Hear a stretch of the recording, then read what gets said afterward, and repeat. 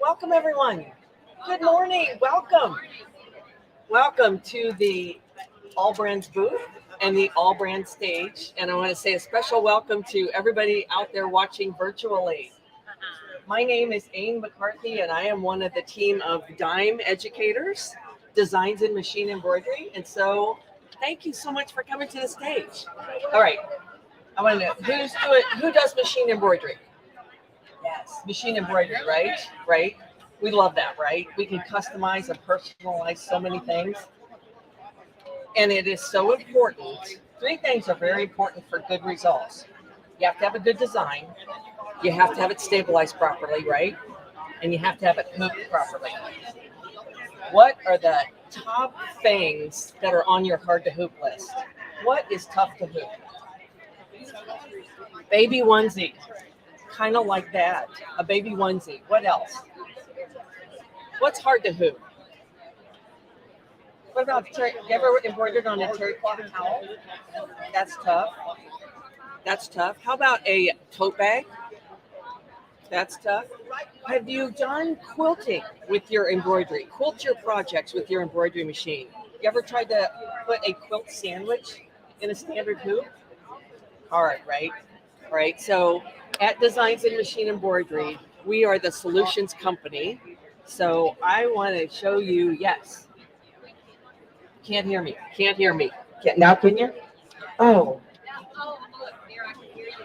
Can you hear me now? You can hear me now. Okay. Should I start over? I was so soft. And you know what? I couldn't hear me. Better? Better? Thank you. Thanks for saying something. Okay. Hard to hoop items. Tough items to get in your standard hoops. Quilt sandwiches, onesies, terry cloth towels. At Dime, being the solutions company, we are bringing you the solution to those hard to hoop items with our Snap Hoop Monster. Who has one of these? At least one. Got one? Got one? These are magnetic hoops. So they are 3-piece hoops. There's 3 pieces.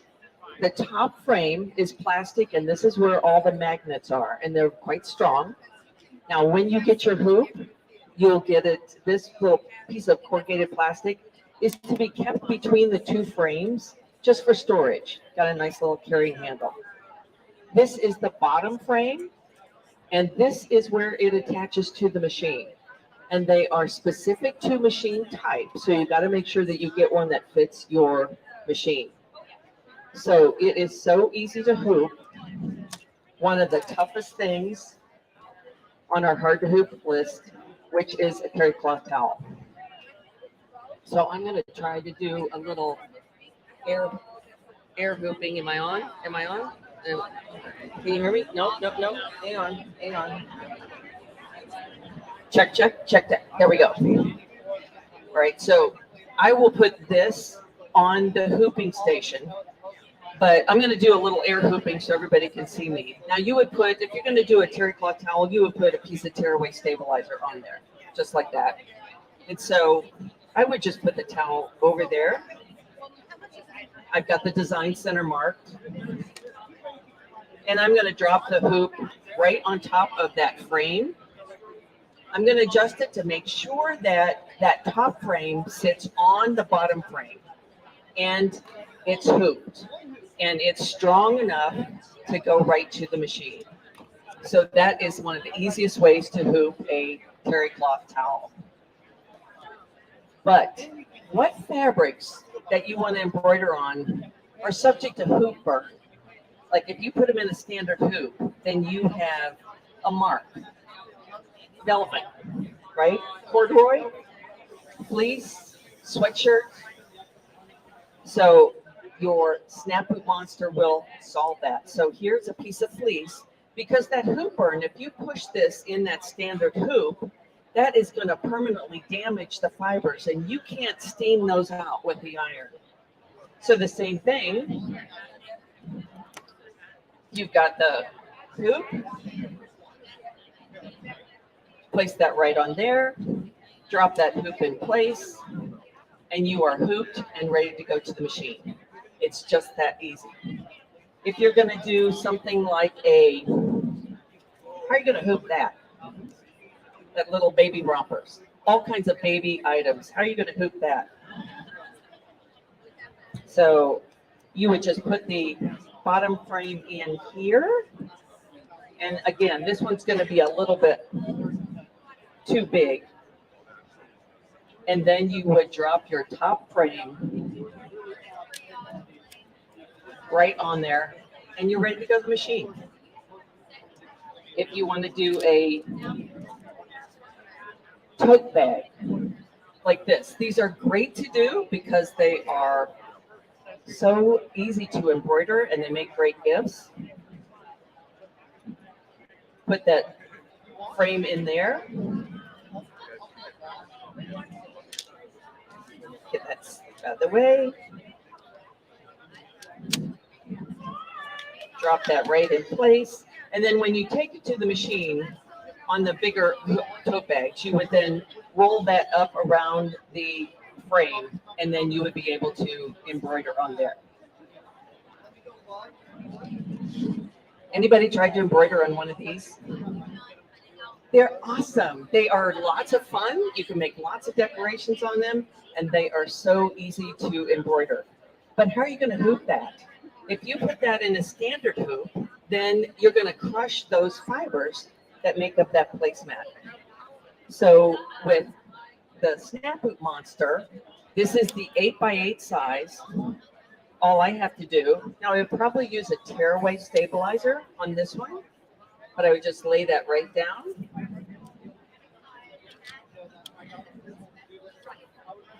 And it's hooped and ready to go to the machine. And you can stitch this entire center field right on those straw hoop mats, or those straw placemats. Now, a hint, put a water-soluble topper on the top of this because it's kind of a bumpy surface, and you want to make sure that that needle is going to go over there smoothly, and then you'll just take that right off. But probably the number one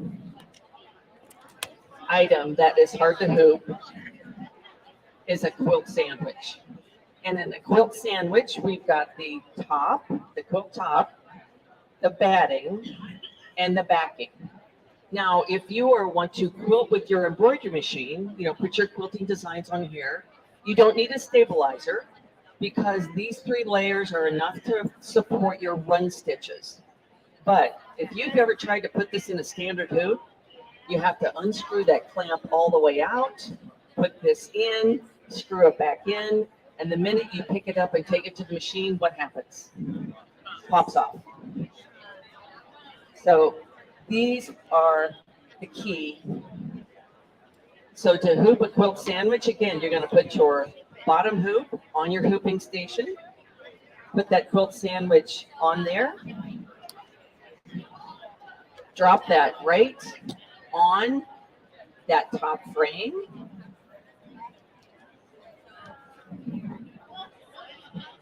and that's going to be taken to your machine and hooped.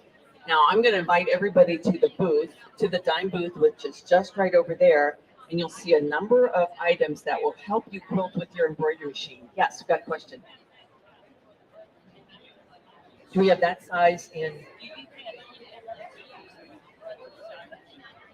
the 10 needle? Yes, we do. Yes, we do. We have some actually because we have hoops for all of the major manufacturers of all the machines, the multi-needles, single needle tubular machines. So yes, yes. And we have them in a number of sizes. Basically, whatever size standard hoop that you are using on your machine, we will have a compatible size for the snap hoop monsters. And if I can say, you guys are at the right place, because we have a snap hoop monsters on sale at a sale price that you will not be able to get anywhere else, even at our events.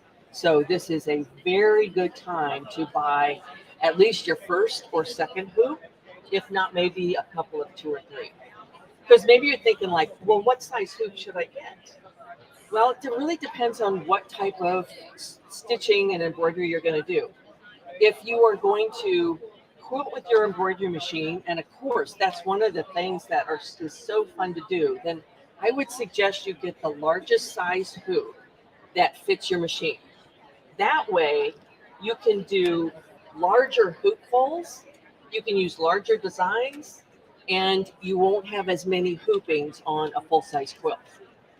And maybe then get a second one because of the great price today. Think about what size hoop that you use most often in the standard size. 5x7, 8x8, and maybe get that size, because that will help you hoop some of those hard to hoop items that you want to do. A 5x7 size is perfect for a t-shirt, or a 4x4 size is perfect for a t-shirt. And if you want to hoop a onesie, I will show you how to use a 4x4 snap hoop monster and a hoop guard, which forms a barrier to keep that fabric out of the stitching field. And you can get this large of a field to stitch with a onesie. And that's how you could hoop a onesie with a 4x4 snap hoop monster and a hoop guard. Yes, it is. This is a large one. I got the regular size here, and it fits. I'll show you on this. It fits under the top frame, so that,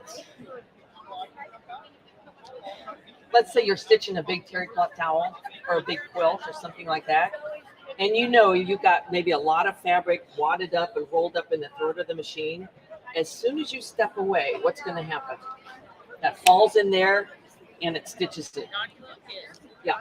So with this hoop guard, and it fits right underneath that top frame, that now forms a barrier and keeps that excess fabric from falling into the sewing field. So this is a jumbo hoop guard for your large quilts, anything hoops that are 6x10 or larger. And then the small one, the regular size one, is for hoops smaller than 6x10. Great with the onesie, great if you're doing a hand towel or any type of large amount of fabric to keep it out of that sewing field. Okay, great question. Great question. I'm going to switch gears just a little bit and show you another fun thing to stitch. And that is patches. I adore patches. And patches are so popular. They are so hot. Everybody wants to know how to stitch them. Everybody wants to know how to get good results with patches. So patches that you may not realize it, but you can do so much with patches. It lets you be creative. It lets you customize them. You can personalize them. And I'm telling you, if patches had a superpower, it would be that they solve a lot of problems. If you boogered something up, put a patch over it. Or if you've got an old company logo, but you like the sweatshirt or the backpack, put a patch over it. And they make great gifts because you can send them through the mail and you can still show off your great embroidery, but you don't have to ship the item. And you can do so many little embellishments with your patches. You can make patches with foam, with 3D embroidery foam. You can make patches using Mylar. You can even make patches using King Star metallic thread. You can customize them. I mean, have you ever thought of if you're, if you just got a little gift to put in a bag, make a patch as the gift tag instead of just a regular card. Make a patch as an ornament, if you want to do something for Christmas. Something like this. And if you've got a little dog bandana, that's hard to hoop. Make a patch and put that on there. And for things that are really hard to hoop, but you want to put a patch on, maybe to commemorate a trip or a vacation or a family reunion, put a patch on it. Because how are you going to put that in a hoop, that pocket on there? You can't. Make a patch and put a patch on it. And you can even, you can customize it. Make a patch for a bag, make a patch for a name tag, and see this is what happens when somebody leaves me alone, unsupervised, with a bag of hot fix crystals, and I do that. But one of the most challenging thing about patches is, how do you stitch them out? What do you stitch them on? What stabilizer do you use? And how do you go through the process? Because what to stitch them on? You can use quilting cotton, but quilting cotton will break down. It frays. Canvas, duck cloth, that's nice heavy duty, but that also frays. And to solve that problem, then you got to go think of, what do the professionals use for their patches? They use a type of fabric called polyester twill. It's made of polyester fibers, but the fibers are so thin and so tightly woven in a twill pattern that they're very strong and it doesn't fray. And leave it to dime to bring you that exact fabric for your patches. And that is, this poly patch twill is the exact fabric and material that the professionals use. So it's made of polyester, so it's very durable. It won't ravel, and the stitches that you're going to put on there, a lot of times it's small text, right? That really lets that text and those designs come through. We have it in so many different colors. We have quite an array of colors, and they are all at the booth. You'll get several colors in one roll. And this is what you stitch it on. So this patchmaker kit has a heavy-duty water-soluble stabilizer. This is the film type. So this is the film type of stabilizer that you don't have to get wet to remove. It's heavy enough to stand up to those stitches. And then this part of the patchmaker kit is what you would use then as a fusible web to attach that patch to something. When you are stitching your patches, you're going to hoop a layer of this heavy-duty water-soluble, and then many times on your brother's ScanNCut, you can pre-cut your patches. Poly patch twill cuts beautifully as pre-cut shapes. It goes through the brother ScanNCut just beautifully. You get this clean cut. Then when you are ready to put the patch on your stabilizer, you're going to spray it, the back of it, with some temporary spray adhesive.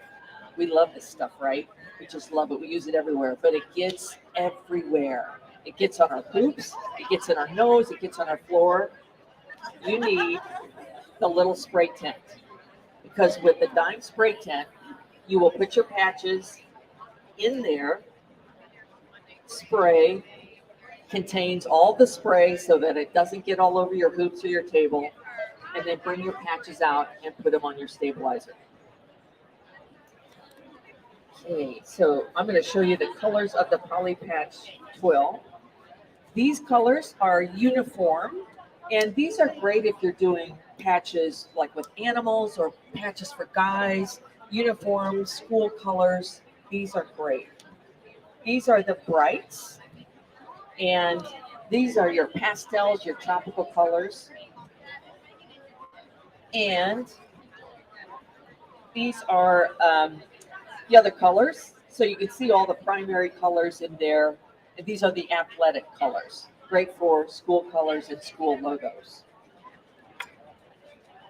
So with that, I do believe I can take some questions if you would like. Or just come see me in the booth. Come see us in the booth right over there. We've got lots of opportunities for you to look at the dime goodies, more dime goodies, and see what we have, and everything's on sale. Yes. The size of what? Size who? This one, thank you. I have an 8x8 up here. Yeah, the big one, that was an 8x8.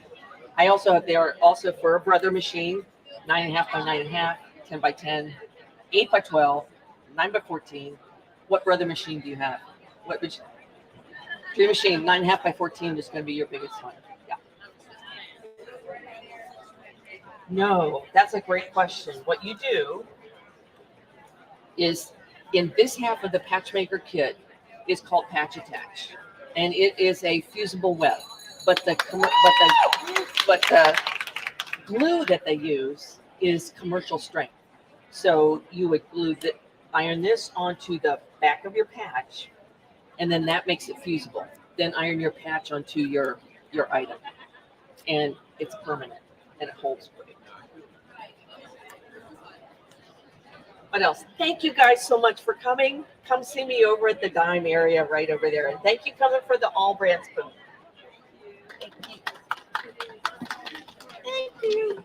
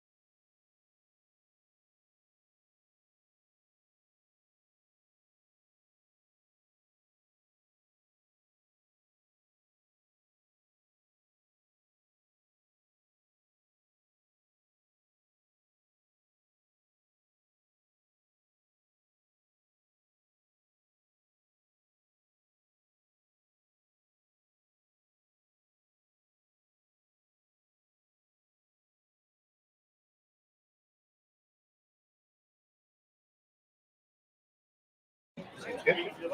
Okay. Good morning, everyone. How are we enjoying day 2 of the Quilt Festival so far? Good? Oh, I know it's early. Come on, we can do a little bit better than that. How are we enjoying the Quilt Festival so far? All right, there we go. Fantastic. Very happy to be here. I'm Joe from Reliable, and I'm here to talk to you about all kinds of cool stuff and how to get the most power out of ironing and reduce the time you spend doing it. Okay? So if you're not familiar with Reliable, we have been around since 1955, started off in the industrial sewing machine world because we were in the heart of the apparel industry of North America. We're from Toronto in Canada. And of course, that all shipped overseas, as we know, to the Eastern countries. So we had to switch gears a little bit, and that's when we got into steam. So we had a very strong following in the apparel manufacturing and alterations world. So we continued to serve those customers with things like ironing boards, vacuum tables, steam irons, and that sort of thing. But we carry all kinds of stuff. So after my presentation, feel free to come check out our booth. We're just on the other side of this quilt wall here, and I'll be there with my colleague Jamie, showing all kinds of stuff. But let's get started. So. How many people so far have heard of our Velocity series of irons? Anyone heard of them before? Yeah, anyone have one? No? Okay. So we've been hearing all show that people have tried all kinds of irons for their quilting over the years, and then they finally got a Velocity from Reliable, and they'll never look back. And there's a number of reasons for that. So our irons don't work the same way a traditional iron does. So a traditional iron, sole plate gets super, super, super hot. And then when you pull your steam trigger, it sprays water onto the sole plate, which is hot enough that it can evaporate the water into steam. So there's a few problems with that. Number one, it means that you get hot spots on your iron because there's uneven heating. Where the water is hitting is naturally going to be cooler than the rest of the iron. It's going to heat up to compensate, and then you run the risk of burning or causing shine on your fabric. Also, another problem is if you spray too much, you cool down the sole plate to the point where it cannot evaporate the water, and that's where you get leaking. And of course, we all know a wet work surface is not a good work surface. So this iron does things differently. So we actually have like a mini boiler system built into the iron that turns the water into steam before it even comes close to the sole plate. This allows us to do a couple things. First of all, this iron will never, ever, ever leak. Okay? It also means that you have perfectly even heating throughout your sole plate, and you can operate it at a lower temperature than you otherwise would need to create the steam, which means that the lower settings on this iron are safe for all fabrics. So you can go over anything, even synthetic materials, and it is not going to cause there's no risk of it causing any damage whatsoever. Okay, so those are some great advantages of the compact vapor generator. It also has a sensor steam handle. So you'll notice there is no trigger on this iron for water, steam, or anything like that. But as soon as I touch this handle, continuous steam just starts pouring out of the iron because it's already been created. So as long as my hand is on the handle, steam will be coming out. Of course, you can toggle it off and use it as a dry iron if you would like. So steam's when my hand is on the handle, and then as soon as I let go, it stops. Okay, this iron, this is our 270 IR, this is our best seller. It's got 8 different temperature settings on it. So you can set it directly for the type of fabric that you are using at the time. It also has, for safety, it has an 8-minute auto shut off. So if you're not using it, it will turn off after 8 minutes. However, I know for quilters, that can be frustrating. If you're working on your square, you go do something else, come back, your iron's turned off, you got to wait for it to heat up again. Like I said, 8-minute auto shut off, but it has the ability to bypass it. So if you hold this steam button down for 5 seconds, it'll give you a little beep and show a D for disabled, and then it'll be hot and ready for whenever you need to use it. It will stay on. So you can go do whatever you're doing, come back 10 minutes later, and it'll be hot and ready for you to use. Okay? Another cool thing about our iron is the sole plate. So this is our anodized aluminum sole plate. So what that means is it's not a coating. They've actually fused the ceramic into the element. What that means is I can try as hard as I like. I've got a penny here. I had to come down. Like I said, I'm Canadian. I had to come down to the States to get a penny because we don't have pennies in Canada anymore. But I can try as hard as I like to scratch the sole plate, and it will not scratch. So you don't have to worry at all if you're going over any pins or a button or a zipper. There's no chance of it causing a scratch in the iron, which would then snag on your fabric. And also what it means is if you're doing any iron-ons and it gets stuck to your sole plate, you can scrub it off and you don't have to worry about damaging your iron. Okay, so very cool iron. We have two models similar to this. So this is the red one. This is the 270 IR. If you go over to our booth, you also see we have a 240 IR. It looks identical. It's just blue. The only difference between the irons is the number of temperature settings. So the 240 IR, like I said, this one has 8. The 240 IR has 2. So it has your auto setting, which is safe for all fabrics. Like I mentioned, low sole plate temperature, no risk of burn or shine, but you still get your steam. And then it's got a turbo setting for those really stubborn creases that if you're trying to get out or you're working with fabrics like linens or denim or something like that. Okay? Any questions about the velocity before I move on? No? Okay. Oh, yes. Does it come cordless? Unfortunately not. It's a very powerful iron. It's 1800 watts, so we need to get it from the wall. So yes, that's a Velocity 270 IR. Before I start talking about the other products I have up here, so I've got this wrinkled piece of fabric here. I'll just wrinkle it up a little bit more. We're gonna do the 10-second ironing challenge, okay? You guys wanna count for me? Okay, ready? Let's go ahead. So 10, 9, 8, 7, 6, 5, 4, 3, 2, 1. There we go, perfect. 10 seconds and all the wrinkles are gone. So there's a couple things I'm using here. You have this is our 500 VB. This is a vacuum board, okay? So if you heard that noise when I hit the pedal here, it actually has a fan built into it. Can you guys hear that? No, not really? Okay. But anyway, it is vacuuming and sucking the air down into the iron. There's a big fan in there. It's kind of hard to visualize, but it will hold your fabric in place. So I have a piece of paper here to kind of demonstrate a little bit better. So as you can see, it'll suck down and it holds your fabric in place. Okay? The reason that is good is because it allows the steam to pull through the fabric. So even if you're doing multiple layers, so say you're working on a quilt, you've got your backing, you've got your batten, you've got maybe a couple other layers. Instead of having to iron each one separately, you can simply stack them all on top of each other, and put the vacuum on, iron over top, and it's going to pull that steam through all your layers and relax the fabric and leave you with a dry workspace. Okay, so it really, really cuts down on time. This board is also heated, so even just when it's sitting still, it's heated to reduce that moisture. If there is anything sitting on your board or in your fabric, it'll dry it up passively. But then the vacuum helps keep it dry as well. Another cool feature on this board is that if I flick this three-way switch up, it actually has an up air function. So if you can see, it kind of blows up and kind of looks like a pillow. So this isn't something that everyone will need all the time, but if you are doing anything like working with a very fragile fabric, or anything with a nap and you don't want to crush the nap, and you're worried about the weight of the iron really crushing it, you can use the up air function, and you can essentially iron in midair, so it doesn't put that crushing pressure on whatever you're ironing. So again, for things like, if you're doing garments, you're doing like a sweater or something like that, or you're doing quilting batten, it's an excellent feature for that as well. This iron is made in Italy, so it's exceptionally well made. I'm just operating it with a pedal here, whatever setting I have. And it comes with an iron rest on it as well, so you can have your iron there. Any questions about the vacuum board so far? No? Pretty straightforward? Okay, sounds great. So you're probably wondering what this iron is here. So this is also made in Italy, who are the originators of steam. So it's a fantastic iron. This is what the pros use. So if you go in the back of an alteration shop, or if you go to an apparel manufacturing facility, you will see a reliable ironing station similar to this. We actually have 9 models, so this is one of the smaller ones, but we go all the way up for the factories as well. But this is what you'll see. So we say this iron is good, or this boiler is good for up to 4 hours of steam per day, and that's continuous steam. And a cool thing about the steam, if you can see, the steam is invisible here.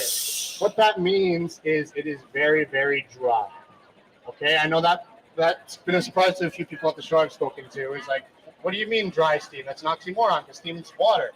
But because you have a 1,000-watt element in the boiler that's generating the steam, and then another 800-watt element in the iron, any cooling that happens between the boiler and the iron, it gets reheated here. So that's how you end up with super, super hot, dry steam. So, because again, moisture is the enemy. So you can go ahead and you can steam, and you don't have to, just really quick pass, and you don't have to worry about any moisture building up on your workspace. This one has another cool function. So right now it's just regular on. It also has an eco function. So again, if you're ironing for long periods of time, you don't want to use as much energy, you want to be a little bit more environmentally friendly. If you're ironing, you know you're not going to be using it for half hour or so, you can put on the eco function, and then that way it keeps it at a lower pressure. It doesn't have the element on full. It'll save a lot of energy. And then when you're ready to use it again, you can flick it back to on, and it'll heat up in under 2 minutes to maximum pressure. This iron has it's pressurized steam because it's being generated in the boiler. It offers 50 pounds per square inch of pressure. So again, that's going to penetrate through multiple layers of whatever it is you're ironing and keep it dry. Something that this iron has as well is an iron shoe. You can see on it. I can't take it off to show you because I'll burn myself. But this is a great thing to have because it protects your iron. Underneath here, this is an aluminum sole plate, so it could get scratched potentially if you went over something. You can get an iron shoe, I think, for like $18 or something like that. And what this is, it's got the Teflon coating, so it glides easy. But if you get a scratch in the shoe and your shoe gets really beat up, you can just replace the shoe, and it's a lot cheaper than having to replace or fix your iron. So it's a great insurance policy there. Other cool things about this iron, it's got a thermostat on it, so you can fully variably adjust the temperature of the iron for whatever specific fabric you're using. So a lot of flexibility there. This dial here also adjusts the steam flow. So you don't really need to have it on full when you're ironing, but you do have that flexibility to get more or less steam if you would like. This model in particular is our 5100 IS. Like I said, it's good for up to 4 hours of steam per day. We also have other models, but the iron is detachable. So who here has ever dropped their iron? Right? And it's something that just happens. So this is pretty sturdy, but if you were to drop it from high enough, you could do some damage. What you can do, if that happens, you don't need to send the whole boiler back. You don't need to send back your whole system. And I know there's some all-in-one systems there too that even are incorporated into the ironing board. So then you have to send your whole thing back and you've got nothing to work with. Here, you could just simply detach the iron, get it repaired, put a different iron on if you want, if you have a backup, whatever you need. But it's separate pieces, so you don't need to worry about sending the whole thing back in and having nothing to iron with. So yeah, and in terms of price, very, very affordable. I think I have my specials here. I do. So right now we're doing a couple specials at the show through Allbrands. And if you get the 5100 IS with this vacuum table, together it's only $12.58. You actually save $140. And that's shipped directly to your door. So there's some awesome specials going on. We have other models, like I said. We have the 3000 IS, which I have over at our booth. That one's good for up to 2 hours of steam per day, 35 pounds of pressure, just if you don't need the full 4 hours. And we have a 4100 IS as well, which is a little bit different than this because it doesn't have the detachable iron or the pressure gauge, just a steam ready light. And but you save $100 if you opt to go for that option. And like I said, we go bigger as well. Some other cool things we have at the show. We have a cloth cutter, a battery-powered cloth cutter over there. So instead of using your rotary cutters, which I know can make your shoulder sore after a while, it actually is battery-powered. So you turn it on, it automatically starts spinning. We were having some fun yesterday. You probably wouldn't do this, but we were able to cut through 90 layers of fabric like butter, like in one go. So it really, really saves you time. Pardon? Absolutely. If you come visit me over there at the booth right there, we have it there. And absolutely come over and check it out. So anyway, it's got 5 different speed settings. It's got a light on it, and it comes with 2 batteries. So you never have downtime. Another thing is if you're using a cutting mat because you want to do your measurements, you can cut a cutting mat. You can also cut on a regular table because it's on rollers. So I know some people are reluctant to cut in the same spot on the cutting mat all the time with the rotary cutter because it can cut through it or wear it down over time. With this, you won't have that issue because it just rolls nice and easy. So please come check it out. It's really cool. We also have over there, we have our Verve rotary steam press. So does anyone here familiar with a mangle? Has anyone ever heard of a mangle? Okay, so a mangle was something that was around a long time ago. And what we have is like a new age mangle. So it's a roller press. So if you're ever doing big sheets of fabric, like a king size quilt, or you're doing yardage or anything like that, which if you're ironing, you have to iron it, and then you gotta flip it over and do the next section, and then flip it over and do the next section. This is a rotary press. You can actually just feed the fabric in and press down on the pedal, and it rolls and it just feeds it through, and it comes on the other side completely ironed. So that's another thing. Come check it out. It's really cool. And it's got a 33-inch roller, but even if you're doing fabric that is bigger than that, you can both ends are open, so you can put through half and then put through the other half, and then you're done. It saves you a ton of time if you're ironing large pieces of material. What else do we have over there? Oh, we have our Uber lights. So we have they're originally designed for sewing, but they're really cool lights, fully flexible gooseneck, will hold any position you have it in. It's got a nice skirt. You can get one with a nice sturdy base that you can put in the middle of the table, or we've also got a clamp version that you can clamp on to a table as well, whatever your preference is. So check those out as well. Trying to think if I missed anything. Oh, I did. Oh, yes, questions, of course.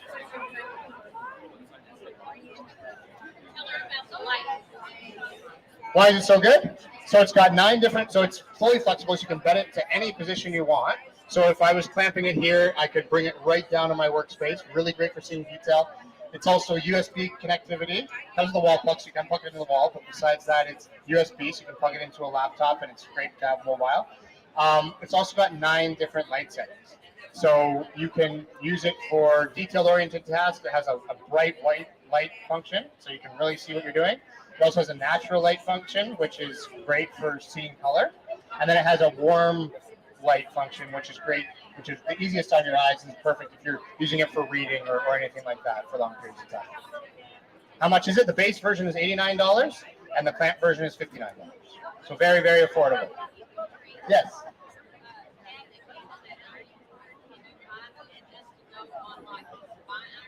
The iron shoe you're talking here? Or the pad here? Yep. This one? Oh, this cover. If it's the same dimensions, you could. You do just iron boards are all different shapes and sizes, so as long as that works. And I'm glad you brought that up because there's another product we have in our booth that we designed. It's called our 350 LB longboard, and it is an iron board we designed specifically for quilters. So it doesn't have a tapered end like this one. It has it's a rectangular shape, so it's got all that extra surface area for ironing, again, large quilts and components. It's got a little nice drawers. You can keep all your goodies in it. They're nice and handy for you. It's got it's made in Italy, so it's got a 10-year warranty on the frame, so it's very, very solid and sturdy. It's got our cover is what we call our Verafoam. So if you touch it, it's kind of like a memory foam sort of material. What that means is it hugs the board perfectly. You will never, ever get a wrinkle in your cover, which I know can be very frustrating when you're working. Maybe one of the coolest things about it, though, is this board doesn't have it, but it has a black zone on the edge closest to the iron rest, and that is what we call our Connex heat zone. So it's actually made up of the same material they make firefighters' uniforms out of. So you can leave your iron sitting on it. We're actually doing it at the show. We have an iron sitting on it on and hot all show, and it'll never burn through. So what that's great for is, irons get heavy after a while. If you're doing this and setting it on its back all the time, your wrist can get sore. But if you're ironing and you have the Connex heat zone like we do, you just slide it over, leave it on the zone, and then when you're ready to iron, you just grab it again, do it, and you completely eliminate the need to be doing this motion and tiring out your wrist. So like I said, yes? The board I was just talking about, $299. $299, yeah, absolutely. So any other questions I can do? I talked about, yes. This is $179. $179, and then the 240 IR is $159. Okay? Any other questions I can answer for anybody? No? Okay, well, thank you guys so much. You've been an excellent audience. I'll be here all show. If you have any more questions, I'll just be over here. Definitely come over and check out some of those things I wasn't able to fit here on the stage with me. And have an excellent show. Thank you.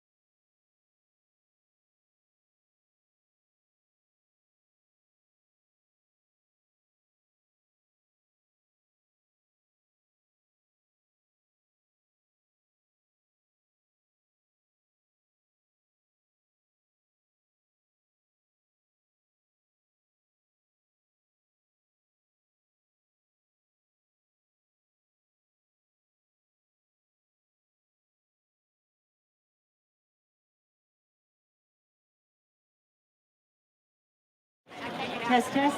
That works. Yay! Hey everybody, hi! It's Becky from Power Tools with Thread on YouTube. How many people here watch me on YouTube? Yay! Good to see all of my favorite power toolers. I'm glad you guys are here. This is awesome. So my name is Becky Thompson, and I'm a quilter and a machine embroiderer, and I love applique quilts, but I'm lazy. I don't want to cut out the fabric in the shapes that they have. I don't want to stitch it manually with a domestic machine going stitch, stitch, stop, turn, stitch, stop. Ugh, I hate that. I just don't want to do it. So I have come up with a technique to be able to fully automate the applique process for any quilt that you make. Whether you're doing a difficult pattern, maybe who here loves Nancy Halverson? Isn't she great with her Art to Heart quilts and her On Wanderlane? Whether you have a paper pattern like this, or maybe you're a Lori Holt fan and you made like the chicken salad quilt over there that I've got over there in my group, where you have to trace around the plastic shape and you got to stitch all around it and turn it, and y'all, that's just so much work. I have no desire to be doing that. So let me show you what you can do. I created this applique right here, scanned in the lettering into the Brother Luminaire. You can also do it with the Stellaire and create the lettering by letting the machine digitize it for you instead of stitching it by hand. And then I made the tree from an image I pulled off of Google. So you can get free pictures from Google and turn that into a machine applique embroidery design. And the star I pulled from the ScanNCut. So let me show you how I did that. Here's the image that I pulled. This is going to go into the Brother ScanNCut. So who here has heard of an SVG file? SVG, that's a cut file, right? It's a graphic, scalable vector graphic. It's the same thing. Brother uses a file called an FCM, and that's important because you need to remember that the FCM is a graphic file just like an SVG. All I did, I took this scanning mat. Now this is an accessory you can get with the Brother ScanNCut. I took the scanning mat and I need to switch over to the, are we on the ScanNCut? Oh, isn't John awesome? He's doing a great job. Woo! So I'm going to make sure the blade is in here. I got a new blade. Sweet Courtney gave me a new blade yesterday. And I'm going to turn it on, and it says it's going to move, and that's easy peasy. Now, when you get the ScanNCut, this is my load button. I'm just going to load that. You guys, all I did was the image that printed off from the computer off of Google, I just traced it with a Crayola marker.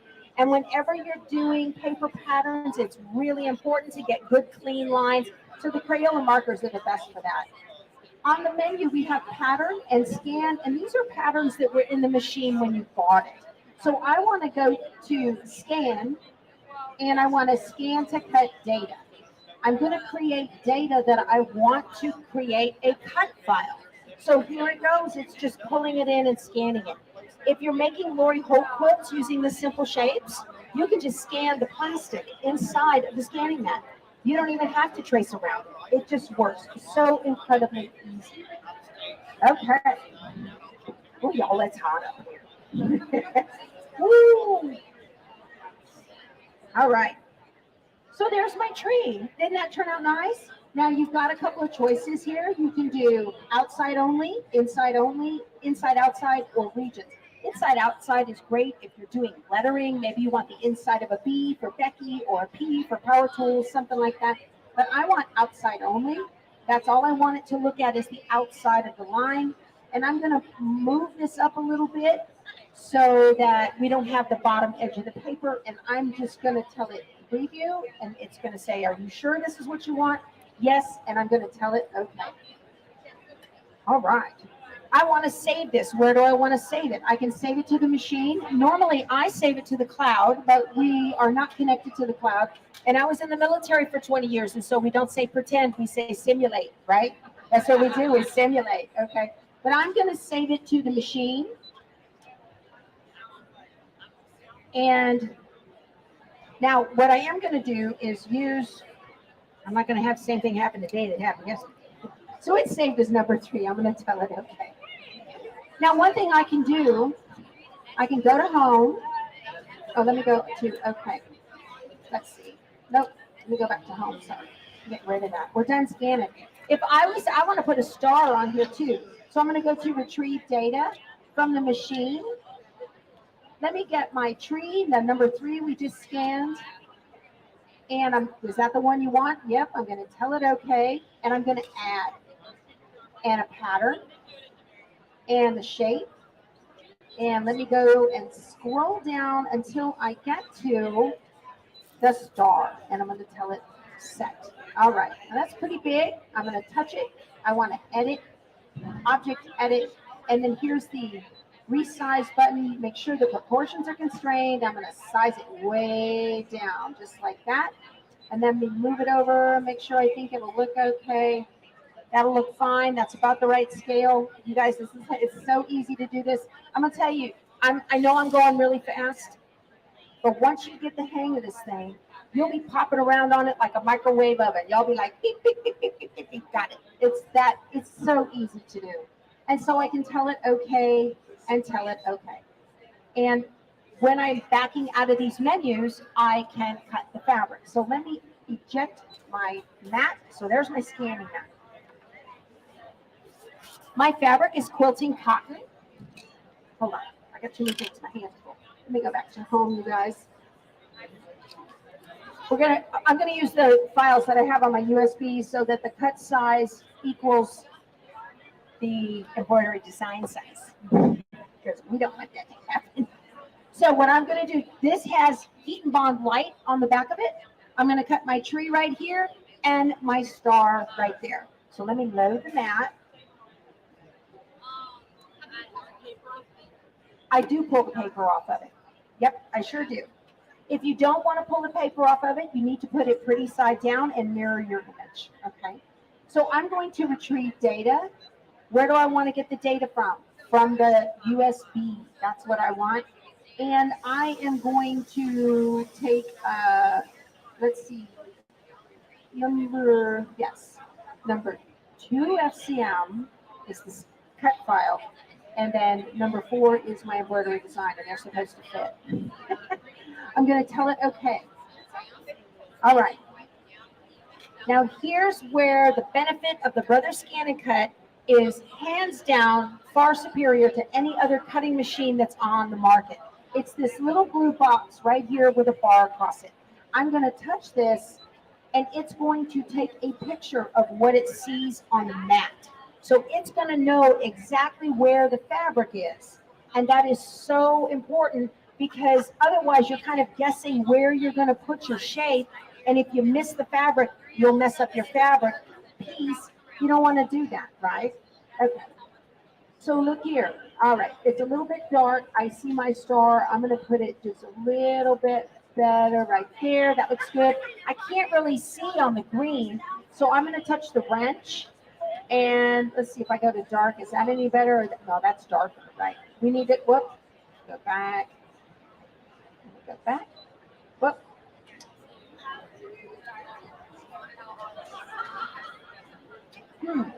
I need to go to my wrench. Light background. Tell it okay. I can see the tree. Let me highlight it with the box. That actually looks pretty good. Okay. So I'm just going to tell it okay and okay. It says please select, and I want to cut.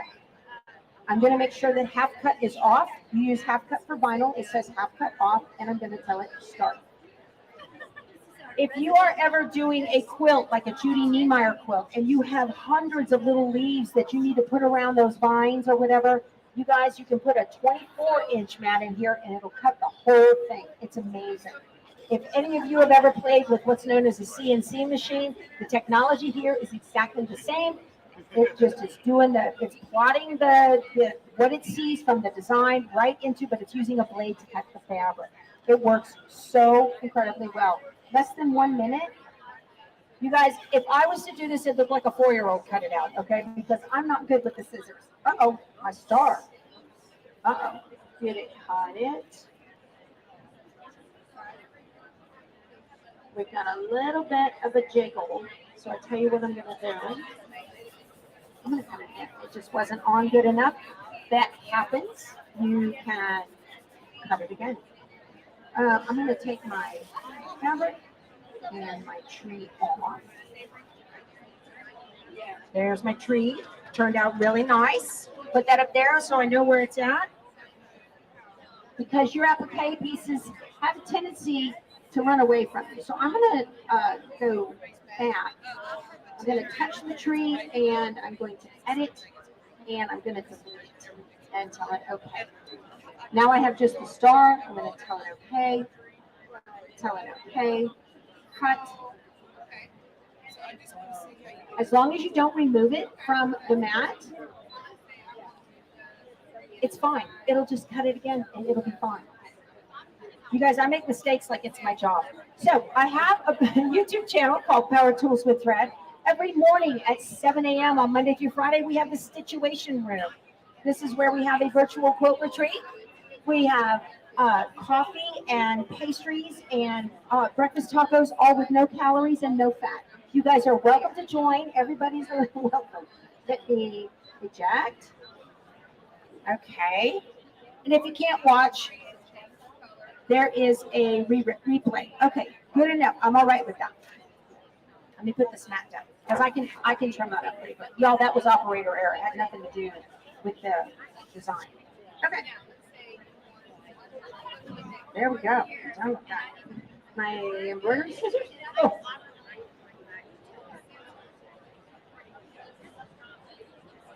So here's where I'm going to turn this file from the USB into an embroidery design. Yes, sir. Yeah. Okay. So, John, I'm going to jump on my laptop. Okay. All right. So this software I'm using right here is a piece of software called Embrilliance Stitch Artist 2. I like to call Embrilliance the Liberty Mutual of embroidery software. You only pay for what you need. So if you're not a big digitizer, you don't have to spend thousands of dollars on digitizing software. All of the updates for this embroidery software are free, and you can install it on as many machines as you like for the life of the license. It works on both Windows and a Mac. So this software is amazing. This element, this module of it called Stitch Artist 2 allows me, let me put my USB stick in here. It allows me to import that vector graphic that was made by the ScanNCut. So I'm going to come up here to, I'm in Stitch Artist. And when I go to Stitch Artist, see the little icons change right here. I'm going to go to Stitch Artist. I'm going to click this vector button. And I want to pull in number 2 right there. That was the one that I used. And let's see, I can tell it open. There we go. See, now that's not the right one. That is not the right one. So I'm going to hit delete. Because that's going to do the same thing to me that it did the other day. Let me use number 1. Nope. No, I don't think so. I don't think it's 3. No, might be 4. Nope, y'all might be right. That's what I just saved was 3, wasn't it? But I thought I saved it on the machine. Did I save it to the USB?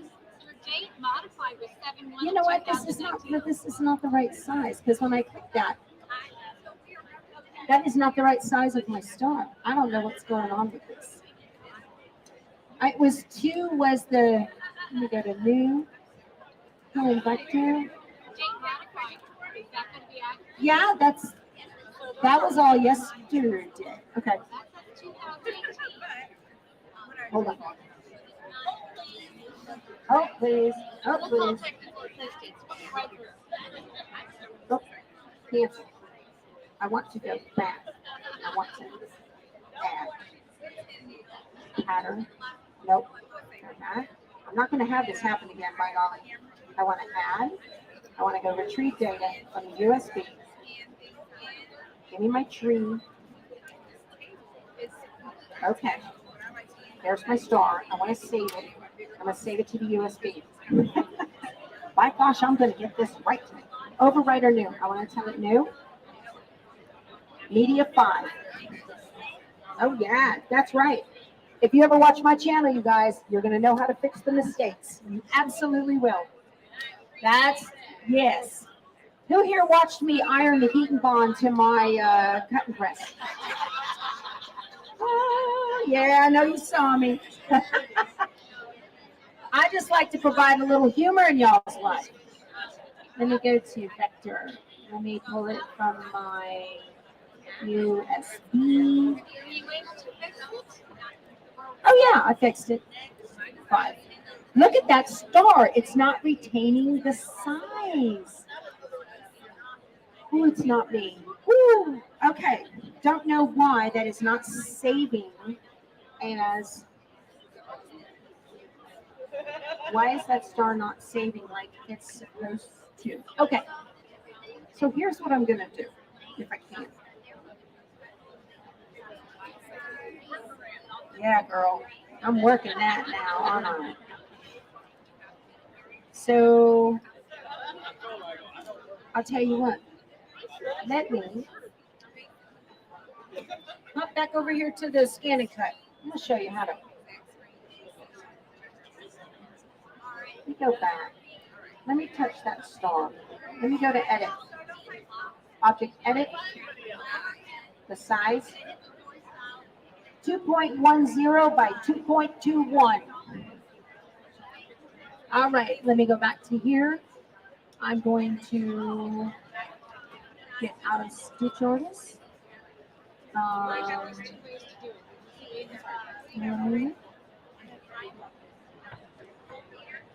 Let me see. 2.10. Let me see if it's in millimeters. I don't know how they. Oh no, that's not going to work. All right. What is this? Oh. Oh my word. 2.10 by. Stop it. 2.21. Delete. Did you see what that's doing? Oh my word. Okay, something's wrong here. 2.10 tap. Okay, John, something's bothering me to death with this. Why won't it work? Let me go new.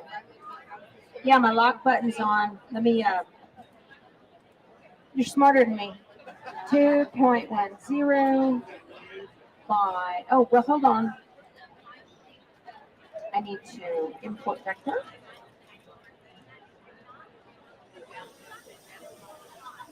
Okay, so when we're here at this vector, y'all, software can be the bane of our existence, can't it? Oh my goodness. So even though you and I see two designs, we see the star and the tree. If you look over here in the objects panel, this only sees one. See how it's got a 1 even though it has 2 elements that make up the design? Well, I don't want the blanket stitches to stitch underneath the star. So I'm going to click off of it. I'm going to highlight the star, and I'm just going to click delete on my keyboard. And while I'm in Stitch Artist, I'm going to go to Create, Design, and Begin New Design. Now I'm going to bring in the vector again. I'm going to bring in number 5. Tell it open. And now it has 2 designs. And I'm going to highlight the tree and get rid of it. And the star, I'm going to jump out of Stitch Artist, and I'm going to resize it if my mouse would mind what it's doing. Let's see. How about this? 2.10 by. Oh, it did it again. 2.21. It did it again. And it's not even. Let me go to inch.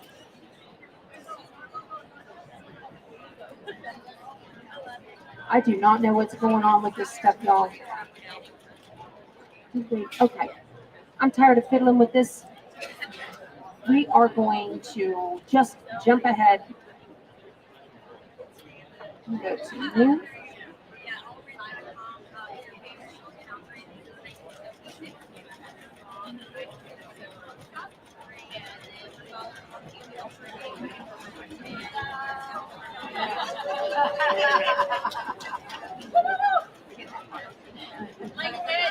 If you want to see how that's done right, watch my channel. And I'll show you how to do it step by step. I'm telling you guys, this has just been something. So I am, this is what you get when you create the embroidery design. And maybe I can just do, where are we at on time? I got 10 minutes. Okay, so here is my tree. I want to center that in the hoop. Okay, so how do you turn that into an embroidery design? You jump back into Stitch Artist, and right here, there is a button for applique, and you click applique and it fixes it. So when you are here, this is where you're still in the FCM file. It's still the vector graphic. You can come down here to stitch width, and you could change stitch width or stitch length. If you're doing a little tiny stem that's only 1/4 of an inch wide and you want to make that work and not look all bunched up, you can change your stitch width and length, and it works just perfect like that. So that looks really good.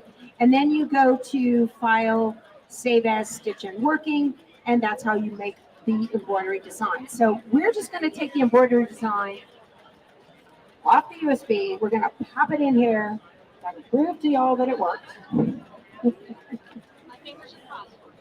We're just going to cross our fingers and hope, you know, good Lord willing and the creek don't rise, right? So let me go to, let me Quilt Fest 23. That's what I want. And that's it. And my embroidery design. Okay. We're on the Luminaire. Thank you, John. And my thing's down. I'm going to put this, and I'm just going to stitch that Christmas tree. All right. So what's happening now is the software created a placement line for the machine applique, and that's what it's stitching right now. And it's going to fit because the embroidery design was created from the scanned image. So if you are doing Lori Holt quilts where you've got 1/4, she has you cut 1/4 of an inch away around. Has anybody ever done that or seen her method? So you don't have to add seam allowance on this. You don't have to do it with this method. Okay. And now I'm going to pull the hoop, and I'm finished with the ScanNCut. I've got a little ironing surface right here. I brought my Steady Betty, and I'm just going to place this on here, right in the lines where it goes. Let me see. Can you do the Luminaire camera? And I would print it up. If you want to point it down so they can see what I'm doing there. Now, see, I'm just ironing this right into that placement line. This will change the way you guys look at applique quilts. Now, there's a lot of software that can do this. I'm not telling you that Stitch Artist 2 is the only one, but it's the easiest. There we go. Okay. Put this back. All right. Okay. And I'm ready for the blanket stitch now. So, take a look. I want you guys to see how perfect this is. It's going to stitch exactly where I want it to, exactly on the edge of that applique. It's just perfect. And don't I do good work? Yeah, this is just the best way to go. In the software, you can put it as a satin stitch, a blanket stitch, an E-stitch, whichever you like. Something I didn't iron down flat, it doesn't matter. I'm using a no-show mesh stabilizer in the hoop. I like that. It doesn't change the hand of your quilt at all. I prefer either Heat and Bond Light or Hot Fix adhesive. You can use Misty Fuse or something lighter, but you would want to spray the back of your fabric with maybe some KK2000 or something to make it stick a little bit better so that it doesn't shift when you're not looking. How are we doing? I got 6 minutes. I'm good. So hopefully this is the right size on the star. I have no idea which pattern was which anymore, so I'm just, I'm going to cross my fingers and hope it was. But look at how quick this is to be able to turn that paper pattern into a machine embroidery design. There we go. It's all done. And the next stitch is the placement line. See how it stopped and it didn't stitch? Blanket stitches on the top of that tree. That's because it has been removed. All those the software removed the stitches from underneath, and so that way you don't get the bulk that you don't want. No, they're not the same size. That was a little bit smaller, I think. Yeah, it's a little bit smaller. So anyway, my time is up. I'm going to go. But I wanted to show you guys how that works. There we go. This is what it's going to look like. You can do this on any embroidery machine. Any embroidery machine. It works, okay? All right, you guys, thank you so much. I will talk to you again tomorrow. What do I always tell you guys to do? Go sew something. Thank you. Hey, while you're here, can I get a picture? Let me get a picture of y'all. Don't run off. Just a minute. All right, you guys, wave. Love it. Thank you. Thank you, Becky. You bet. Thank you, guys.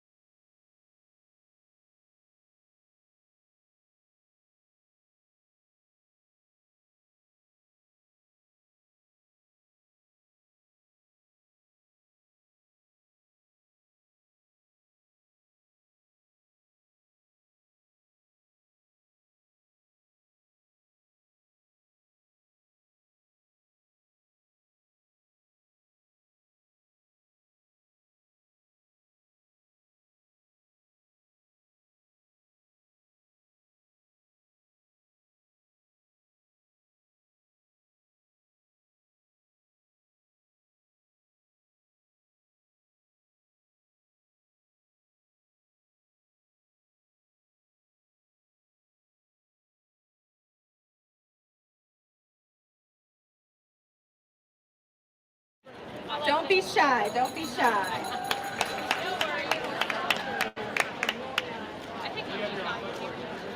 I do. Yeah. Let me try it again.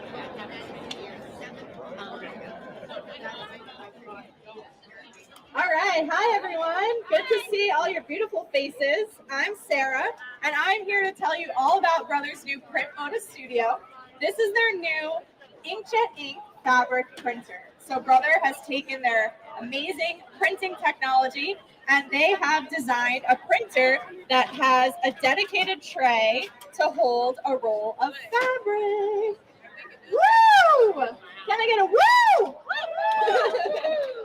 All right. So this is our beautiful fabric roll. Each roll has 5 yards of fabric on it. This is 100% cotton, and it is specially treated to absorb our inkjet inks. All right, so this also has a beautiful backing on it, and this backing allows it to feed through the machine smoothly, so we get no bumps or wrinkles in our prints. All right, it loads very easily into our machine.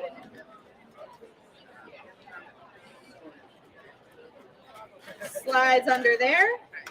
I'm going to pull it to the back of the tray here and line it up with the notches, and that's how the machine is going to be able to feed it in for me. All right, like I said, this is inkjet ink. So our inkjet inks are right in the front cover here, easily accessible ScanNCut inks. They probably look familiar to you if you have a color printer at home. And the beautiful thing about using inkjet inks is that this also operates as a regular office printer. So it prints on paper, photo paper, envelopes, and fabric. Okay. The ScanNCut inks work so beautifully to create vibrant colors and really crisp looking images on our fabric.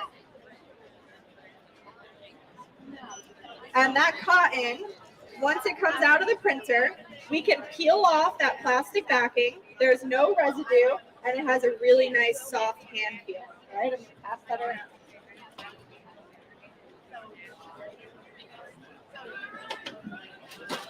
Now, the printer is designed to work with Brothers Art Spirit app. So you're going to see that on the screen behind me here.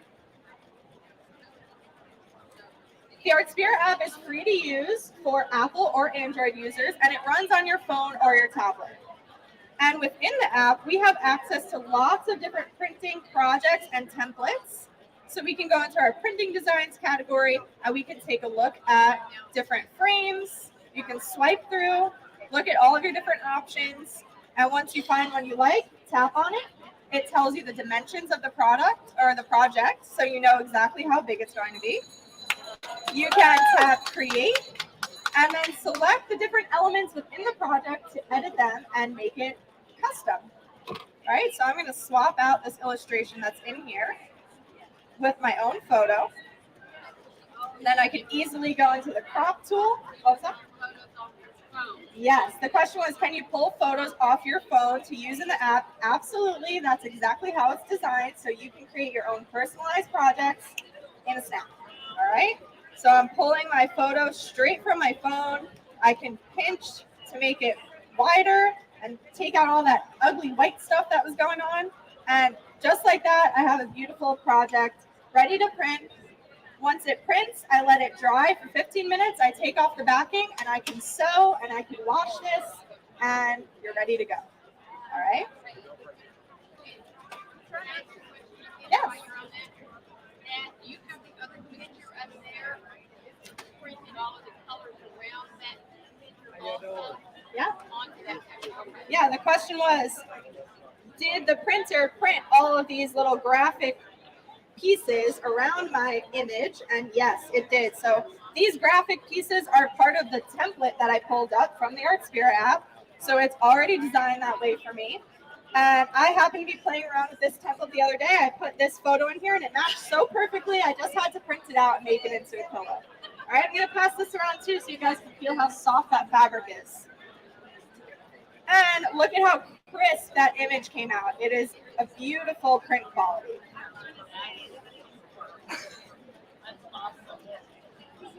There are lots, thank you. There are lots of fun designs in here.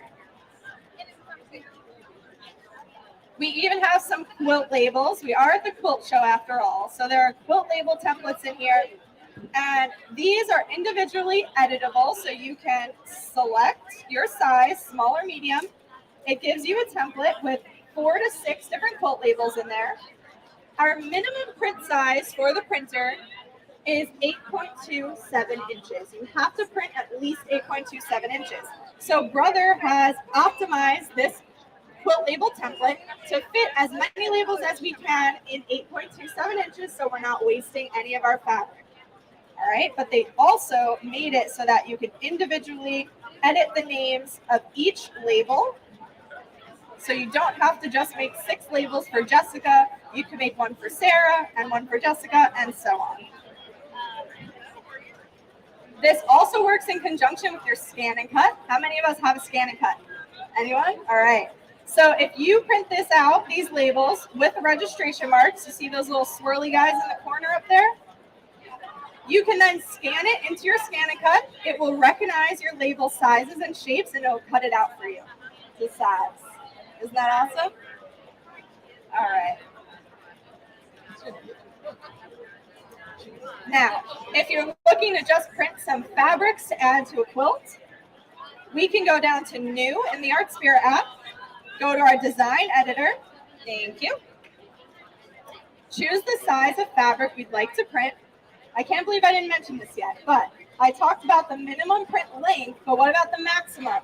You can print up to 3 yards at one time. 3 yards of fabric at once without stopping. All right, so you're not limited to 8.5 inches anymore. You can print up to 3 yards at once. So let's say you're making a quilt and you need a little extra fabric and we want to do 2 yards. How many inches is 2 yards? Who knows how to do math? 72. Thank you. I'm going to go to custom size, edit my height. Our width always stays at 11.69 inches because that's the width of the machine. We can't make the machine any wider. Our length, we can set to 72 inches, create, and there's 2 yards of fabric right there for us to play with. Now I can go into my background option. I can select a solid color. I can select a gradation. It drops it right in there for me. Or I can go in and play with all of the many beautiful, colorful, fun patterns that are already built into the machine. Like my birds I passed around. I love my Sweet Treats fabric. There are so many of them in there. And there are lots of beautiful options. There's something for everyone. There's something for every project. Now, in my design editor, I can also add multiple elements to be printed. So if I just wanted to print yardage, I selected my pattern, I'm good to go. I can print this. If I wanted to print something more customizable, I can go and add from my camera roll my own images. And I'm able to drag those around, size them up or down, and create my very own template to print out. So you can create a collage in here and print it. You are not limited to the templates that are built into the app. You can create your own. Okay? You can also add text. And the text gives you the option to change different fonts, change the color until you have something that you love. So there's lots and lots of editing and fun to be had in this app. Another feature that I love is the geometric patterns function. You can go in and again, you can choose a built-in pattern or your own image. And what happens in the geometric pattern function is that it will take a piece of that design and it will duplicate it in a kind of kaleidoscope effect. So I've chosen my Sweet Treats pattern. That's this one right here. Now I can go into piece and I can select the piece of the pattern that I want to be duplicated. And it will duplicate it for me to create a brand new fabric. That's the same colors. It uses the same elements in my pattern. but you get a completely different look. So I love this, especially for quilting and sewing projects, because you can get two different fabrics that match perfectly, but have a completely different look to them and get some nice variation in your project. It also, the fabric quilts up beautifully. I printed this image here, quilted it in my luminaire, and sewed together a little iPad sleeve. Pass that around too. And it works great for applique. I had an embroidery boo-boo here, little mess up. And I created my own custom fabric with Art Sphere. I printed it and created an applique to cover it up. And you would never know I made a mistake.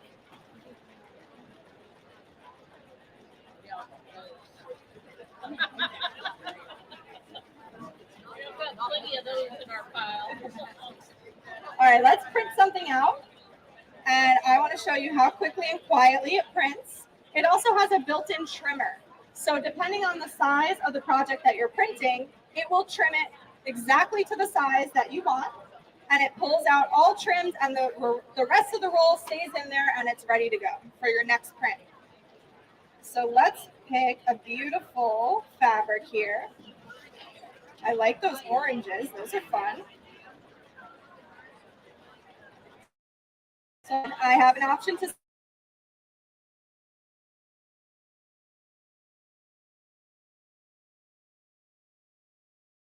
but more than that, I can upgrade to Art Sphere Plus, and I'd be able to save up to 100 different projects and designs. As far as print settings go, we have two different options. We have Fine and Eco. We have a beautiful visual here that shows the same pattern printed twice, once in Fine mode, once in Eco mode, and you can barely tell the difference between the two. So because of that, I always print in Eco mode because it saves a little bit of ink, so why not, right? If you're not compromising on your quality, might as well save a little ink. So I'm staying on Eco mode here. I'm going to make sure I'm connected to my printer. And connecting to your printer is as easy as making sure that your phone or your tablet that you're working on is on the same wireless network as your printer. And then I can select it, and I'm connected just like that, and I'm ready to print. So let's do it. Let's print. The Art Sphere app also gives me a notification when I'm ready to print my project. It lets me know how many inches I need on my roll, so I can think about it for a second and make sure that I have enough fabric on my roll before I send it to be printed. I know I have a pretty fresh roll in there, so I have lots of yardage.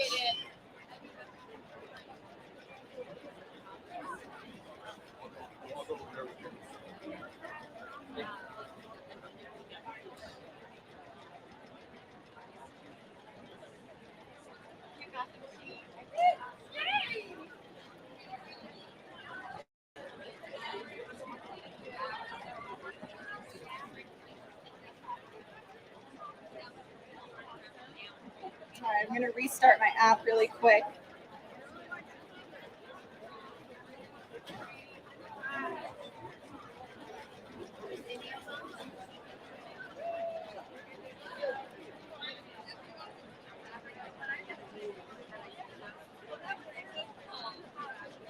Let's try this one more time. Printer is selected.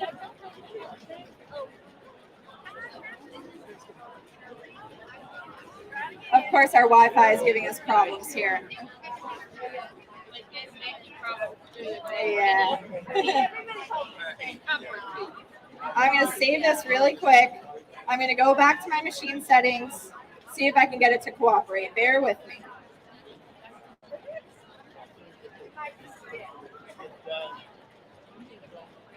Three, two.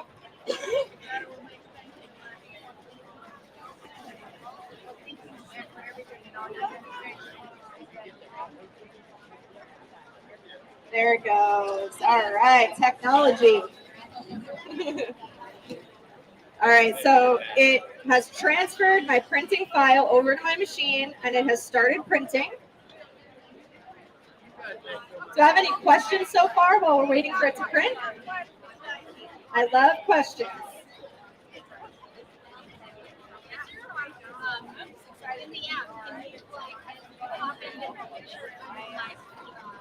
Well, I'm excited clip art and stuff like that to make your own. Sure. The question was, can you bring in some clip art to make your own fabric design? You absolutely can. Anything that you have saved on your phone as a JPEG image, you will be able to load into the app and use to design your own fabric. All right.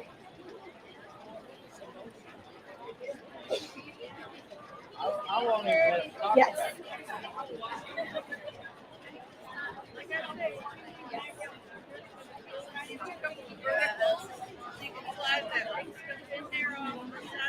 Yeah. So the question was, if you can only save 20 designs in the Artspira app, can you save them elsewhere to import? Absolutely. So I've been importing all my images that are just on my camera roll on my phone. So anything you have on your camera roll does not count as something that's saved on the app. So you can put as many things on your camera roll, on your phone or your tablet, and import it at any time to the app without taking up that project space. It means have them save to a USB stick and have them directly put into Yeah, I got a question about the USB. So there is a USB port here, and this is best used if you want to print images. So yes, if you have images that you'd like to use, you can put the USB in here and print that way. It's not the best way to print them. The printer is designed to be used with your Artspira app. It can also be connected wirelessly to your computer to print documents or to print anything that you'd like on fabric. You can print to the fabric roll from your computer. All right. Yes. I have a fabric that I cannot find in it, but I absolutely love. Yes. But I have little snippets of it. Yes. Okay. If we have fabric that is discontinued, or let's say we have an older quilt that the fabric does not exist anymore and you need to replace a little square, you can absolutely take a photo of that fabric using your phone or your tablet, and you can print it. You can print yardage of it with the Printmoda. Okay. Okay, so here is my pattern, all printed. So I'm going to pass it around. Just be gentle because we have to let it dry. But you can see how the machine trimmed it, and it's very quiet when it prints and quick. And we get beautiful, vibrant colors.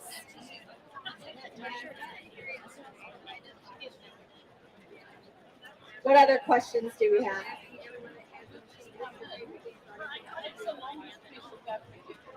You can print up to 3 yards continuously of fabric. Yep, so you can print really big banners, nice big photos to quilt together. Yep. Large scale.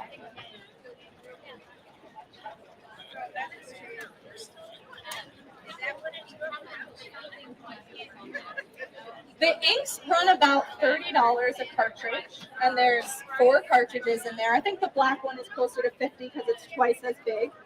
And one standard set of ink will print 35 yards of fabric on average.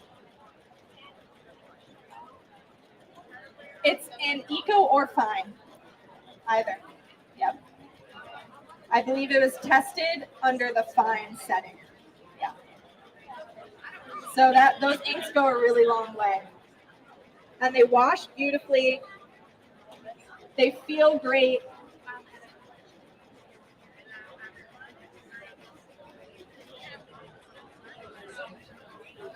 Are we getting inspired? We're getting our juices flowing here. Good.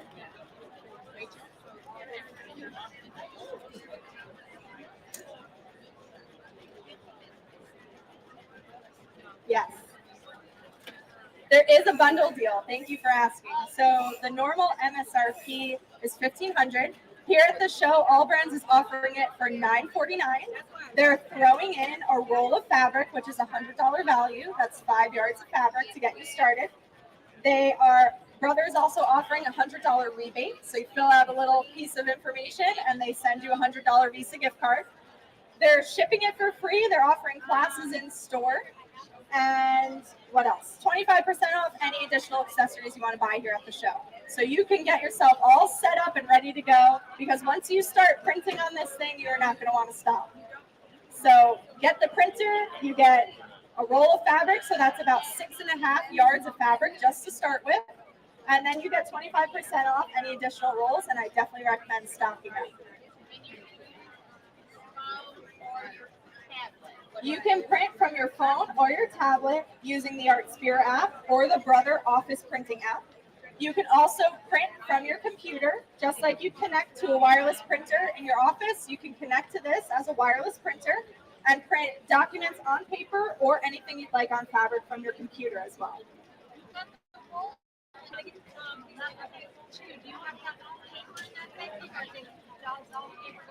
That's a great question. So where does the paper go? There is a dedicated paper tray. Thank you for asking. There is a dedicated tray just for paper, so you can have your fabric roll and your paper ready to go at all times. And you can print from your computer and then go back to ArtSphere and print on fabric and go back and forth as much as you'd like. ArtSphere is free to download. All of you can download it right now on your phone. You don't need to have a printer or any other machine. It also works with any wirelessly enabled Brother sewing and embroidery machine, as well as the ScanNCut. That's the ArtSphere app. Yeah. Yes, you can print wirelessly. Paper. You can print paper wirelessly from your computer or your phone. There's a separate dedicated Brother printing app for printing documents. I think the biggest paper size is letter.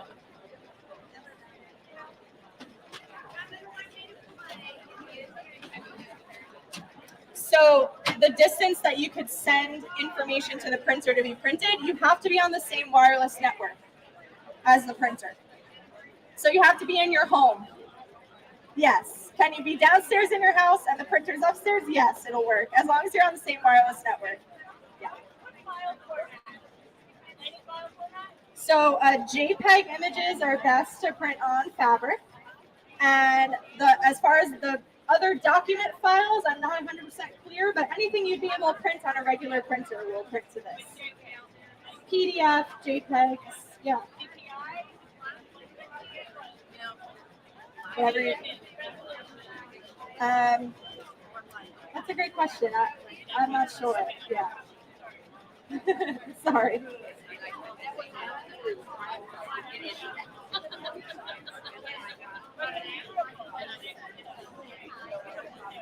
Thank you. All right, I hope you're all inspired. Thank you for tuning in. Thank you guys.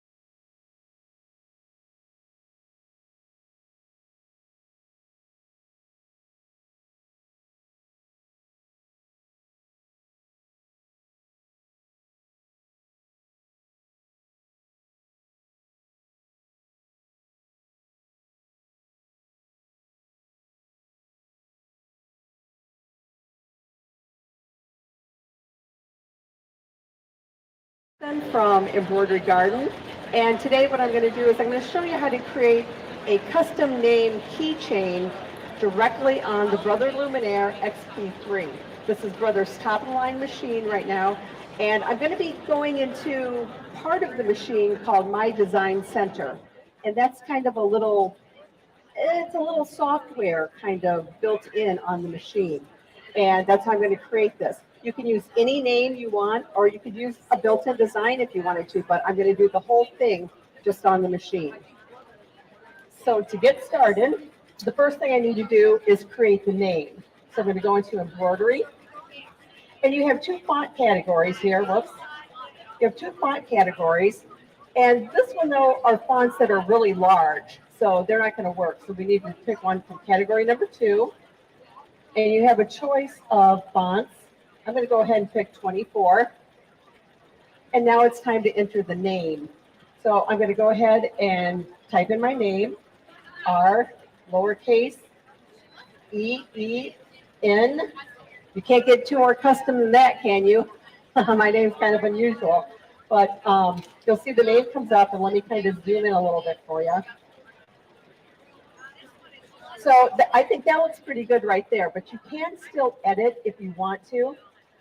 One thing that I did on my sample was, Michelle, you want to pass the sample around so people can see it? One thing I did on my sample was I brought the letters a little bit closer together. So down here at spacing, you see the two arrows going outwards. That's going to make your letters go further apart. Arrows pointing inward is going to bring them closer together. So I did bring it closer together, just a couple of clicks until I just liked how it looked. Go ahead and hit OK. Now I need to rotate this because that sample that's getting passed around, you see that it has a tab on it. You're going to unsnap it. So to fit into the 5x7 hoop, it does need to be rotated. So I'm going to go ahead and set this, go into Edit, Rotate, and rotate it 90 degrees. Now you see I need to build that tab that's got the snap in it. So how are we going to get that tab? The way I'm going to do that is I'm going to hit OK to get out of this screen, but I'm going to go into my design center to build the tab part of the keychain. So I'm going to add, because I'm adding this part, I'm going to go into my design center.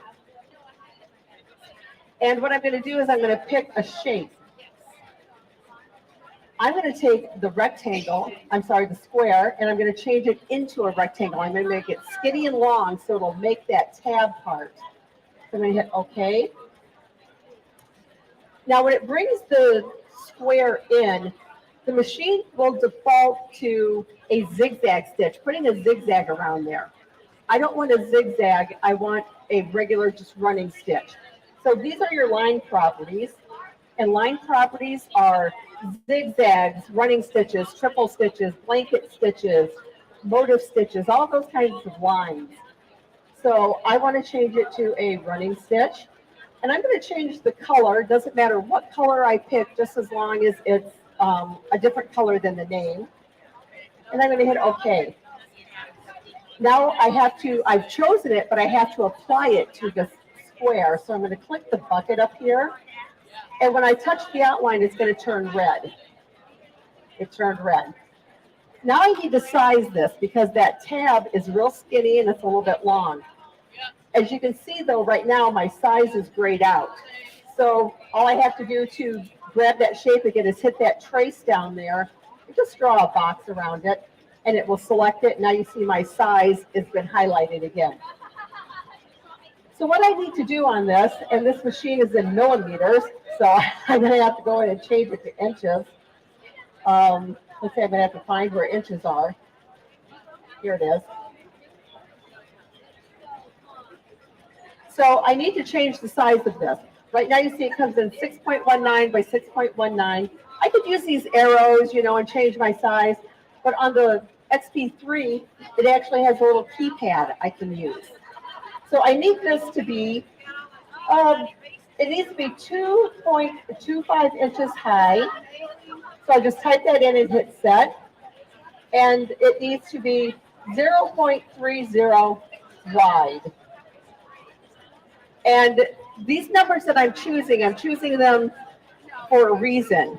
it needs to be that skinny because if you're seeing the keychain being passed around, I put the final outline stitch around these letters. You have to be able to trim on the outside of that stitching, but have it still fit into your piece of hardware you're using, like your swivel hook. So that's why I chose that width. So now that I have it done, I'm going to hit next. Now, if I wanted to do any editing, I could edit the line properties on this page, but I'm going to hit set. And it's telling me that it's going to turn this into an embroidery pattern, and we're going to go over to the embroidery screen, and that's okay. And you can see there's my little tab. Now, when I place my tab, I want it to be, my letter is an R, and it has like the curve at the top.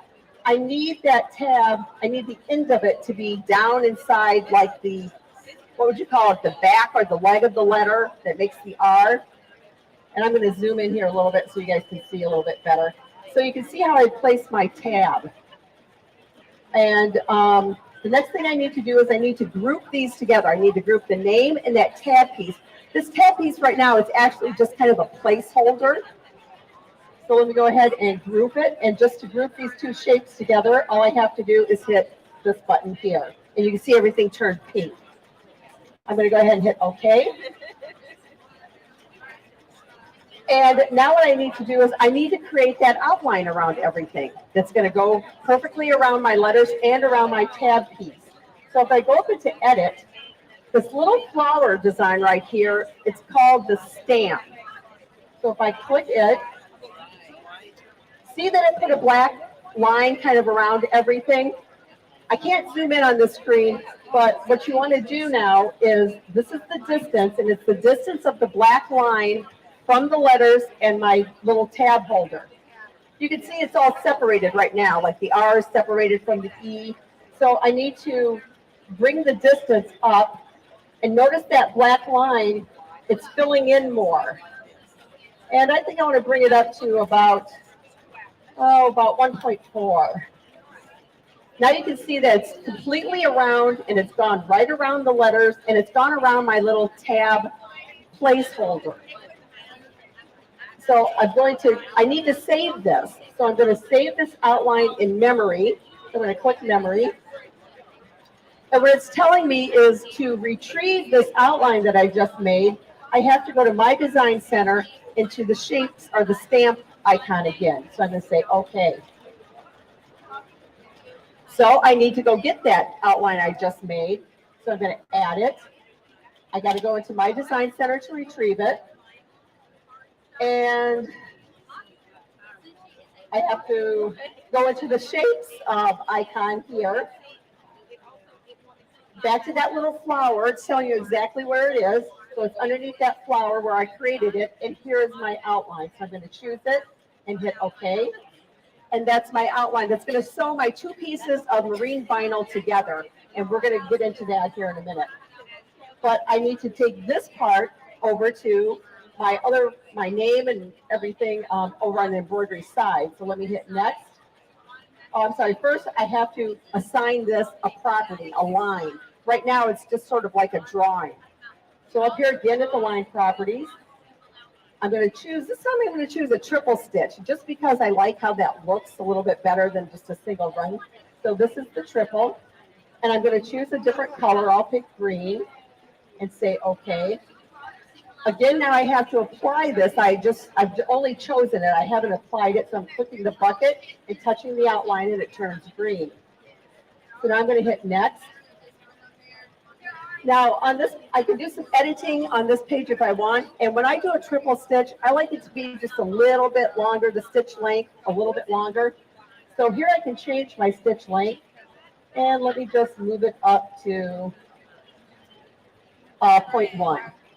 I'm going to hit OK. And I'm going to hit set. And it's telling me again, the machine's turning it into a embroidery file. And we're going to go over to the embroidery side of the machine. Now you can see, let me zoom in for you, that it put that outline around the name. And notice it put it around my little rectangle that I made, my tab holder. I don't need that tab holder, that placement marker there. So I can delete it. All I have to do is touch it in the sequence and hit delete and say okay. And now you can see it's going to stitch my name and then the outline. So how are we going to stitch this? Pardon me? Well, yeah, it needs the tab. When I did that rectangle, that kind of held the place for the tab, because when we, when you're done, you need a little tab on there to go through your hardware to add, your snaps to. So that's just how I created it, by drawing that rectangle. Otherwise, the machine wouldn't have made it had I not, added that in. So the machine, of course, comes with a 5x7 hoop. I am using one of the Dime magnetic hoops here. It's a 5x7. Dime is within Allbrands booth. It is back there, just right back there. They have magnetic hoops for all of Brothers hoop sizes. I've hooped a piece of tearaway stabilizer. I've gotten my one piece of vinyl, and my magnetic hoop is holding that in place too. If you didn't have a magnetic hoop, you need to take that down. So I'm going to go ahead and put it on the machine.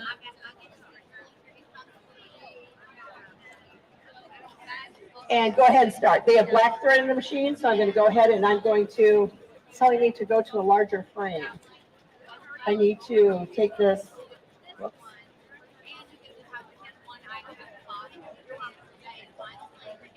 Let me group it together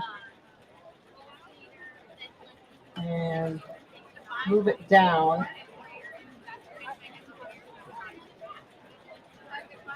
There we go. I just had to move it down. It was too high in the hoop to stitch. So the machine has black thread in it. So I'm just going to stitch out black thread. So it's going to stitch the name first. Then I have another piece of vinyl, which I'm going to take the hoop off the machine. I'm not going to, remove anything. I'm just going to turn it to the back side, place this on the back side, tape it down, and then it's going to do that outline. So that's how it gets the two sides to it. It covers up the stitching on the back side. Can you get my water, please? So does anyone have any questions about that? About anything that I did there to create that? Is everybody having fun at festival? So you can see how easy it is to, create something like this. And like I said, you don't have to use a name. You can pull out one of the built-in designs and do the exact same steps. You'd want to size that design though. Keychains, I'm going to say basically are, maybe 3-4 inches, plus you have your tab. So, keep that in mind when you're choosing, a built-in design.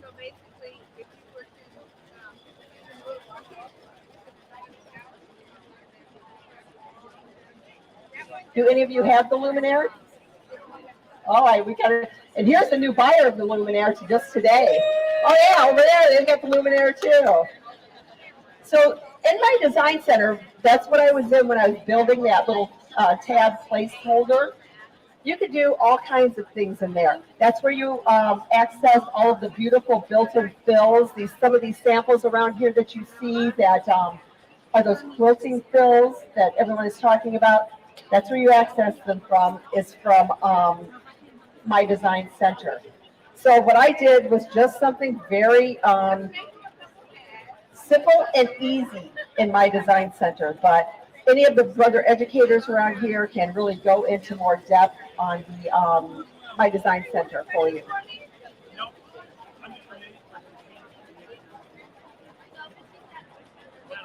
So again, after it stitches the name out, then it's going to, I'm just going to put this other piece of vinyl underneath. You could do these in marine vinyl, cork. You need something that's basically non-fraying, and that's a little bit sturdy because you don't want a flimsy, keychain. So what are some other things you could use? You could do it in felt if you wanted to, for practice maybe. Craft checks, something like that. As long as it's just something sturdy. Oh, did you make one for yourself? Very nice. Oh, okay. through software. So yeah, you can do it through software, but if you don't have software, you don't want the expensive software, you don't want to have to learn software, you can do it right on this machine if you have this machine. My design center is also built into the Stellaire, you know, the Luminaire. It's on the PR 1050 to 55, to 50 to 55. It's built into all those machines too. And again, you could use the traditional hoop, you know. I just didn't have access to the 5x7 traditional hoop. And again, I'm using like the dime hoop. The dime hoops are great for hard to hoop things. You know, like if you were stitching, say, a whole hoop full of these or something, you can't really hoop this stuff, because if you do, it's going to mess it up. It's going to leave marks in it. So, you know, that's one good thing about the dime hoops, that it's just really nice to use the hard to hoop kind of things in it. So now I'm just going to go to the back side. Can you see that? And then take my other piece, make sure that the pretty side, I'm just putting to the back side. Mine is a little bit long. Let me grab some tape. You are going to need tape to hold this on. So I'm just going to put a little piece of tape here at the top. And it doesn't matter that I'm taping it onto the frame.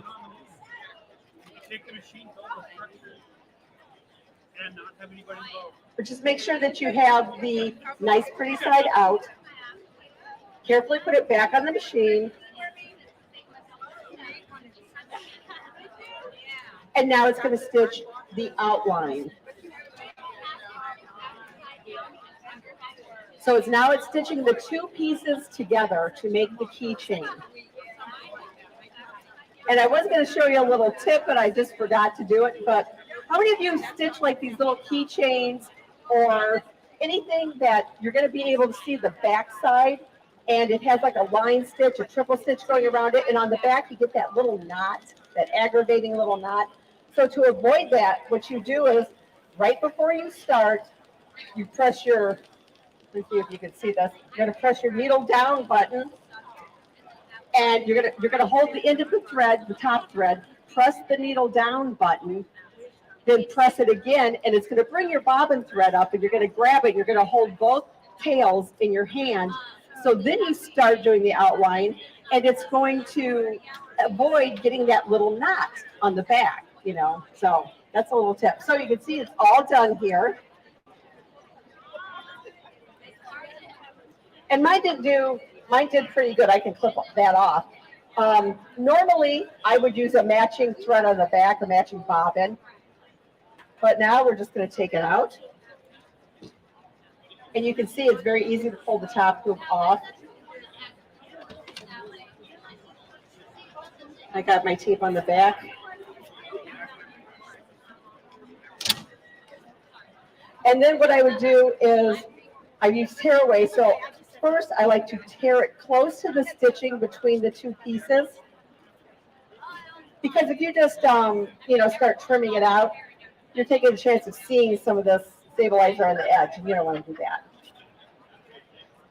So I like to tear it close to the stitching all the way around. And then you're just going to take your scissors and you're going to trim like an 1/8 inch away from the stitching, like I did on this one. And then you're just going to install a snap here and here. Usually I like to install the this snap first, just so I don't, you know, make a mistake and it has to snap too far down. But that's as easy as it is to create something like that custom. You know, a lot of people want, you know, they have an unusual name like me, or, you know, they want something like, you know, a nickname or something. And it's so easy to do that here on the machine. If you want, I can show you like how to bring in like a little design, a built-in design, instead of using a name. All right, so all I'm going to do is just clear this out. You're going to go back into embroidery, and you would pick a design. let's see, again, you want to watch your size of the design that you use. I think these might be a little bit big on this category.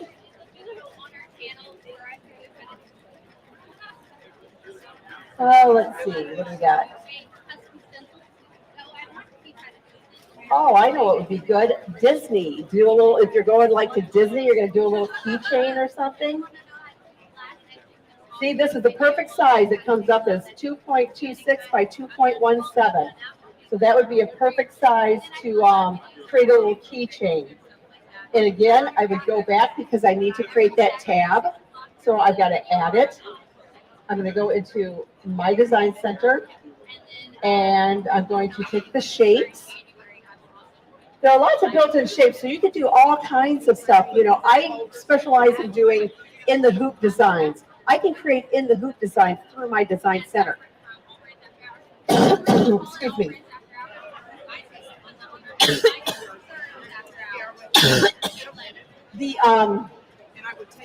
What do they say? I create designs in my design center. You know, you can do zipper bags, you can do all kinds of things. But I need to get that square again so I can make that tab. So I'm going to pick OK and just click OK. And I'm going to go into, I can either change the line property first or I can size it first, doesn't really matter. But I'm going to go back to the running stitch, just choose a color, doesn't matter. I have to apply it, so I'm going to click the bucket, touch it, and now I need to change the size. So since the size is not highlighted, I'm just going to go down to my trace, draw a square around it, and it's selected. I do need to size it. The keypad on the XP3 is the easiest way to do it.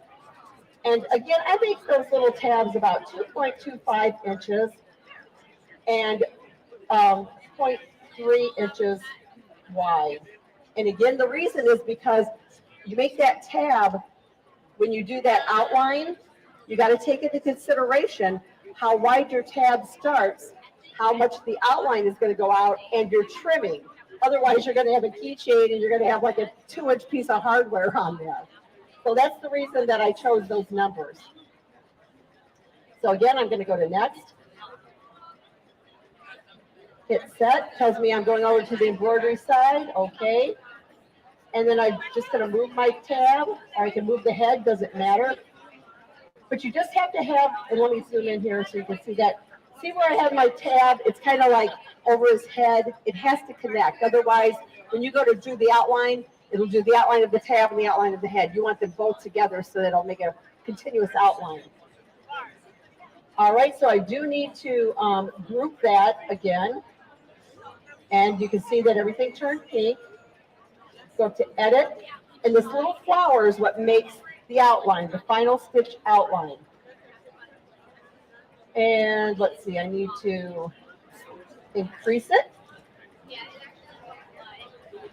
And you can see that outline moving around. At the bottom, it's the Disney trademark down there that will stitch out. So I want to put it probably about the same distance I put the other one, 0.104. Hit memory, that's saving that outline. Tells me I'm going to get it from the stamps section. Add, because I need to go and get that outline I just made. Go into my design center and go back to the shapes. Go back to the little flower, and here is my outline. Hit OK. Next. Whoops, I'm sorry, I got to apply a triple stitch to that if I wanted to stitch in a triple stitch. Pick a color, hit OK, hit the bucket, touch it. And now it's going to turn into stitching. So we're going to go over to the embroidery side. Again, I don't need that place marker that I made, so I'm just going to touch it and hit delete. And zoom in so you guys can see it more. And there's another little keychain I just created. And that would be so cute to put on a bag, like, you know, grandkids taking them to Disney or something like that.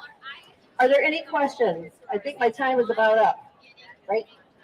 Oh, I got some more time? All right, so are there any questions on any of that I did? Again, you can use any design that you want.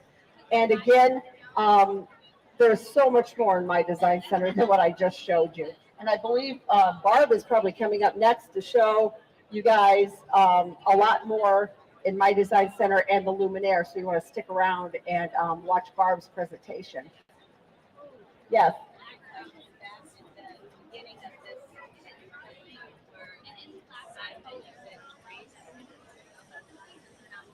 I said, Trace. oh, the trace. Yeah, because let me see if I can get back there. Let me just go back to the beginning. The reason I chose the trace was because, whoops, I'm sorry, I gotta go to my design center. Let me just pick a shape.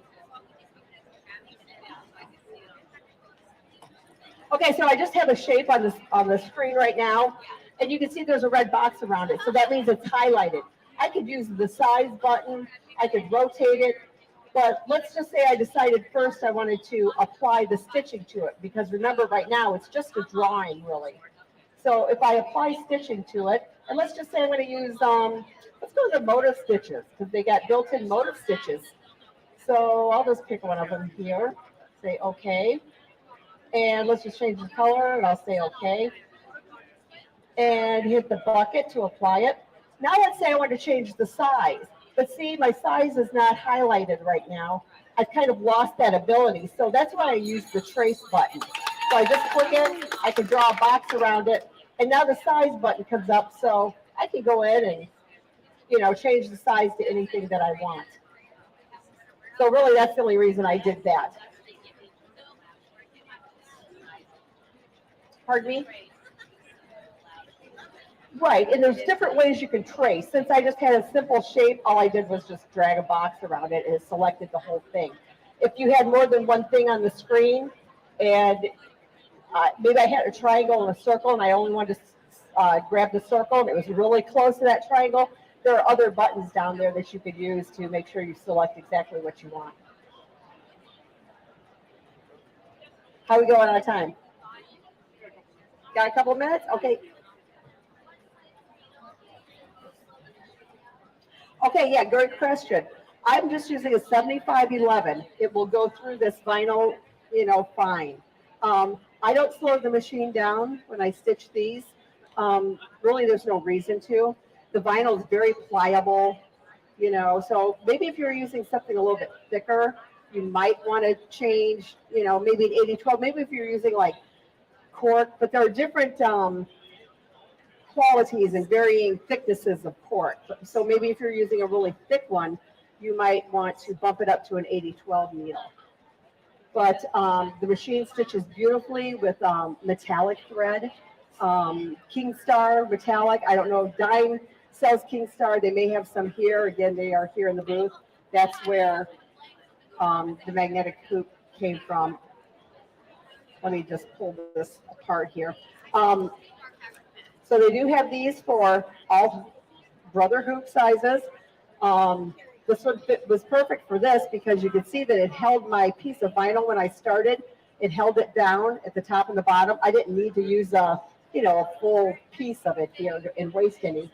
So it held it down. It didn't put any marks in it or anything.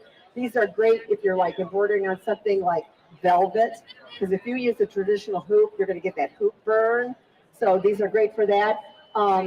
Anything that is hard to hoop, you know, these are great for these magnetic frames.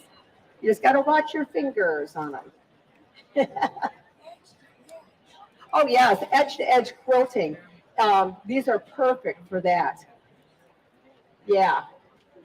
And, you know, Eileen is here. I think she's still here. She could show you all of her tips and tricks for edge-to-edge quilting. Pardon me? Thank you so much. Okay, thanks everyone. I'm gonna get this.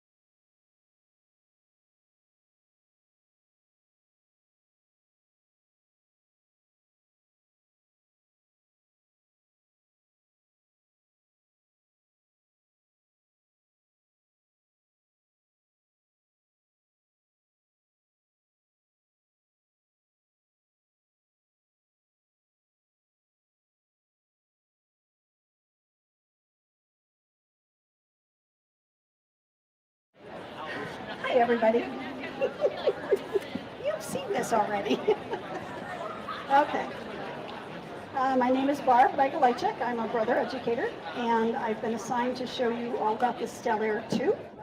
And if you have questions like what's new in the Stellaire, or what was there before, or what can it do, I'm here to answer your questions. Okay? So we're going to start in embroidery.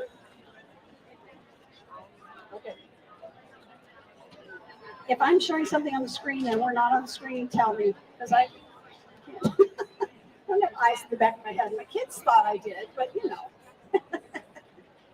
Okay, so we're going to just open embroidery. What that means is you also get Disney. If you open embroidery, you can go to Disney. But if you know you want Disney, you can just go directly to Disney. And then the separate things are you can do sewing or you can do My Design Center. So this is the XJ2, so it's a combination sewing and embroidery. But everything I'm showing you in embroidery is exactly the same in the XE2, which is just embroidery. Okay? Exactly the same. All right, so I'm going to embroidery. And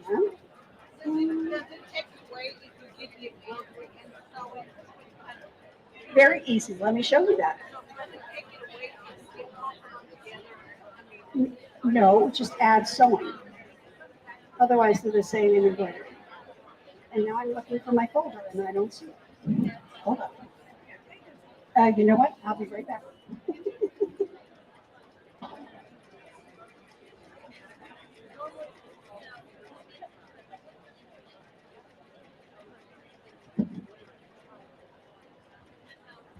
Folder. Okay. Because I don't want to miss telling you some things. And once I get rolling on something, then I might forget to go back and tell you something else. So the question was, if you get the combination, does it take anything away? The answer is no, it just adds sewing. That's the only difference there. I'm not doing sewing, I'm doing embroidery. The biggest thing is the wireline, or the wireless connection ability. You get many things for that in the Stellaire. So this took the place of the Dream Machine. And the Dream Machine had a camera built into it, right? The scanner. Yes, it did. This does not have either one of those, but it has the wireless capability to do all of those things via an app, a free app that you put on your phone, and then you can send pictures of what's in your hoop or a drawing that you might want to stitch out, and I'll show you a bunch of those, and it will digitize it for you. So we can't hook up to this wireless, so I can't actually show you, but it is that easy. You just go into the app and you ask it to send the picture on your phone, pick whichever one you want from your phone. And your phone camera is actually better than the camera that was in the Dream Machine or even in the Luminaire. It's just got more, you know, how the phone cameras get better and better and better. Whatever you have is better than what's in the machine. Come on in, have a seat. Got 4 more chairs here. Okay, so the Y-land, you can do transfer between your ScanNCut and now between the Printmoda. So if you don't know what that's all about, that's been done over here where you can print out your own fabric. Okay, so if you watch Angel the Wolf at all, you know she's going nuts creating her own fabrics. I'm in her corner. Traditionally, I started out as a garment sewer, and then I was a costumer, and then I became an embroiderer. You know, my first embroidery machine, somebody talked me into it. Actually, she's now my boss. This was many, many years ago. And I thought, I don't need embroidery. So she talked me into a little 4x4, and of course it wasn't 2 weeks before I was like, how could you sell me a 4x4? What was wrong with you? Anyway, so I became an embroiderer, and then I have become a quilter. So this one on the other side with all the sparkles, that's mine. It's here to show you edge to edge, how you can do that. So one of the features in the package for the show is they're giving you the 10 edge to edge designs that are in the Luminaire, so you can use it in your Stellaire. Now, obviously the lining up is different than in the Luminaire, but still, that's kind of a cool thing. And that's just one of the things. Back to Wi-Fi. So you can send designs to your ScanNCut and send them back. So if there's a design in here that you want to make into an applique, you can do that in the machine and send it over there. It'll cut it, you send it back, and you'll sew around it. You're sew on it. You can send designs to Printmoda back and forth. It's just opened up a world of creativity possibilities for us, which some of us go crazy with. Sorry, just saying. You know, give me something new. I'll figure it out. Okay, so you can scan your hoop. You can't literally scan your hoop, but the hoops that come with this machine have extra stickers on them that look like this. So see those stickers on the top and bottom?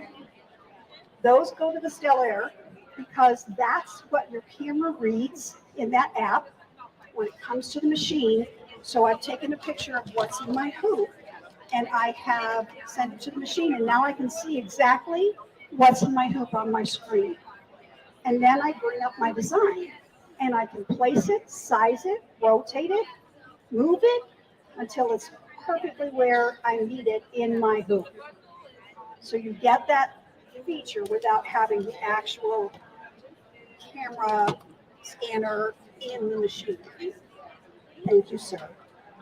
I won't throw it at you, I promise. Yes.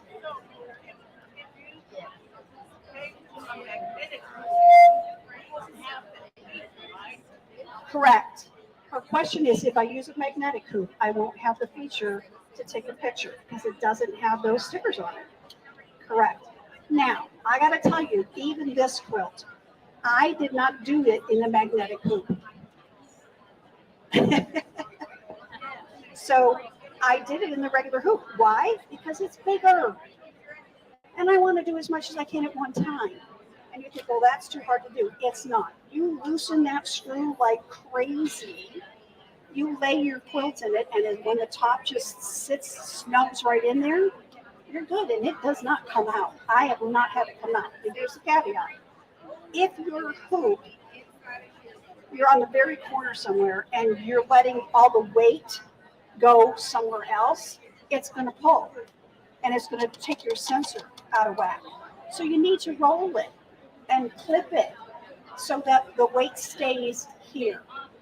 And I did a big one because I wanted to be able to speak intelligently that yes, you can do a big one. But those are the things you need to do. You got to be able to roll it to the side or the top or bottom, whichever is hanging out there. And then you have no problems, which is, will I do another big one? Yeah, I don't know. I don't carry big ones for samples because it's too much to bring, but these guys were kind enough to ask me to bring it again this year. And I thought, okay, it's okay. Also, a snowman. So how many of you are familiar with a snowman and how it works? Not so much how it works. So here's how you do it. You put your project in your quilt and your hoop.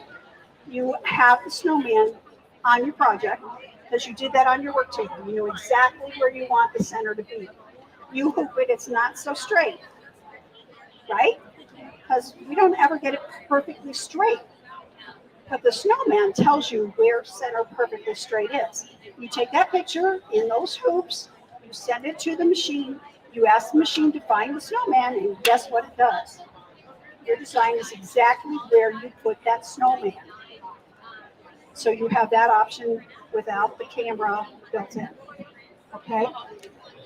Two things are hard to do with embroidery. Stabilization. Once you learn it though, you got it. And positioning. So when the machine gives you those tools to make it easier, because we make everything for friends and gifts and whatever, and it's got to be perfect, right? Well, yeah, too bad if it's not, right? No, that we're not happy. We're the ones not happy. They don't see it, but the point is it makes it easy to get it where you want it, to be happy with it. Okay, let's go into a feature here that I think, are we on the screen? Yeah. I'm going to do this little bunny here and set it. Now this bunny is 2 inches by 2 inches. It's a little bunny, okay?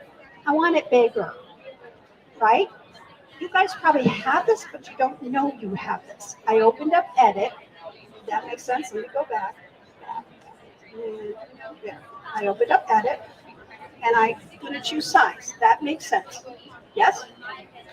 I want to change the size of this. Now, it defaults to this silly icon that has no stitches in it. It's just a box, which means when I size this, it's not going to change my stitching.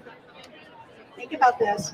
I can make it 20% bigger, 20% smaller, which is 40%, and it's only going to change it 2 stitches. That's not good, correct? Because it'll be 2 dense or 2 far apart. So if I press the magic button, which is right next to it here, with the stitches in it, see this one here? See the stitches? Okay. It's going to ask me, do you want to convert this from its original state? Yes. Whenever the machine says anything, just say yes. It knows more than we do. Now it's going to change my stitch count. And now I can do 200% bigger or 60% smaller, and it perfectly re-digitizes it. So 1 is 2 by 2. I'm going to make it, whoops, sorry. Yes, yes, yes, sorry. I'm going to make it as big as I can, which will be 4 by 4. That's 200% bigger. 4.5 by almost 4.5. And it's been perfectly digitized. You can do this with any design from anywhere. So you can bring it in from wherever, wirelessly, USB, whatever you want. If it's been digitized well, it'll be a perfect change of size. Now, everybody questions this. What about a Reen bag? Can I change the size of a Reen bag? Okay, the answer is yes, except those zipper lines, if you change the size, they're not going to hit the zipper. They're not going to be where they need to be on the zipper. Does that make sense? So maybe if the zipper's here, you can make the bag bigger this way. It doesn't change that much because she always gives you extra. So there are a few things like that that you can't change. Yeah, think about it. Yeah. Okay, so at least today, when I bend over, it's not squeaking at me. So here's the bigger bunny. Cute. And then here's the sizing that I talked about. If you do not do recalculation, 20% bigger, 20% smaller, 2 stitches. This one still looks okay, but normally you don't want to do that. This is with resizing. Look at how much different the stitch count is. So you've got to remember that magic button. Many people were told that and didn't remember it, and if you don't use it, you forget. Anytime you size, change the stitch count. Okay? All right. Background scan, line it. Okay. Art Spira is the new, obviously, yes. Yes. Yes. She wanted to know if that same size feature was in the Luminaire. The answer is yes. What? XJ1, yes. Yes. It's not a new feature. Okay. I think it went back as far as Quattro, maybe. I don't know about Dream. I don't know. I'd have to look at it. It's been a few years. Okay, Art Spira, where you can go get free designs and you can send them to your ScanNCut because you can get vinyl designs, you can get paper designs, you can get printing designs and all that kind of stuff. There's a free version and now there's a subscription version. So you just got to decide what it is you want to use. But that's compatible because it has to be wireless with the XJs and the XPs. Right? There's 101 Disney designs built in. And yes, you get Disney, but you don't pay more for Disney. There's another brand out there that looks very much like ours, but we never gave them Disney. Got it? So, you get it. There's 788 built-in embroidery designs. You don't buy a machine for the designs usually because you've got, you know, it used to just be a fabric stash. Now it's a design stash and everything else stash, thread stash. Some of the new designs, this is one of them in here, and it is, I just made it put the vinyl over it to make it look like a glass jar and made it into a bag. This was one of Reen's bags, as a matter of fact. So that is here. And even this I can resize, which I did. Yeah, it was originally only 2 inches by 5. I sized it to fit what I wanted to do. Okay, so that's one of the new designs. Monster's not new. This is new. If you get the upgrade from XJ1 to XJ2, you're going to get this, or XE1 to 2. You're going to get this magnetic 7 by 12, 7 by 11, 7 by 12 magnetic hoop. So this is a flat magnetic hoop, and so you just run this across your fabric and it snaps onto the edge of the hoop. I said I don't use these when I quilt because I want bigger.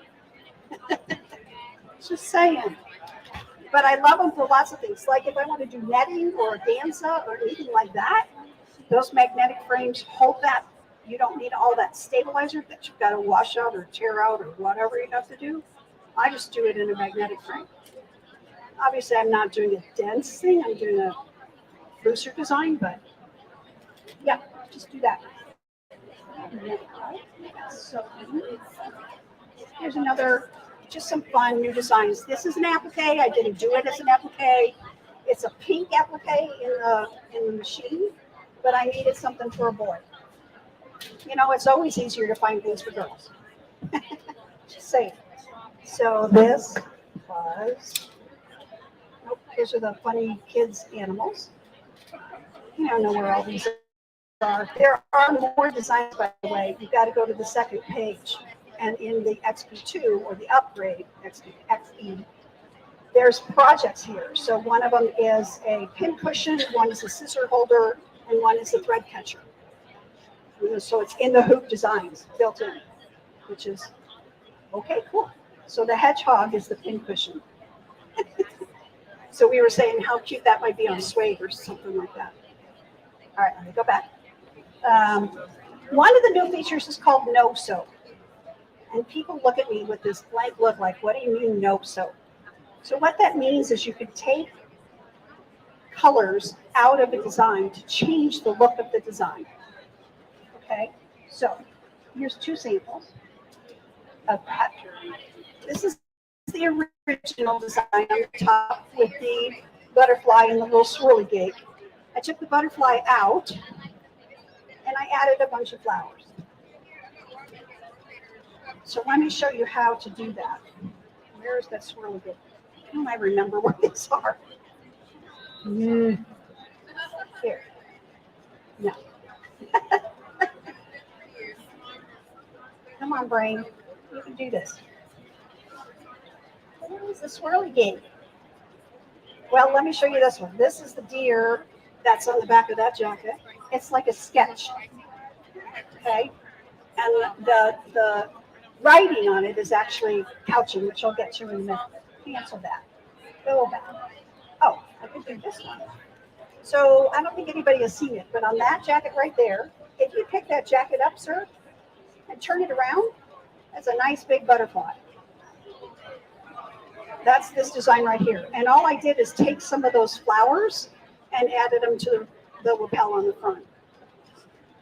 Just because you can. Okay. It's really big. Where are you?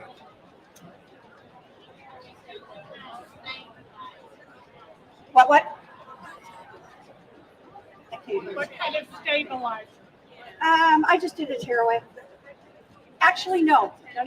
I did an adhesive tearaway so that I could easily, and you can see it. There are leftovers in there. I leave them in there so you can see. Oh gosh, not there.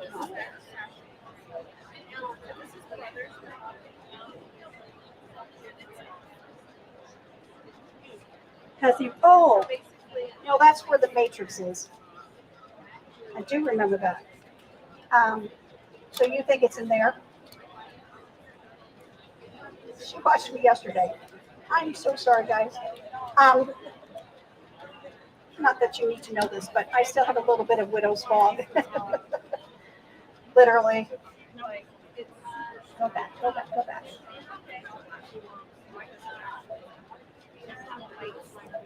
I want to show you how I did this so you can see the no-sew. Well, I'm just going to take a different pattern so that we don't waste time.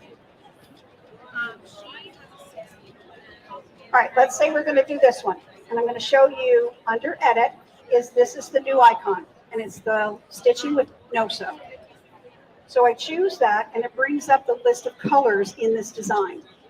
And I don't want the blue. So I'm going to touch the blue and then I'm going to touch the no-sew down here. And the blue's gone. So that's how I did. I took the butterfly out. There were 3 colors in the butterfly and I just took all 3 of those out. Here's another example.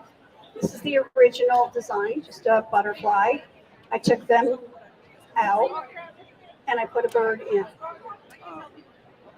So you can take whatever colors you want out of a design and add something new.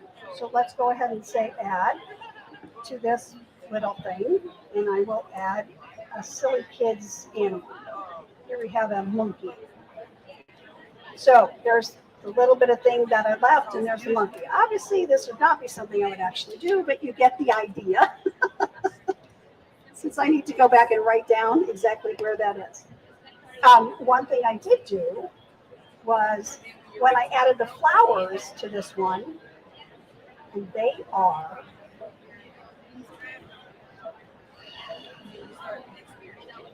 there, I found the squirrely cake. That's the one I took the butterfly out of. Okay, I can do that real quick. So I go into edit, go into no sew. I take a pink and I just say, don't give me that pink. Another pink, and the butterfly's gone. Okay, and then I added the flowers. Add. There they are. Now this design has this yellow border. I don't want the yellow border. So I do the same thing here. I set it. I open up no sew. I look for yellow. That's not it. That's the center of the flowers. Because you can see up here, that's more flowers. Where is here? There it is. So I'm going to say, okay, whoops. No sew on that one. Oh. I'm trying to scroll like I'm on a, there we go. Now the yellow is gone. So now I have the flowers that I want. And I brought in 3 different ones and I just rotated them and played with them and sized them until I got what I wanted. So once I bring this in, say I like it there, I rotate it a little bit. Oh, it's near the corner. You know when you have it too close to the edge, it flips the whole thing around. I want that. All right, so I get this one kind of where I want it, and then under edit, I duplicate it.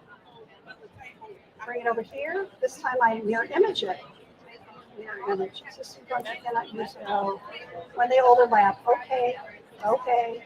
Told you the machine's smarter than we are. So I just move it out of the way and I redo it. So anyway, I played with those until I got what I want. Okay, no sew. 2-point positioning. Remember I said 2 things were difficult, stabilizing and positioning. So now we have built into this machine, it's a laser light that lets you position what you want to put where. So I want to put something in a particular place, and I've drawn it on my work table. I want it on this line, and then I hooped it, and I didn't hoop it so straight. Because I'm human. All right, so I'm going to get out of here, and we're going to do a different design and put it on that line. Yeah, I'm going to use the bunny again. So now I'm going to set this and show you how to do the 2-point positioning. If I open up edit and I can't find what I want, it's because I'm on the wrong page. Does that make sense? I'm on my editing page, I'm not on my embroidery page. So I'm going to go to my embroidery, and then I can open up layout and I have more editing features. If what I want is not here, it's on the previous page. You're just on the wrong page. Okay, so this is the new icon right here. That is 2-point positioning. When it comes up, it shows you a dot somewhere, depends on where you left it last time. And this dot is right here. Yes, that's where I want to line up my first position. So I say next, and it says, where do you want your second position? Well, no, I want it down here. I don't want it up here. So I go like this. That's where my second positioning mark is going to go. Did that make sense? Should I do that again? Do it again?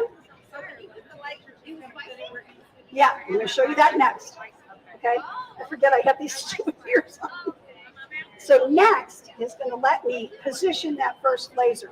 So if we can get on the bed of the machine, okay? And I have arrows over here to move that laser light to where I want it. So once I get that one set, I say next, and now I need to move this because I made it crooked, and I'm going to put it up here and say next. Now my bunny is crooked on the screen because it's going to go positioned exactly there. The option to go up to the side is if I'm trying to do an edge-to-edge quilting or something like that, I'm going to line it up this way, not this way, because I've already stitched one. Now I want to line this one up next to that, and so on and so on. This is built in, 2-point positioning. No phone needed, no app needed. You got it. Okay. That is 2-point positioning. I showed you no sew. Couching and lettering. and couching lettering. So I've had several people say, oh, I'll never do couching. Well, if you don't try it, you don't know how cool it is. So here is one sample. Okay, cancel. Embroidery. And this is the couching screen. Here, you have designs and you have lettering now. So here are designs, any of those. This is one of them that leaf, and I just used a sparkly variegated yarn.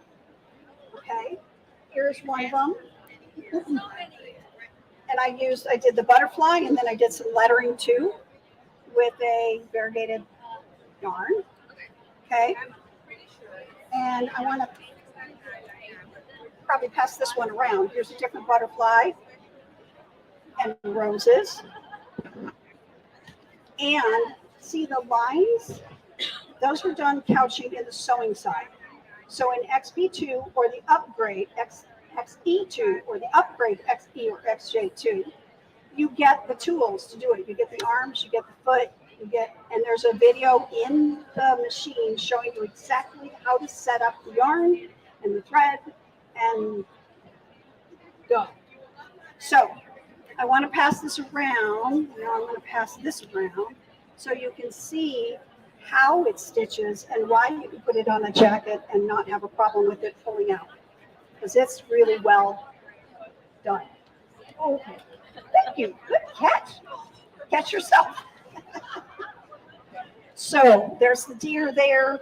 Oh, those are some new designs too in this machine for the little jacket, the flowers on the top, and then the butterflies. And then I just did in the design center that I know Reen was talking about. You can go around designs to quilt. I guess I got to show you that. Ready? I'll show you. I got to pick a design first. Let's go around.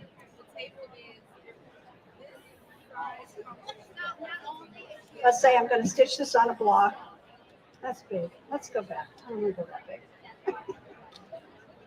To show you. I mean, you can.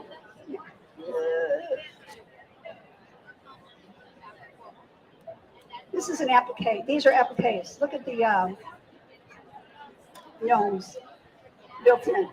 So we're going to do this in a block. And actually, I'm going to go and change my thing to inches because I don't know about you, but I don't do millimeters. Sorry. Saying my age. All right, so we are now in inches. By the way, when you get your machine, there are certain settings that you need to change. One is automatic foot down. So in your settings for sewing and now for embroidery, you can set it to automatically lower the foot when you press the go button or when you step on the pedal. And it'll take a little while because you're used to doing this. But after you get used to it, it's like, oh, that's nice. I just have to do this. So set those settings. And like I did the inches, that's another one. So we have the gnomes. Let's say I'm going to do something around the gnomes.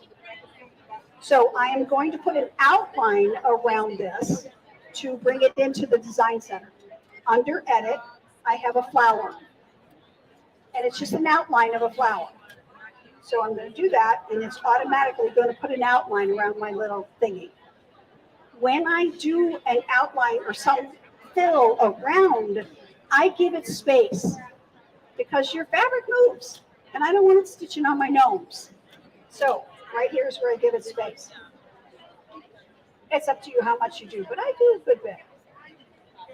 So now there's a little room between my gnomes and where the stitching is going to go, the quilting is going to go. Down here, all I can do is go to my memory. So go to my memory.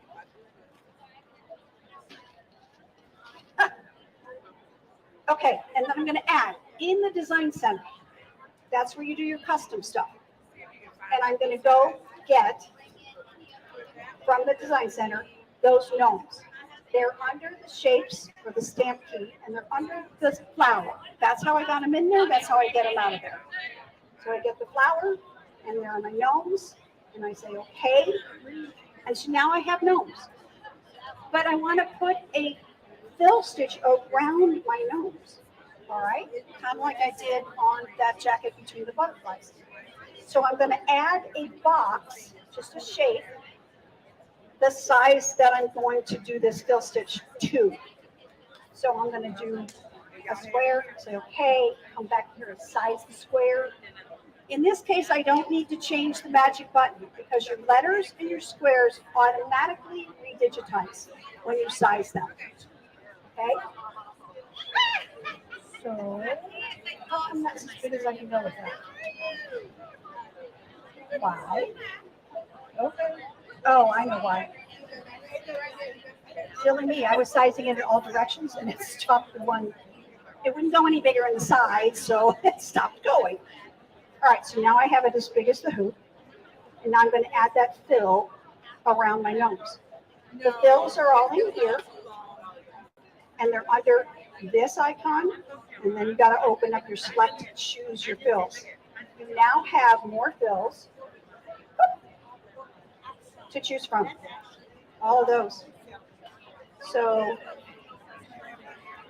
say what? Yes, you can. Absolutely. So around the gnomes, I guess I'll put some honeycombs. And I can tell it whatever color I want it to go, but I'm just going to leave it so you can see it.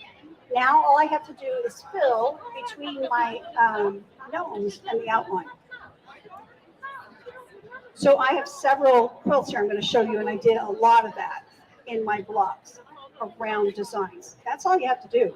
Give it an outline. It needs to know where it's going to go up to and where it's going to go up to. Okay?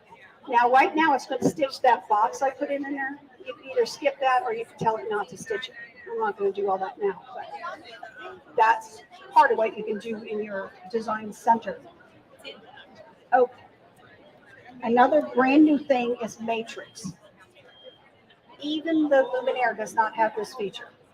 Okay, so let's go in here. Actually, that's a sewing thing. Oh, we're in the sewing time. Ready? Go. All right. Sorry, I'm running a little long. Remove the embroidery frame. Yeah, I told you it's smarter than we are. Okay, are you happy now? Matrix.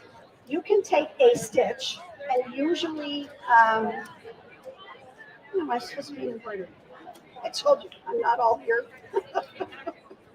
Okay, and embroidery.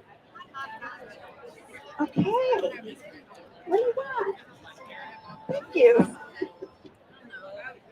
In embroidery, people take stitches, that's what I was thinking, and choose one of them, whatever one they want, and they turn that into filling the entire hoop. So you can now make your own fabric, embroidered fabric.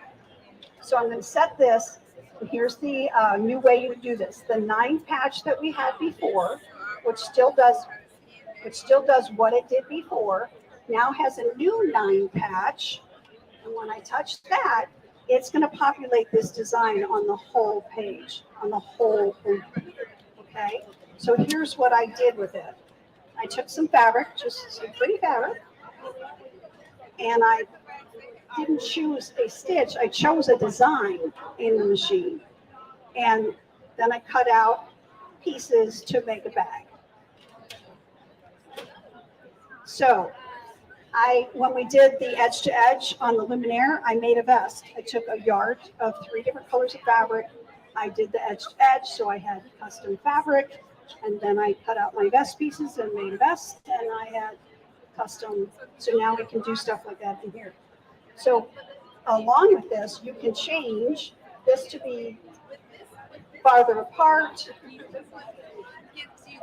you know, so you don't have so much.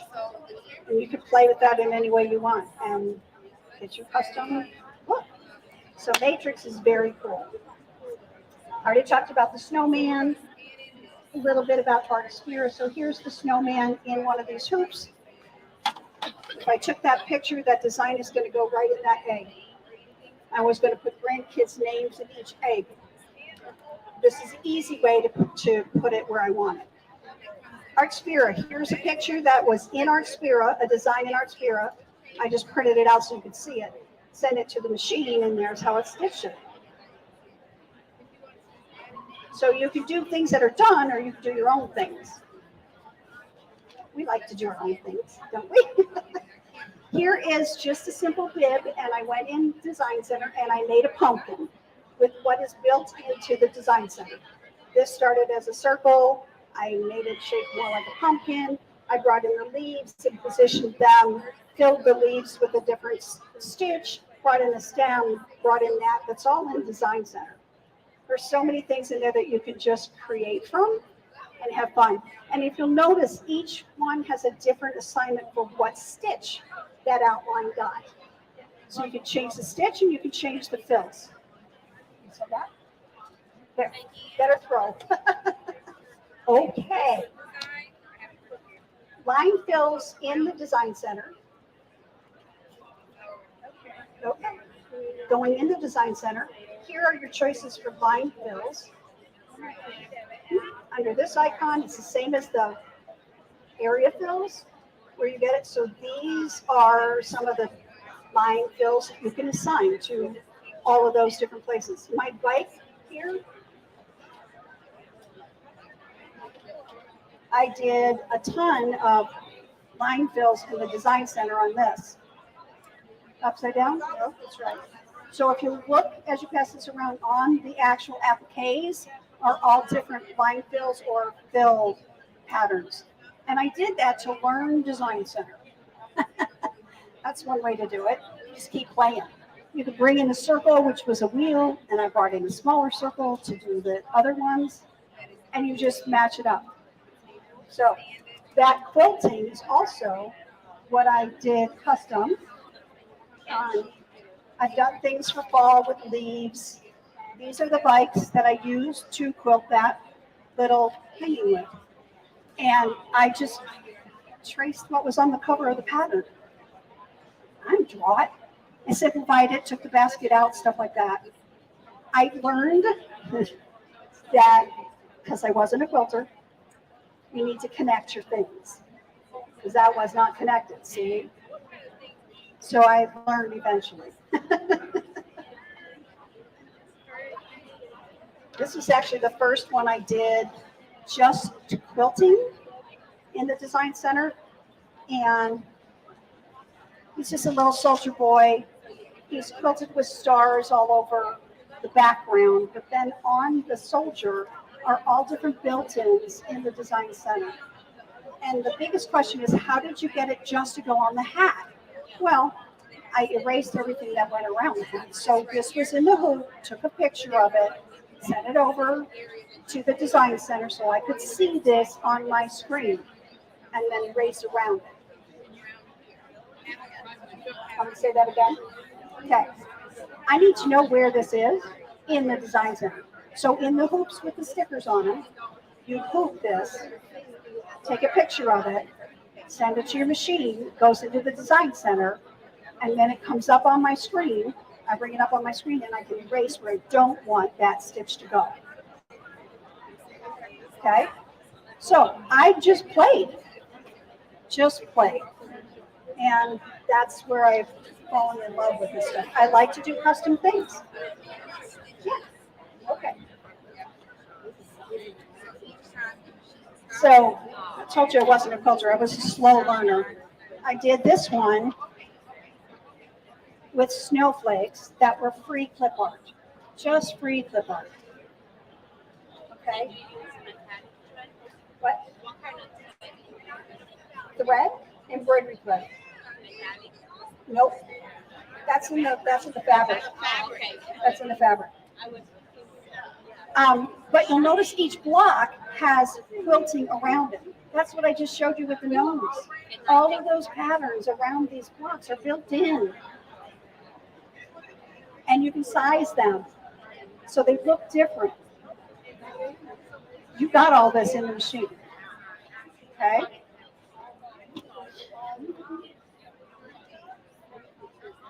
I have a lot of favorites, but this is one of my very favorites.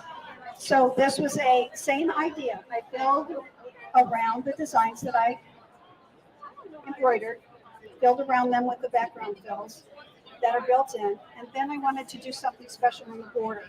So I decided to do a word search. I'm not an artist, okay? So I traced the word poo and piglet and all of those things. And that's what's on my border. But I finally learned and I connected them all. Right? Yes. Yes. It just took me a while. So I did 4 of these because I don't like repetition. That bothers my visual. So I could do these, each one opposite. So there's no pattern to find a repeat. That's how easy that is. This was also traced on the pattern cover, pieces of what's in this quilt, and I connected them. So that's the Halloween one here.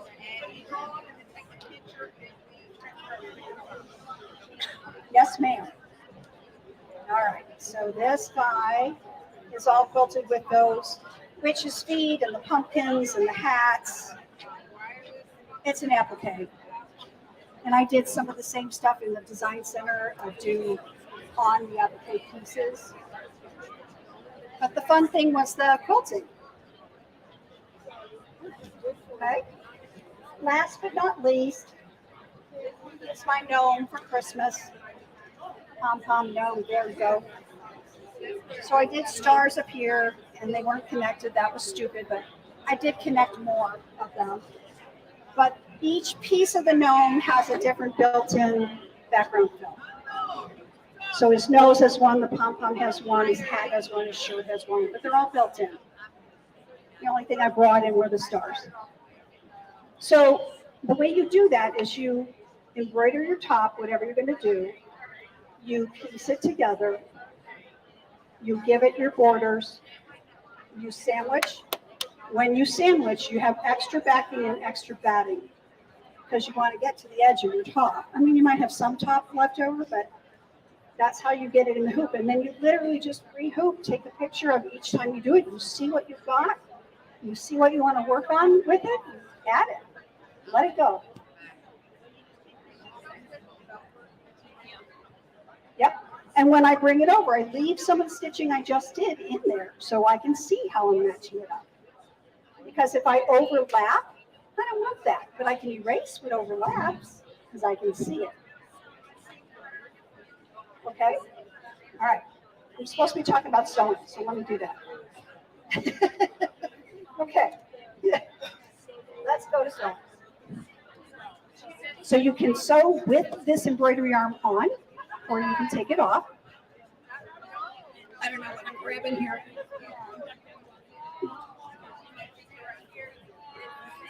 So if I go to sewing, this is going to move out of my way. You're welcome. Come see me later if you have more questions. Okay, a couple of really awesome new things. One is, you know how on the XP you can take your needle plate off without screws, guess what? You can now do it on this one. Upgrade to the XJ or XE2, and you get a new screwdriver, and the plate's already there. You just, oh, I have to take off my embroidery foot. Can't do it with embroidery, so it doesn't like my embroidery foot. By the way, if you can't get your mark, it's because you're not plugged in. If you put your foot on and forget to plug it in. Okay.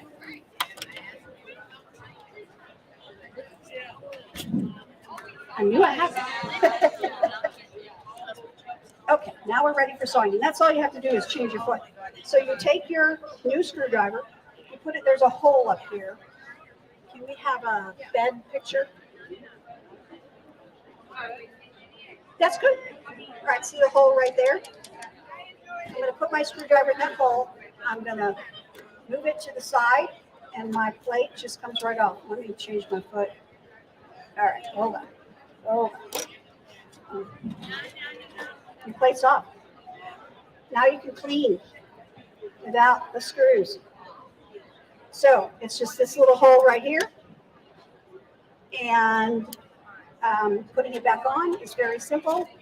Get it in its place, pop it down. It's perfectly placed. It can't be put in wrong. You got to snap it in. It's good. Question? It doesn't come with screws. So you just need this new piece.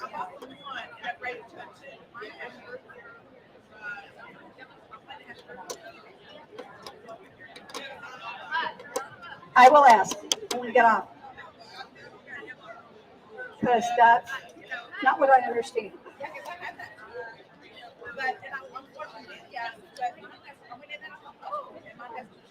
Well, it looks like there's screws in here too, but they're not screws holding the plate down.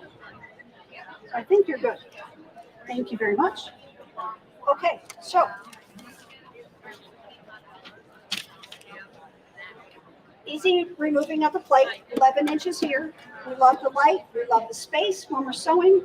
You know, there's a table, an extension table you can get for this. So if you're a quilter, that's what you want for Christmas. I'm telling you, they're wonderful. It's true, because we don't buy them for ourselves, not usually.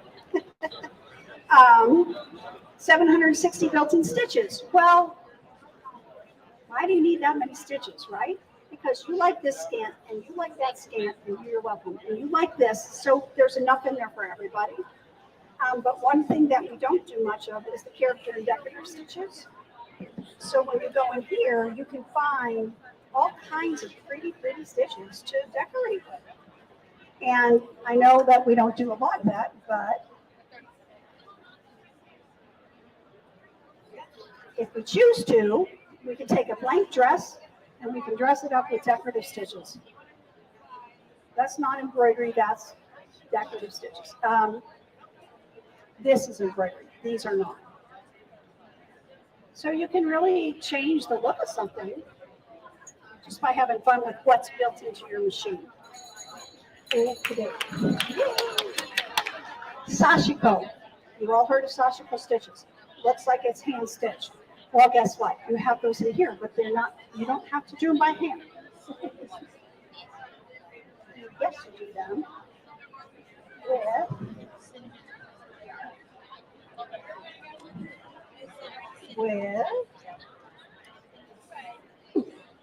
the machine. So under utility stitches, you have choices of lots of different categories here, and S is for specialty stitches. So S is where your Sashiko stitches are. Yeah. Screen, please. Barbara, screen. Thank you. Thank you. Sorry. Because I don't know what's, yeah, you should be. I love you too, Barb. She said sorry. I said, yeah, you should be. Okay. It's still not on the screen. Barbara? I'm working. Oh. Sorry. Oh, did we unplug? That's why it wasn't on the screen.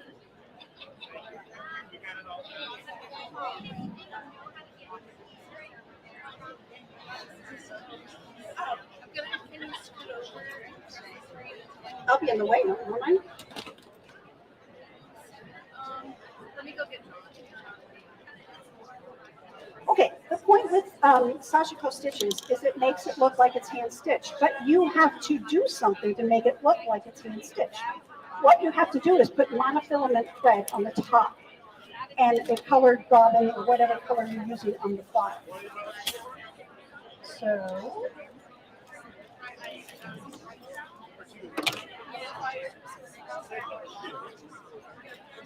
come on, where's my monofilament thread? Too many gizmos. Monofilament thread, that's like the only time I use this sock thing is on my monofilaments. I found some good metallics that I don't even use it on some metallics, but nope, monofilament means invisible. Well, I don't know if that's literally what it means, but it's invisible thread. It's like plastic, like fish line, only much thinner, so it fits through your needle. So you want that on the top, and then you want a color on the bottom so that you can see the stitch. So I'm going to take the white embroidery bobbin thread out and put in a color.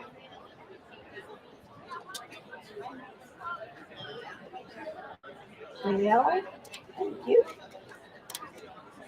Okay, so now I'm going to take a piece of fabric and we're going to go to my specialty stitches here. And I have a couching stitch built in, but you can use other stitches for that too. And I have 3 sizes of these Sashiko stitches. So one is shorter, one is medium, and one's longer. And no, you cannot change the length. Okay, so I'm just going to let this stitch check and thread the upper thread. I can't see the upper thread. It's invisible. Just saying.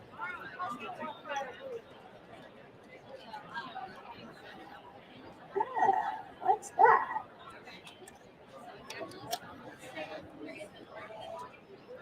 It's not going through my needle. It did yesterday.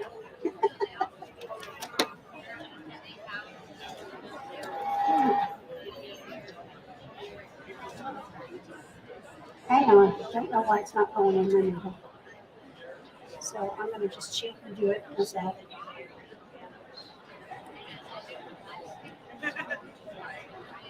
Every time I demo this, it doesn't, but today it doesn't want to. All right, so I'm going to stitch some of these.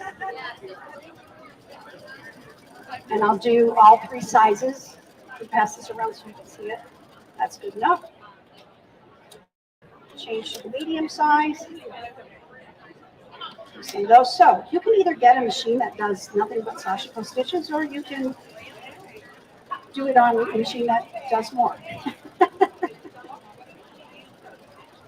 So if you want to stitch you want it to look like it's hand stitched, but you don't want to hand stitch it, this is it. I kind of asked them to see if they can put this in the embroidery side, because honestly, I bet some quilters would use this on their quilts to look like it's hand stitched. Okay, so you're still not on the screen. I'll just pass it around so you can see. But the secret is the monofilament thread.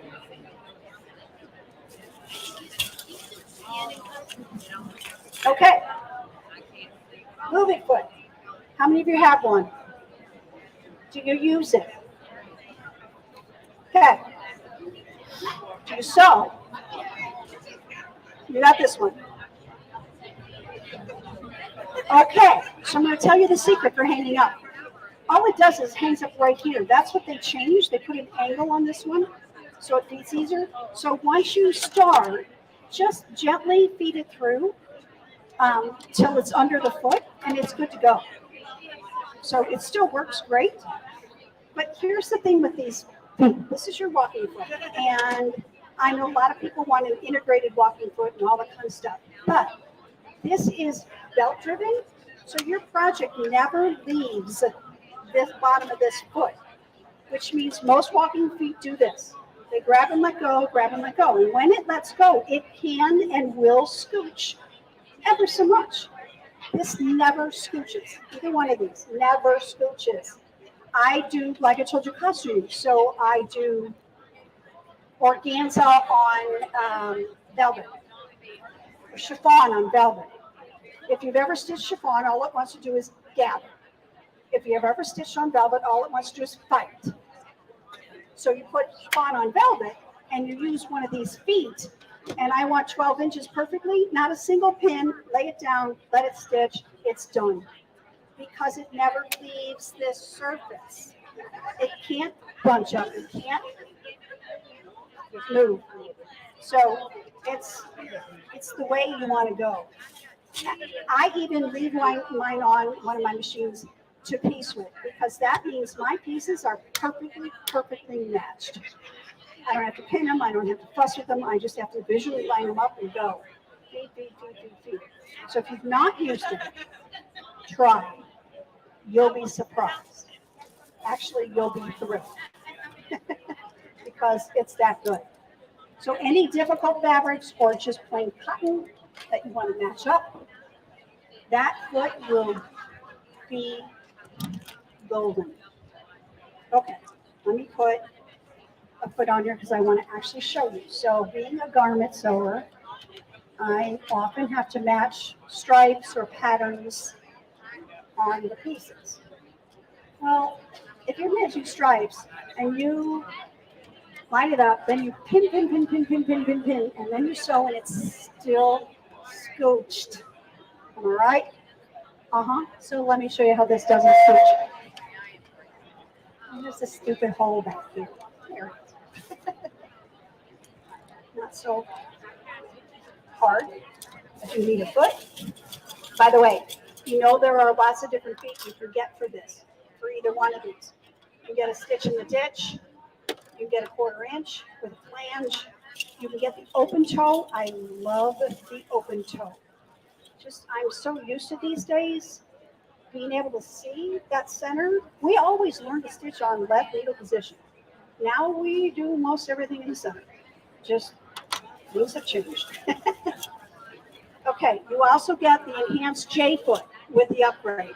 What that is there's a coating on the bottom of it to make it easier to go over difficult fabrics. It's just built in, it's not going to come off. It's part of whatever they made it out of.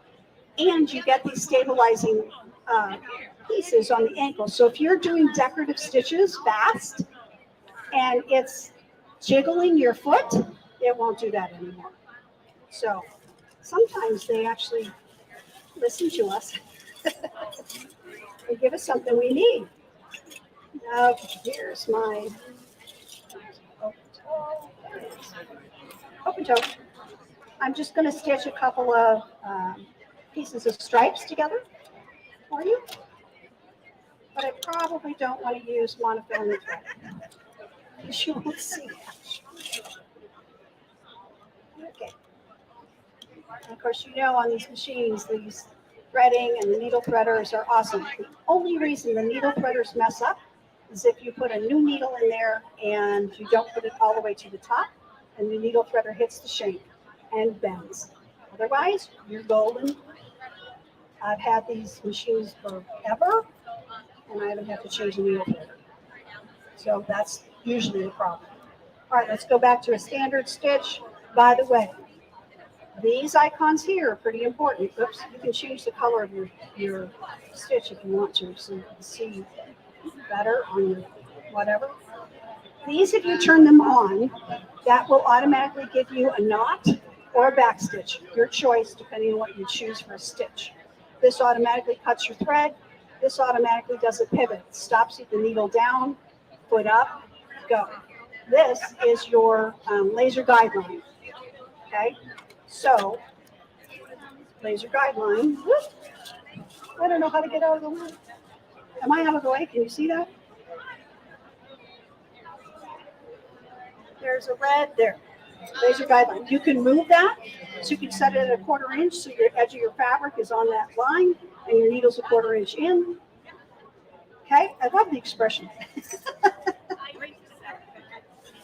Okay, it's right here. Turn on, turn off. And then you move it side to side here. You can't see it? Back on the screen, there we go. Right here. and that's side to side to moving. Okay? So I'm going to take 2 pieces of fabric that have stripes on them, and I'm going to not pin anything, and I'm going to show you how it opens up to just stripes. Visually match them up. Now fabric does stretch, so you've got to make sure you're matched up all the way across, because it's not going to magically fix that. So I'm going to put this under the foot. I'm just going to press go because I have an automatic foot down. It started with a knot because I told it to. And sew my seam, whatever that is. I'm going to stop with a knot. It's going to cut my thread, raise my needle, raise my foot, done. How's it go? I didn't line it up. I turned it upside down. Way to go. All right, let's try this again. I think this is better. Okay, line it up. Let's go. That was pretty funny. I opened it up and was like, what happened? Whoops. I just pressed the reverse button. As a garment sewer, I always learn to sew with reverse. I love the knot. It still ties that thread. It's not going anywhere, and it doesn't leave extra look. So, how's that? Not a single pin. This is just cotton. Okay. Here we go. On the screen. There we go. Okay. Good question. So we're on the screen. You've got all these stitches. The first stitch has this 2 little rabbit on the top. That's a back stitch. The one next to it has a knot. It's just a dot. And I'm over here, center needle position with the dot. Okay, and also on the machine, if you press the bullseye, that's a knot.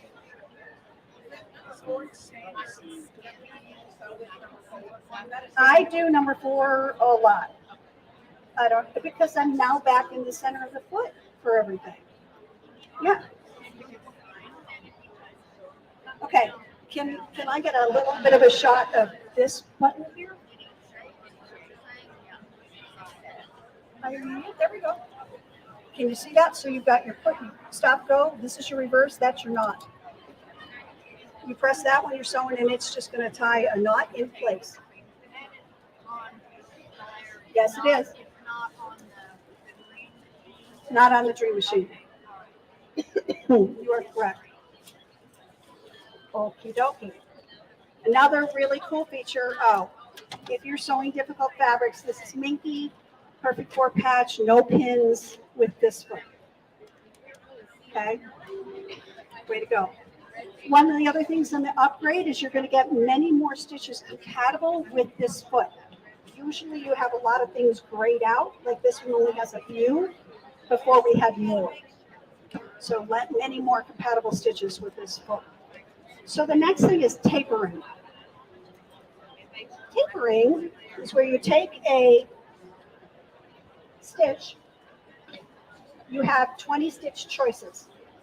So remember the S for specialty? No, it's right under that. It's T for tapering. On the screen, please. Thank you. T for tapering, right there. These are the stitches you have to do tapering with. The gray, you can't do it with this foot. 2 ways to undo that. This button on the side here, lever, you can raise that and now it's no longer engaged. And plug it, I can still sew. It's not going to change anything, it's still going to be. But now I can do the other stitches. Just saying if you wanted to do that. So I took these stitches and I played with them. This is my test play.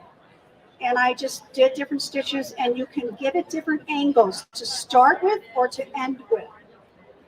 So if I want to do a square around a label with a decorative stitch, I can make it do 45s on both ends and have a perfectly mitered cornered box. This is where you do it. So if you would do just a satin stitch, you would pick that one. And then I'm going to open up tapering. And I can say what angle I want the stitch to start with and what angle I want the stitch to end with. So on my little test thing here, I did a bunch of 60-degree angles. There's that one. Say okay, and I've got 60 on both, but I could do whatever I want. If I do 45s, watch how it changes the starting one and the ending one, 45. So they're different depending on how they're going to connect. Got it? Huh, I'm over time. Uh-oh. So Reen went over time for me. So anyway, I wound up drawing this, tracing it. I didn't draw it. And then I used all the tapering stitches on the different parts of this. And it's a mess on the back, but that was my play. And then I did a little painting on it to enhance it. So I guess I got to go. If you have more questions, I'm right back there. And I'm here for whatever you need. Courtney is up next. Courtney is up with ScanNCut.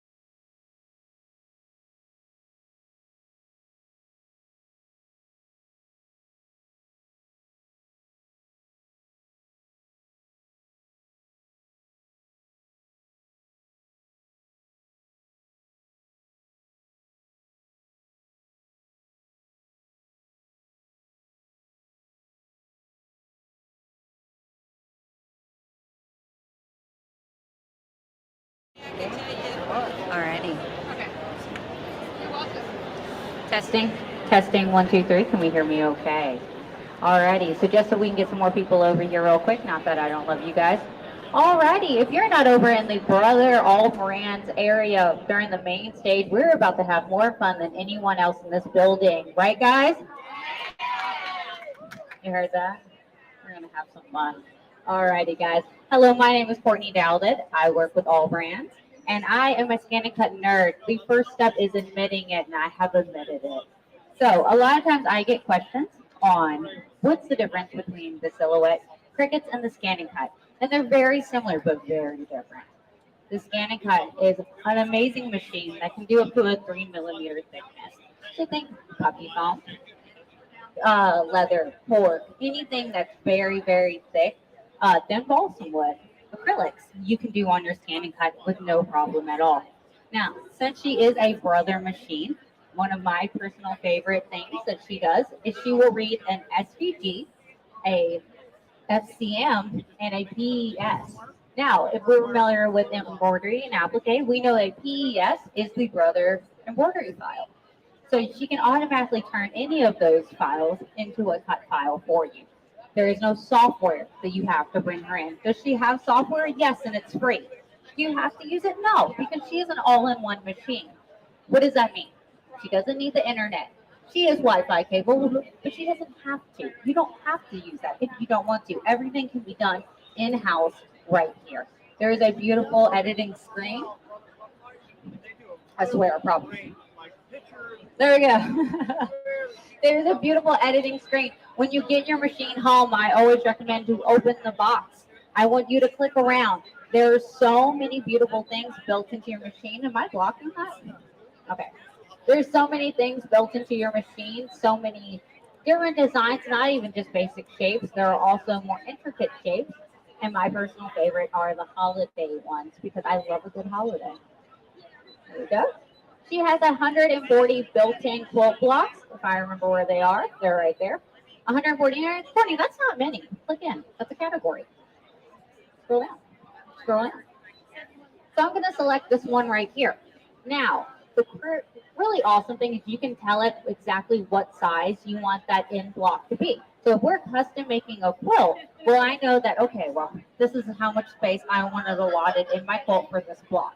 You can tell it exactly what size you want that to be, down to the very smallest amount. So I'm going to pick a random size just because I can. Hit OK. It's going to give me all the pieces to that quilt. If I select one piece, it's going to highlight it for me, and then I'm in the way. It's going to highlight it for me, and it's going to tell me where it is on my block, so that way I can start sorting out my colors in my head. So if I want to select another piece or another one, should I sit down? There we go. Can you all see better now? Okay. I like you all were just going to let me go with it. All right, so I'm going to select this one right here, and I'm going to select OK. It's telling me, hey, this is the size that this piece is going to be at the end because you told me you wanted the finished block to be this exact size, and you need 2 of them to finish that block. So if I wanted to do multiple blocks at once and assembly line it, well, I could say, okay, well, I want 4 of those to do 2 blocks. I'm going to hit set. It's going to set it on my mat. Now, I'm not sure if you can see it too well. Oh, no, you can.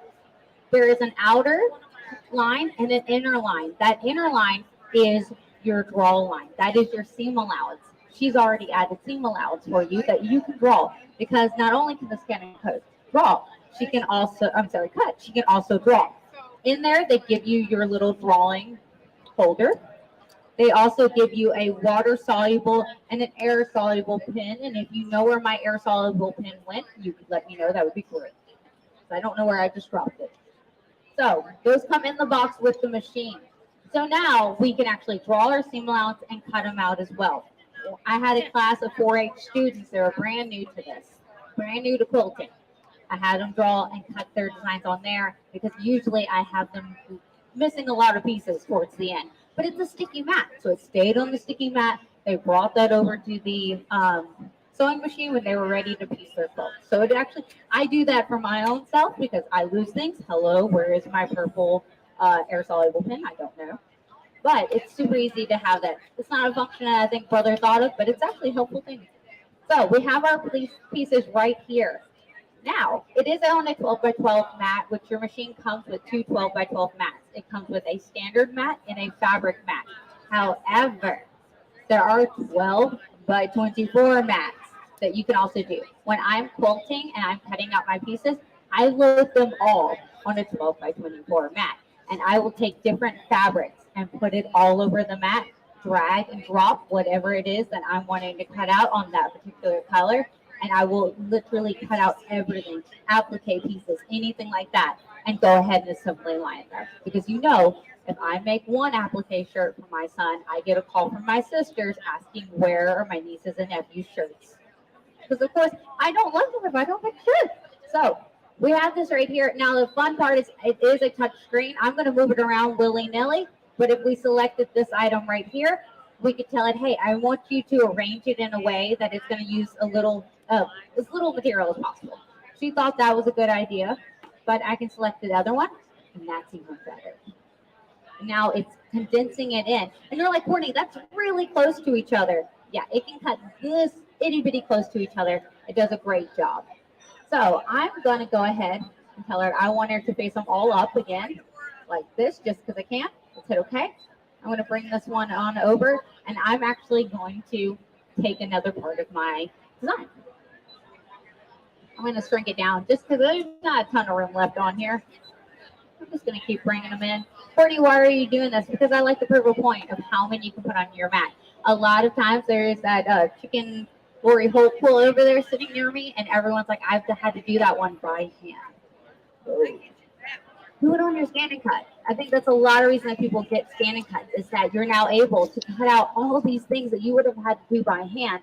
You could just do it on your ScanNCut. There is so much built into your ScanNCut. Again, 140 built-in quilt blocks, but you could bring in your own and cut them out for whatever thing you wanted to. So this is just a piece of cotton material. It is treated with Material Magic because we travel a lot and things fray. But you don't have to treat your fabric to put it in the ScanNCut. I personally do a lot of times, again, because I travel a lot with it. But you don't have to. It does give it a little bit stiffness. I do personally like Material Magic. We do have it here at the show because when you wash it out, it comes out and it goes back to regular cotton material. But it makes it feel like you put a starch into it. John, why are you making it so messy on this table? He said you're welcome. Alrighty. So I'm actually going to load my mat in. All right, I'm going to open my pen holder. It's super hard to do. Are you ready? Okay. All righty, I'm going to put my water soluble in there because I have no idea where my air soluble went. And pop it in, lock it in, and we're going to put it into the pen holder. Oh, he has a different camera angle. Fancy, sir. All right, if you ever get any resistance, make sure that there's no debris inside of there because sometimes when I make interesting things, there is debris. So there we go. I'm going to slide her in there, and I'm going to actually scan in my fabric. You do not have to do this, but if I'm using some fabric, say I'm using this cork right here, who would throw that away? I wouldn't, because cork is expensive, and I could still use pieces of it if I wanted to, and I would scan it in, and it would show me on screen where I still have pieces that I could cut out. I am frugal at best, guys. I cut out everything and use everything that I possibly can, especially if I'm doing an applique. Because, you know, sometimes you just need a little bit for a button on something, an eye on the snowman, something like that. I'm going to use all these little bits. All righty, so it did show us on screen. Oh, he's so good. It did show us on screen where all of our things are. And if I feel like I've made them close to the edge, well, of course, I can move them down and change them however I want. I think they're fine. I don't need to move them. All righty, so I'm going to go ahead and hit OK. Please select, and this time I'm going to draw. Because I want to draw my seam allowance first. I usually say, I had a question in the last one. I'm going to hit start. Courtney, should I draw before I cut or should I cut before I draw? I personally draw before I cut. It is personal preference. It will not mess it up. But in my head, the drawing is a little bit softer than the actual cutting of a blade. And I don't want anything to chip. There we go. She's so fast. Can you switch it to the other one? Oh, can I move out of the way? There we go. So she's drawing my seam allowance out. She's doing a beautiful job. And you can also add seam allowance to anything. Even the quilt blocks, of course, already have them. I'm going to hit finish in there. But you could also actually add them in. So say we brought in an image of an applique. We could add a seam allowance to it if we wanted to. We could add seam allowance to anything under the sun. Sometimes I do it for fun. Alrighty. So I'm going to take my tan fabric blade right here. I'm going to make sure there's a blade in there because last demo it did not. Alrighty, I'm going to slip it down in there. Now, the beautiful things about these is that if I told it to cut when the draw tool was in there, it would go, whoa, hold on. And if I told it to draw when the cut tool was in there, it would not let me do that. So it takes some of that user error me out of it. So we're going to put that cutting blade in there. We're going to please select, and we're going to cut. Alrighty, now half cut is on because I did vinyl last, so I'm going to come to the wrench icon. Am I in the way? No. And I'm going to scroll down, turn half cut off. Half cut is when you want to do vinyl. Vinyl is 2 parts, no matter what kind it is. Heat transfer are pressure sensitive, and the machine will actually sense when that next part is starting. With half cut, it only cut through half of it. How stinking cool. probably one of my favorite features. All right, we're gonna hit OK. And we're gonna start. Now, there is a thing called a test cut. I'm gonna do it. I just found a blade. Watch it mess up because I said that. No, I'm kidding. So while she's cutting out, again, doing your appliques are super simple. We did this cute little towel with the letter N, and I didn't have to cut it out because I cannot cut for a straight line at all. Everyone, someone took a new baby brother home. There you go. So I like to do that. For Christmas, for my son, we're doing a train with Santa and the elves and presents in it, and it's got little bitty parts in it. And of course, I'm looking around wondering who in the world did they think are going to cut this out, because it's not going to be me. It's going to be my ScanNCut. I don't even know where my applique scissors are. So you can cut a number of things. Again, Court, you're done? You sure? You good? Okay. I wish she looked over. She's like, who's she talking to? My machine. All right, let's see. Oh, perfect, John. Everyone, ooh. Everyone, ah. Everyone say Courtney needs a raise. You heard that? So I'm going to load her. And guys, think if I had my 12 by 24 mat, I could have filled that whole thing up with appliques, with quilt blocks. And look at that. She drew out my seam allowance beautifully. So now I have a fighting chance to sew a straight line. I don't say I'm going to sew a straight line. I have a fighting chance to do it this time, guys. So now we should be good, and we should get our spatula tool to get it off, but I don't know where that is. So I'm going to actually come from the corner and pull it off. Look at that. Beautiful corner. Yes, ma'am. The fabric mat? Yes, ma'am. Mm-hmm. Oh, yeah. The high-tack support sheets? Oh, yeah, that's a dirty word to me. I hated those things. They're awful. They used to cut them, and then they would get on my fingernails and stab me. It was a whole thing. No, that's why brother made the fabric mat, was to get rid of those high-tack support sheets. They last longer because they are actually the stickiest mat that brother's ever come out with.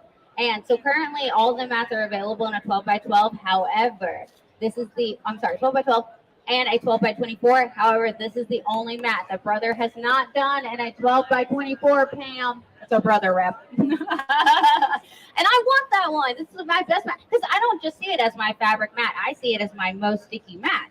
So I use it when I'm cutting out my balsa wood, when I'm cutting out my acrylics and stuff like that. This is the mat that I run to. I have one that's considered my crazy mat that I put that kind of stuff on because it's my most sticky mat. And you know, the ScanNCut works when it's holding down something on the mat. So I like this one the best.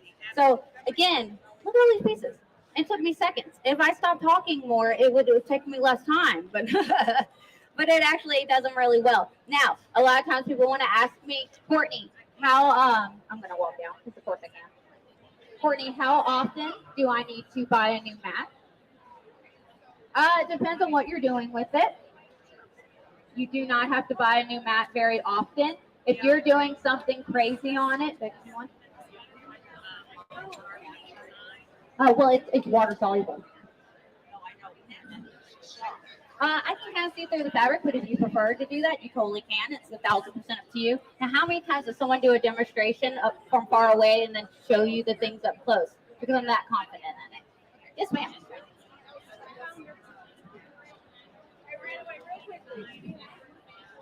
Yeah, same thing she said. Yeah, really. Yo, same thoughts. I love it. You can if you want. It's personal preference. Yeah, absolutely. Yeah, totally. So it's 100% up to you. Now, again, with the mats, if you keep them clean, they'll stay stickier longer. Brother's official view is that they want you to use an unscented baby wipe to clean your mats and pick off every prince of lint. Courtney's view is that I want you to go to the Dollar Tree and get a product called Totally Awesome. It is a household cleaner. You're going to take your mat, you're going to spray it down, and then you're going to use your spatula tool to just kind of move it. We're not scraping, we're just moving the gunk around. Get a paper towel, wipe it down. It's going to be very scary because it's not sticky at all. Leave it without the protective cover, and you're going to leave it to dry. It's going to bring all that sticky back, and it's going to make your mats last longer. You're going to have to purchase them less often, which is always a win-win. So highly recommend that product. We are not affiliated with them, but it's good. One of the educators, she actually keeps a small squirt bottle of it in her purse. underneath a certain size so she can travel on the plane with it because it's that good. We really like it. So 100% string. Do not dilute it. Do not do 50-50 ratio. 100% string. If you put water in it, that's when it messes with the glue. But I highly, highly recommend that. So fun things to be able to cut out your quilt blocks. You can also fussy cut with the ScanNCut. So say we had these mustaches. I cut them out. Courtney, why did you cut them out? Because we cut out of a leathery cork. This is Stephen the Bull, and this is Stephen the Bull in incognito mode. Yeah. I know, we've been having fun at this show. So there's a lot of fun things that you can do with your ScanNCut. I always tell you, you are only limited by your creativity and maybe Pinterest. But other than that, it's kind of sky's the limit. Now, a better image that you can see, we did it in black, was the seam allowance, so we could actually stitch together a beautiful quilt. Now, if you like those lines and you think they look straight, I did them. If you think they look bad, Cindy Hogan did them. She didn't hear me. Yeah. You can also do paper crafts on them, fun little cute boxes as well. Now, my favorite thing, again, with the cardstock, is you can go very intricate. You can do, of course, a different vinyls, and then felt, wool, stuff like that. So it is a lot of fun. I have a great time doing it, but I always like to leave a little time at the end to ask questions. Do you have any questions? I love questions. Are we having any questions? You're like, no, you just blew our mind. Give us a minute, Courtney. Yes, ma'am. Mhm. Yeah. Universal pen holder. Universal, yeah. So the one that comes with it is, yeah, I lost it. It's a little pen holder. It can only fit the brother pens. There is a thing called a universal pen holder that you can put Sharpies and stuff. And actually, the little block I was showing you just a minute ago that I already lost. Oh, there it is. We used the universal pen holder and we put in a black Sharpie so you could see it a little bit better. That one's great. So if you have a pen that you prefer that is water soluble, sorry, someone's taking a picture of me. Water soluble, air soluble, anything like that. You could also do those in that universal pen holder as well. Yeah. So a lot of times I make my own custom tags for my son for school, and I'll put from Alex to his classmate's name, and there's tags built into the ScanNCut. So then I'll drag and drop those tags. Ooh, let's see if I can remember. Haha, I did. There's tags built into the ScanNCut. So I have it draw it, and then I have to cut the tags out, and I'll get fun cardstock that's like Christmas themed, Halloween themed, for whatever it is, and cut them out of that. And now he's got custom made tags for his class. And then the teachers realizes I'm crafty, and I get a lot of phone calls. A lot of them. Once they realize you have a ScanNCut, it's game over, guys. So, yes, ma'am. Yes, ma'am. So Stephen, the bull right here, he is actually a very highly high duty cork, and as well, what was the other one? Oh, vinyl. There we go. Hey, John, you want to do my Vanna White? He's like, no, just do it right here. You can also do, so this is pressure sensitive vinyl. This is heat transfer vinyl. Remember with the half cut? It does it beautifully. It does a great job. Yeah, great question. Any other questions? Questions, comments, concerns? No criticisms. So I should have sent Steven's mustache with him. I'm sorry. So, he goes into incognito mode. All right, guys. I hope you had a good time. Again, my name is Courtney Douthat. I do a show on our YouTube channel, which is called Allbrands After Hours. The reason we call it Allbrands After Hours is that if I say something, anything the owner of Allbrands doesn't like, well, sir, you can't get mad at me. It was after hours. Y'all have a good day. Thank you. I will, of course, be down here with the flyer for the ScanNCut because, of course, we are selling these beautiful things, and I can go over the flyer with you to answer any of your questions. I will also be over there in the ScanNCut booth doing ScanNCut and the new Brother Printmoda fabric printer. If you haven't seen that already, what are you doing today? Y'all have a good day. Oh, I got to start making things that are less heavy. Pressure-sensitive vinyl. I have a video. My hype woman. She's like, she has a video on that. YouTube. Check it out. Guys.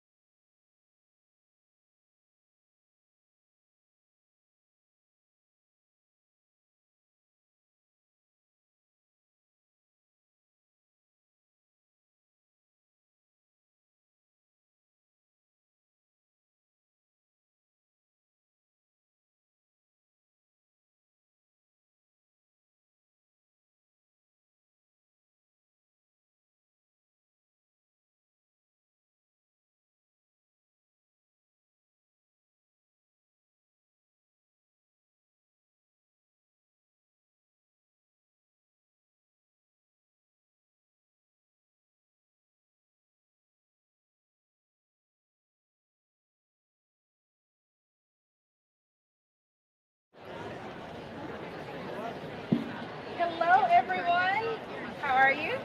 My name is Alexis. I will be presenting on the PR1055X. Does anyone have this machine? Do you? Do you love it? Do you have it also? Yay!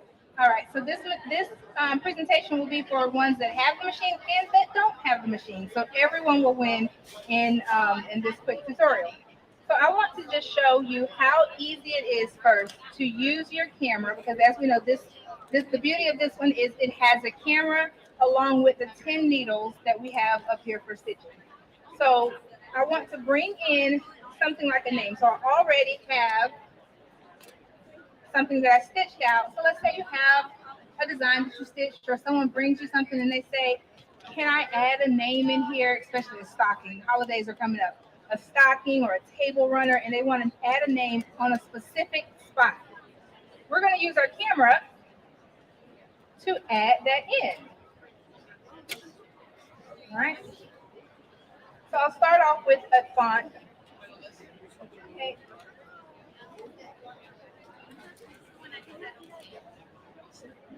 So I will start off with a name.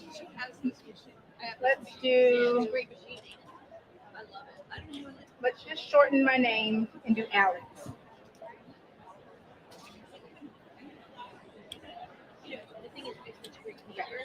And then we'll touch set.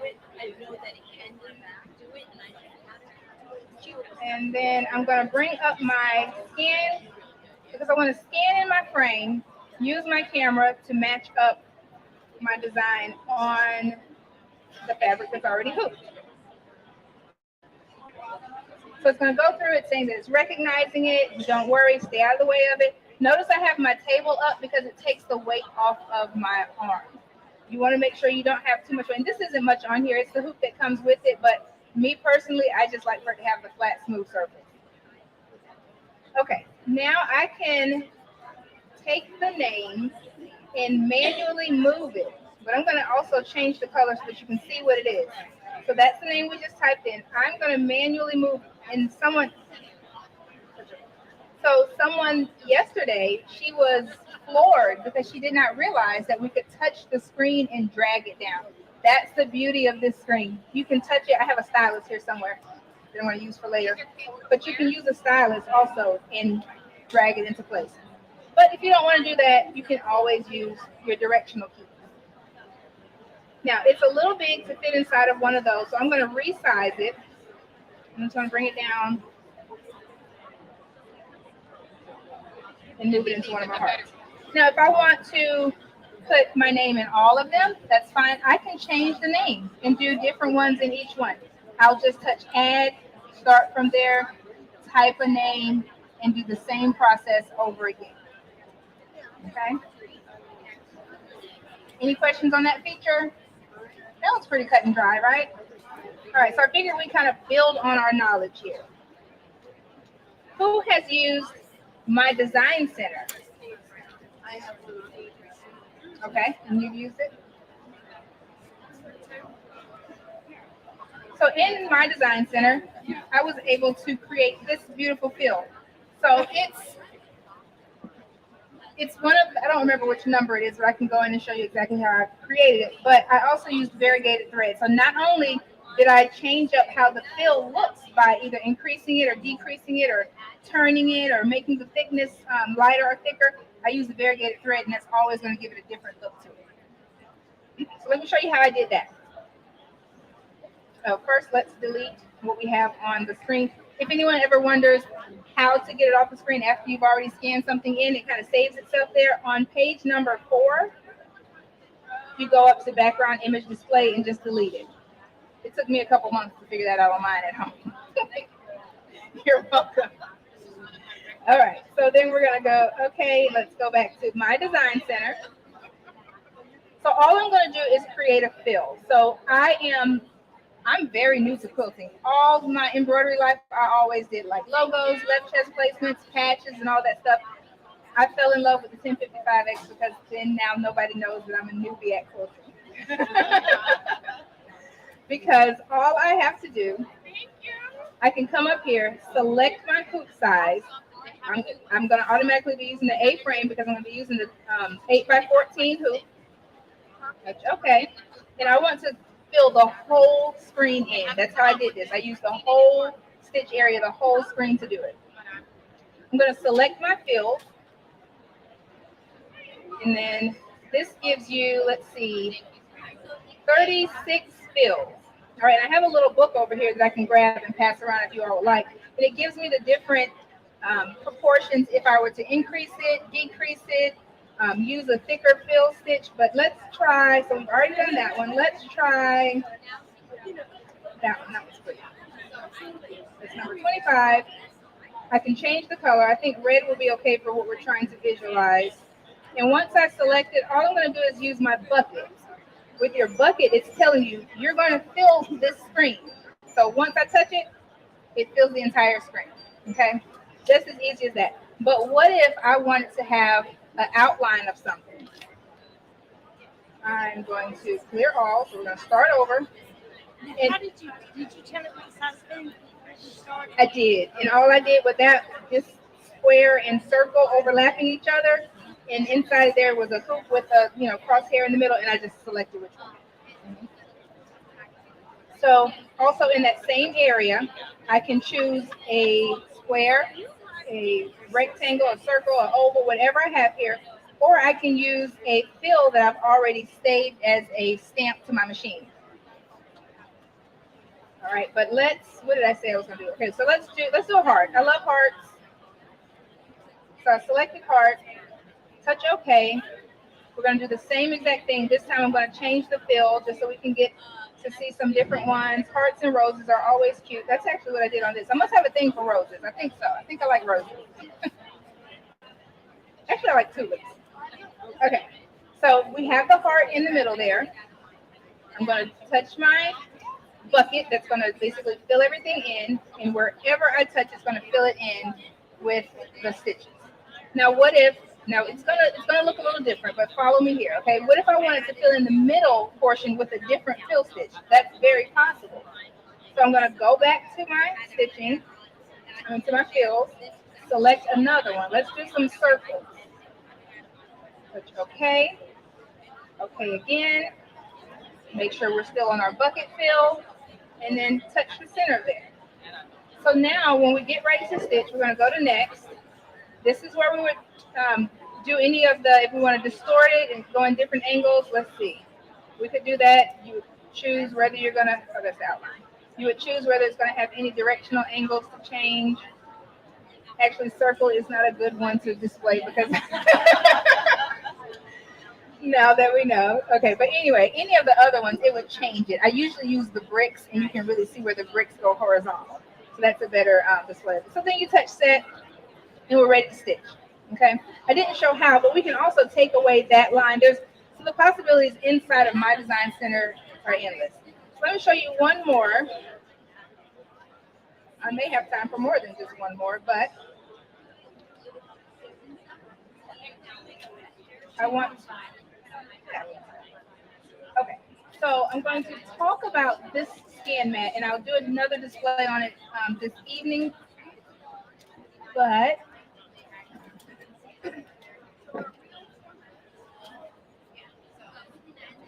I have a picture here. I drew the picture. I don't know where the picture just went. Did you draw my art away? It's going to be even funnier when you see the picture.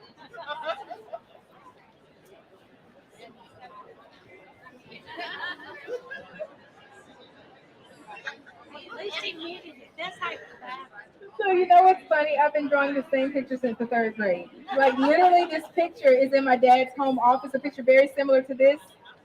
So finally, my mom can quilt it into a blanket for me because I scanned it. The picture that I drew, okay, it's going to be famous one day. I'll sign it if you need me to. But the picture that I drew, I then turned it into stitching. So imagine your kids, your grandkids, nieces, nephews, whoever, teacher, project would be wonderful to do it as a project to put in a frame, a quilt, whatever. You could even put it on a shirt. Walk around the quilt festival and show, my grandbaby made this. Okay? So that's done really easily on the scan mat.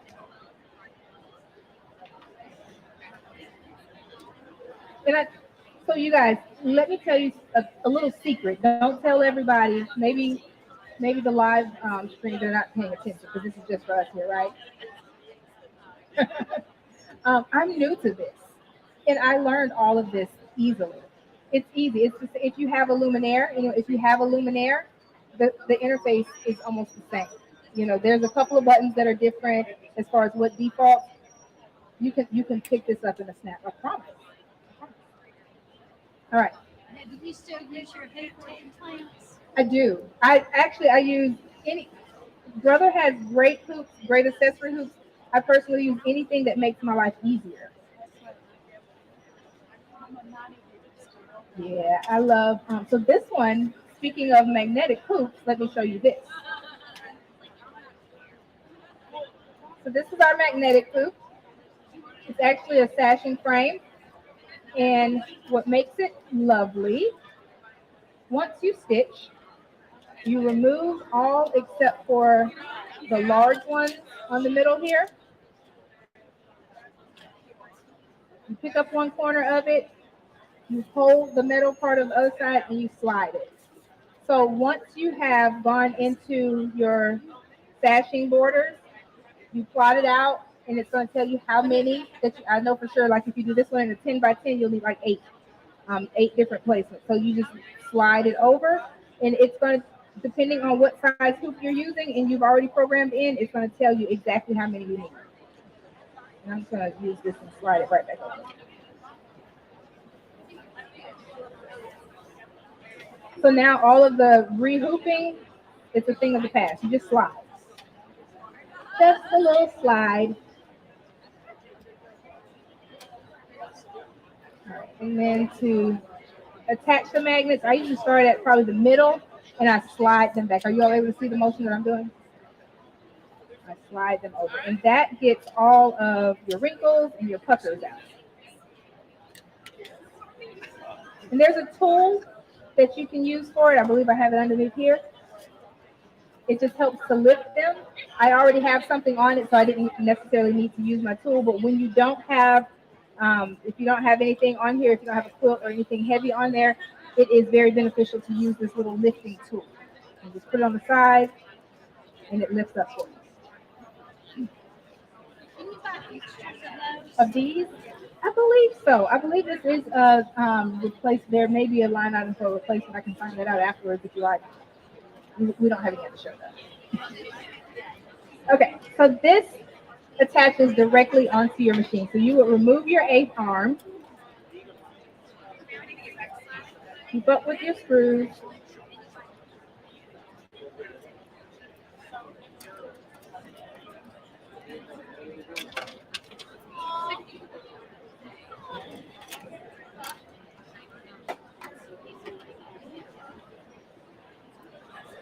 all right, keep this,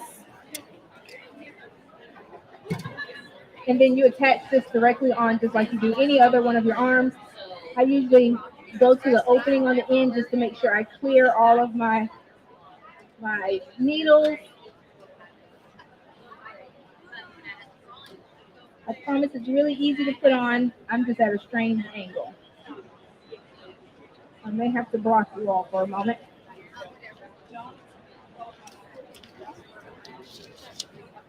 And all you're doing, just like with any other one of your frames, you're just connecting the knobs into those holes, and then right beside them is where you screw in your hoop screws, your arm screws.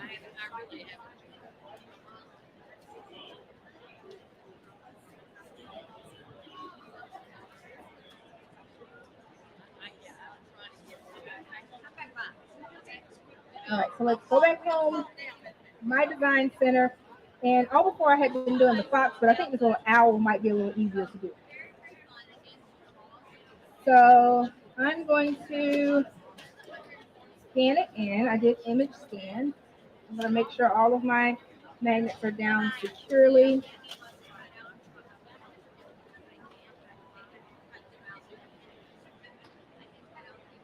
And it clears it. I've made sure. I'm not sure if it before. I did hold my breath the first time I did it.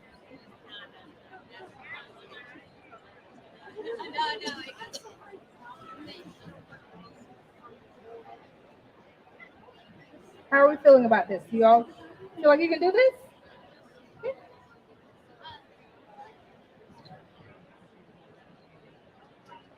Another thing about my design center, there's so many different ways to do things. I've run across people that say, oh, no, I do this step first. And another person does that step last. And it does not really change your outcome. You know, sometimes it's easier. Me personally, I like to increase the background image just so I can see what I'm working with here. And then I'll take it back down to the mid one. So then let's choose a fill. So what I technically want to do, let's just act like this little box isn't there. We're just going to do this one.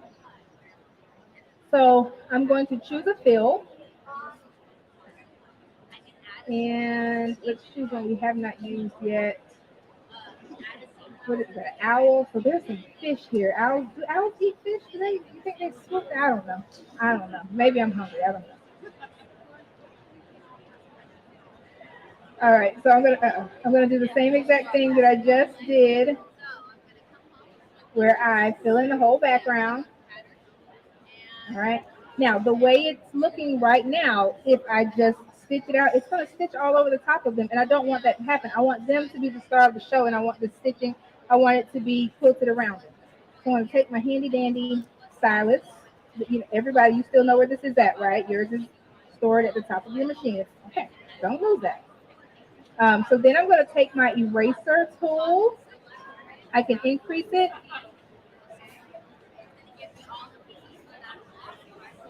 And I'm going to touch OK, and I'm going to erase around my owl. And this is where it's beneficial to make it darker or lighter.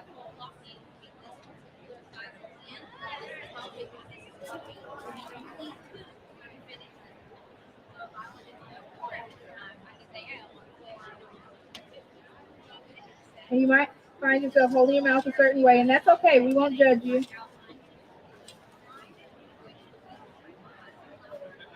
Just tracing.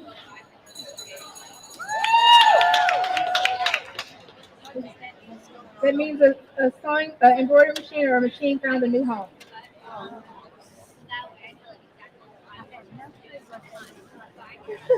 What we were clapping for? Yes. All right. So all I do, I'm erasing the stitching behind it.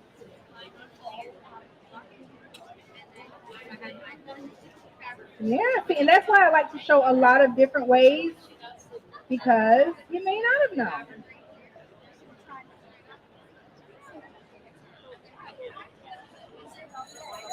So you see there, we have an outline of it.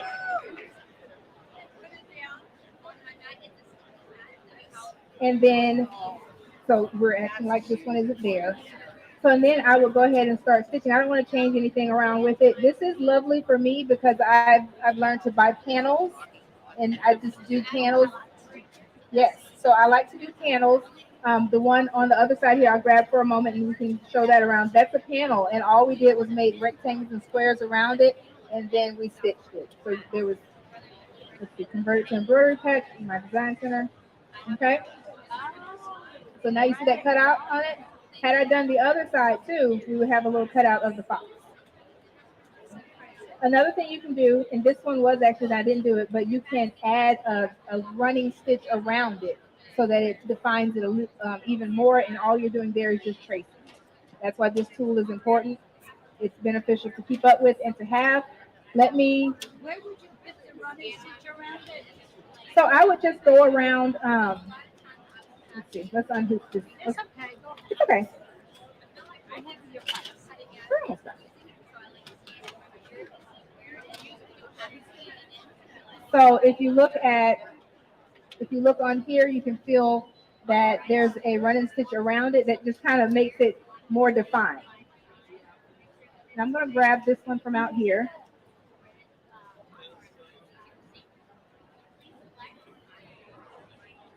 To show off.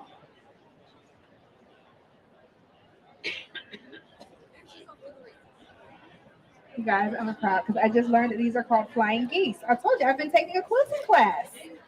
It's been going good. I'm making a crazy quilt at home. So you see how we just left those out and we quilted around it? That's the same exact concept. And this is a panel. And then we did a stippling stitch around that one. It is. Okay. Okay. Okay. So it's perfect for me. And I think a lot of you all.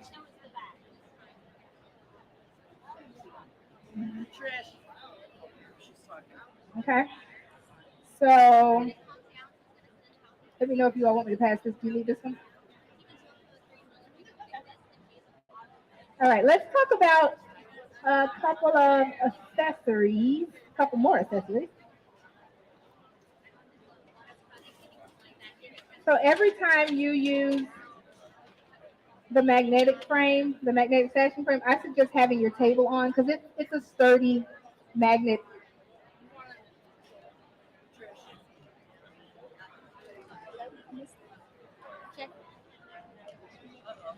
Battery dying.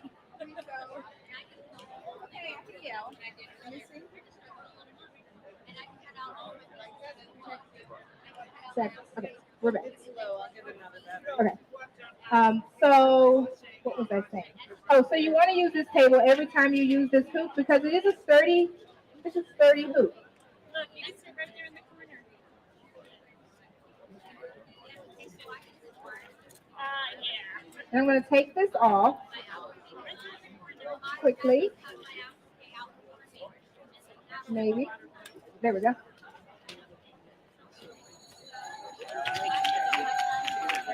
And then the table just slides down for when you don't need to use it. But when you still need this free arm, we're going to take it off completely. Set it to the side. And try not to make a mess. Yeah. Yes. So yesterday you were here when I didn't have anything on there. So I went and found a cute design and I used my sleeve hoop to stitch down the side of it. Let's see if I can put this on with that.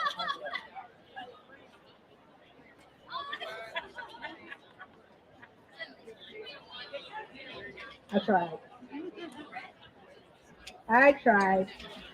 I grabbed it. Thank you. I'm glad you said it.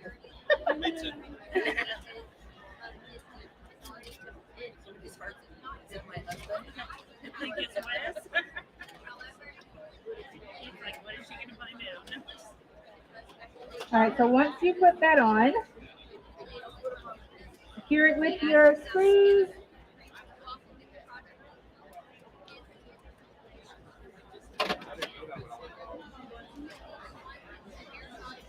Take the opening of your pant leg, slide it over the arm.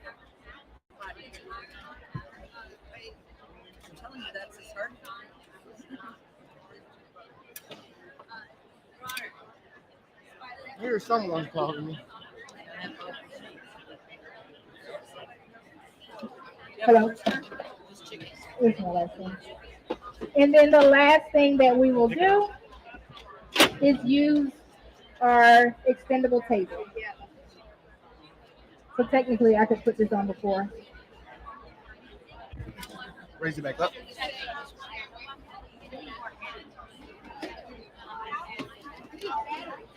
Here's someone. Yeah, we're back for a second.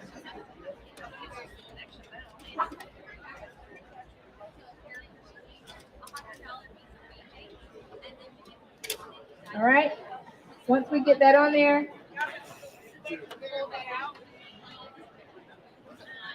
can pull that out, and then you have a table that will support the leg of your jacket and your pants, a bag. I've done a horse bag that goes over the horse before, and I use this to hold the weight. Any questions?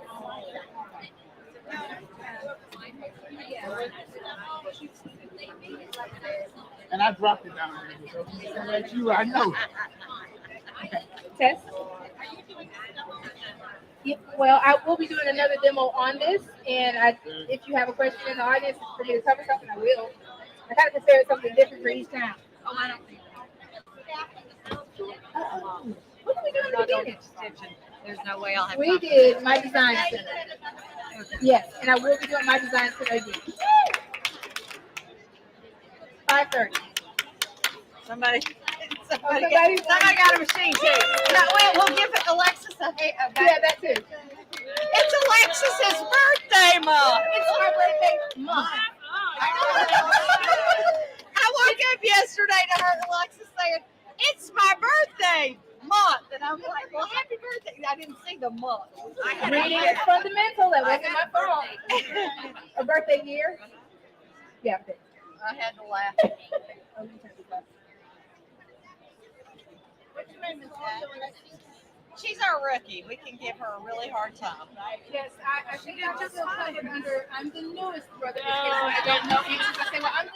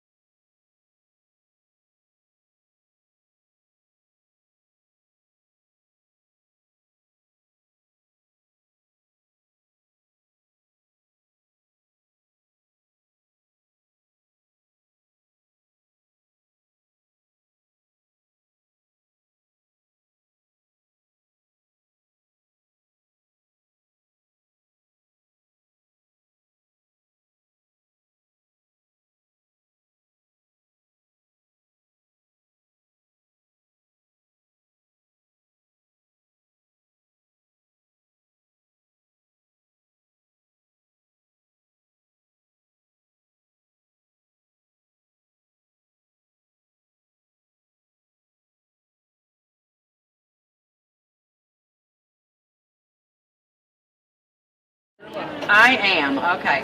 So guys, we are going to talk about My Connection. My Connection is a unique feature between the Brother ScanNCut and the Brother Luminaire or Stellaire, okay? Either one of those two machines is unique to the 330D and the 325.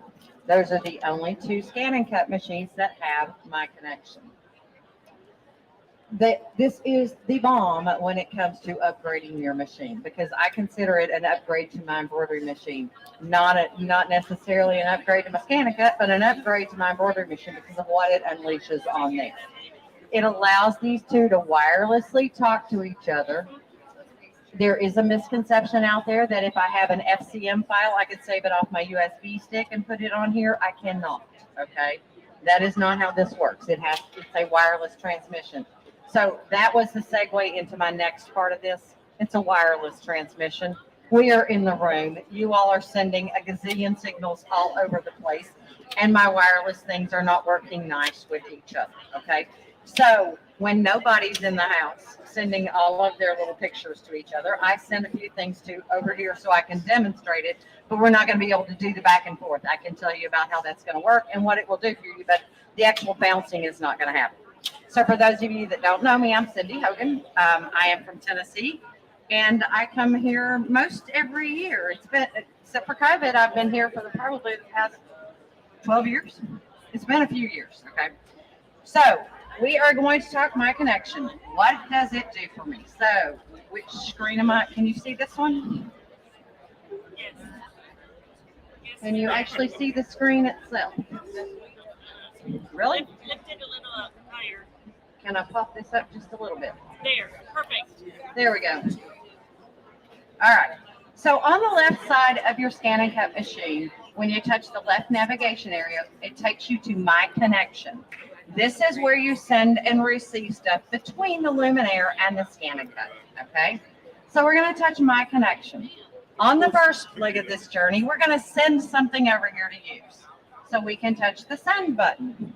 And then we can access any of the built-in content. And that is key word, built-in content besides Disney. Disney can't go either way, all right? So if I want to come in here and I want to create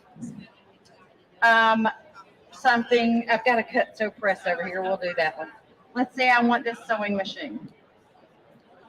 This microphone is messing with my glasses. I can't. Have y'all ever had your bifocals do this? Yeah. So I'm going to touch my sewing machine. In the ScanNCut, it gives you each individual part, and then if you see these little 3 squares right here, that's showing you I'm bringing the whole thing in at one time. Well, I'm going to send it over here, so I want to bring the whole thing in at one time. Now, if I want it to be 2 pieces still, and I don't want to weld it, then I can leave it grouped. If I want to weld it, which is what I want to do today, just for simplicity's sake, I'm going to take that button off, touch that, and there's my sewing machine. If I just wanted to send it over right now, I would press my transfer button and transfer it. But I want to do one last thing before I go. Since I'm on my ScanNCut machine and I don't want to have to erase when I get to my design center, this is going to take a little bit of the work out of it for me. Everything is selected. I can touch Object Edit and I can say Weld. And I now have one big old piece. So now when I send that over there, I don't have to worry about working it. It's going to be exactly what I want it to do. So we're going to go ahead and transfer that. And by the magic of TV, I actually have one over here that should be transferred. Okay. We're going to touch My Design Center. And in My Design Center, under your stamps, oops, we need to switch cameras. Thank you. Can you see? Ooh, hello. We're going to touch the Stamps Shapes menu. And we're going to touch the ScanNCut key, because that once you activate My Connection on your Luminaire or Stellaire, you get this magical button called the ScanNCut key. So we touch that little button, and it's going to tell me I have to register with my Art Spirit app because I am not on Wi-Fi. There's my magical sewing machine that I've sent previously. I've also got Believe in here that if we have time, I'll show you that one. That one's kind of fun as well. We touch OK, and there it is. Now it acts just like any of the other shapes that I have here in my design center, and I can create an embroidery design directly on my machine without any additional software. So I'm going to touch OK, and I'm going to touch the paint bucket, and I'm going to tap inside there. If I want to add a different outline to it, I can come in and grab my outline key, and I can pick a blanket stitch, or I can pick a decorative fill. There are multiple decorative fills through here, and you can also choose, motifs. You can also choose custom motifs. I am going to go back to the fill, go back to OK, and choose a blanket stitch. And let's just say it's black, we'll leave it alone. Paint bucket, tap your outline. Voila, that was really hard now, wasn't it? We all sweated. I am pouring buckets. We're going to go ahead and touch next. And if you want to change which outline, what the properties of your outline are, you just touch your little arrow there, and I'm going to come and change my stitch width and make it a little bit longer so that I have more grit going down into my fabric. That's up to you. You can play with it. The defaults are always going to be highlighted in black, okay? So I'm done. I'm going to say set and say okay. So I have an embroidery design with a blanket stitch outline. But wait, there's more. When my connection is unleashed on my machine, I have a magical button, and I truly do mean magical button. It's called the Applique Patch for Selected Colors key. It is a brother exclusive. Baby Lock does not get it. Baby Lock will not be getting it because it is tied to our ScanNCut machine. Applique Patch for Selected Colors. I'm going to touch that. I'm going to touch the red color type, and I'm going to say next. Guess what? I just created an applique. out of the entire design. Doesn't matter. It doesn't have to be the one thing. Now, if I want it to be a raw edge applique and I want that blanket stitch to stitch, right now, I've got a lightweight zigzag stitch, but the blanket stitch is still on there, so I can turn it off and have it not stitch. But if I want that to stitch, I would change it to a raw edge applique, which means I turn my satin stitch off, touch preview, touch next, and then there's my blanket stitch, and I have a raw edge applique. I no longer have a zigzag. If you want it the regular old All-American satin stitch, preview, next, and turn off that black stitch. When you're done, you say okay, and you now have an applique. All on the machine, no other software required. I'm going to delete that, so I'm going to take this one step further. And I should have said, and when I'm done, I can transfer that back to my ScanNCut to make it the correct size, since I resized everything there. On my machine or anywhere, if I have any design that I purchased, doesn't matter where it comes from, I can come over here. I'm going to pick one that has a lot of stitches and that I actually already have the sample stitched out so you can see the difference. Here's my butterfly. And this butterfly, if I go to embroidery, has 58,992,000 stitches. You're going to be there stitching a while, right? I can take half of that out, or close to half of it. If I touch my edit key and I touch my applique key, my applique patch for selected colors will let me take parts of that and turn it into an applique and hide it underneath. So if the pink is the largest stitch count in there. So I come in and I take those 2 pink patches, touch next, and have it do a light zigzag. Touch preview, and looky there, they are now an applique. Touch next, and say okay. My applique is done. I'm going to touch memory, transfer it to my ScanNCut machine, and it will bring it up over here for me to be able to cut it out. Perfect size, guys. No offset needed, no adjustments needed, perfect size. Now, let's look at how many stitches are currently in that design. We took it from 58,000 stitches down to 34,000 stitches. Pretty impressive. Let's see here. How am I doing on time? Oh, wow. I'm doing good on time. I've got time to do some stuff now that I'm not playing with wireless. Okay. So here's our sewing machine. Heather and I were at BDTA last year, or the year before, sometime. And we did cut, sew, press, repeat, because these were all little things that we had on our ScanNCut that we could actually use. We took an arrow and we welded it together so that we could actually make the arrow to go backwards. So that is with a light zigzag. So that's that light zigzag that I was talking about around the outside edges of those. Y'all can pass these around. I will not bite, I promise. The butterfly that I just showed you would have been rather stiff, right? Feel that? I mean, that's light as it can be. I love you. You can come be in the audience again next time. Very good. Proper response. So this is one of the outlines that are basically just built into my design center, just to show you basically what you could do from the machine itself without doing anything else. So this is one of the open outlines. It's on the second tab that has been turned into an applique. This is a built-in design. This is the complete design down here. We have taken it and we have turned it into an applique, a raw edge applique, and turned off different parts. So you can see it allows you, the no sew feature allows you to turn off different parts of it, see if you actually like what it's going to be turned on or off. Nope, sorry, man. Let's see, what else have I got in here? This is from the logo category, okay, in the ScanNCut machine itself. This was transferred over and turned into a regular embroidery design so that you can see. And this is also in the celebration category on the ScanNCut itself, sent over here to turn into a fill stitch design. Oops, I'm throwing things around. Oy.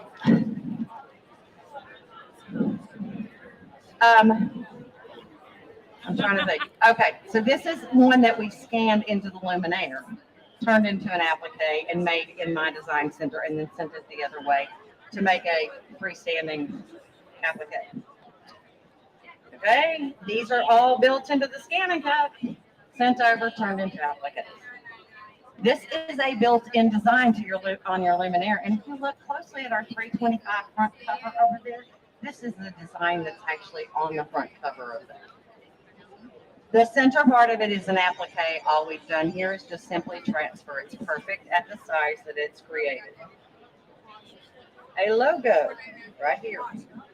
One of the lace designs off of the ScanNCut. Both of these items came directly out of the ScanNCut. Now, if y'all haven't noticed, all of the quilting around all of these are built into the ScanNCut machine. It's, the luminaire itself, or the Stellaire. Some are in the, I use a luminaire because I don't have a Stellaire, okay? So I have, all of these came out of my Stellaire. You can also use custom decorative fills in the luminaire, and but not the Stellaire. So this one's a little bit different. Flower from the luminaire, from the Stellaire, sorry. Part of it's turned into an applique, part of it's still a fill stitch. This is a logo from the ScanNCut machine. This is a decorative fill over the top of heat transfer vinyl.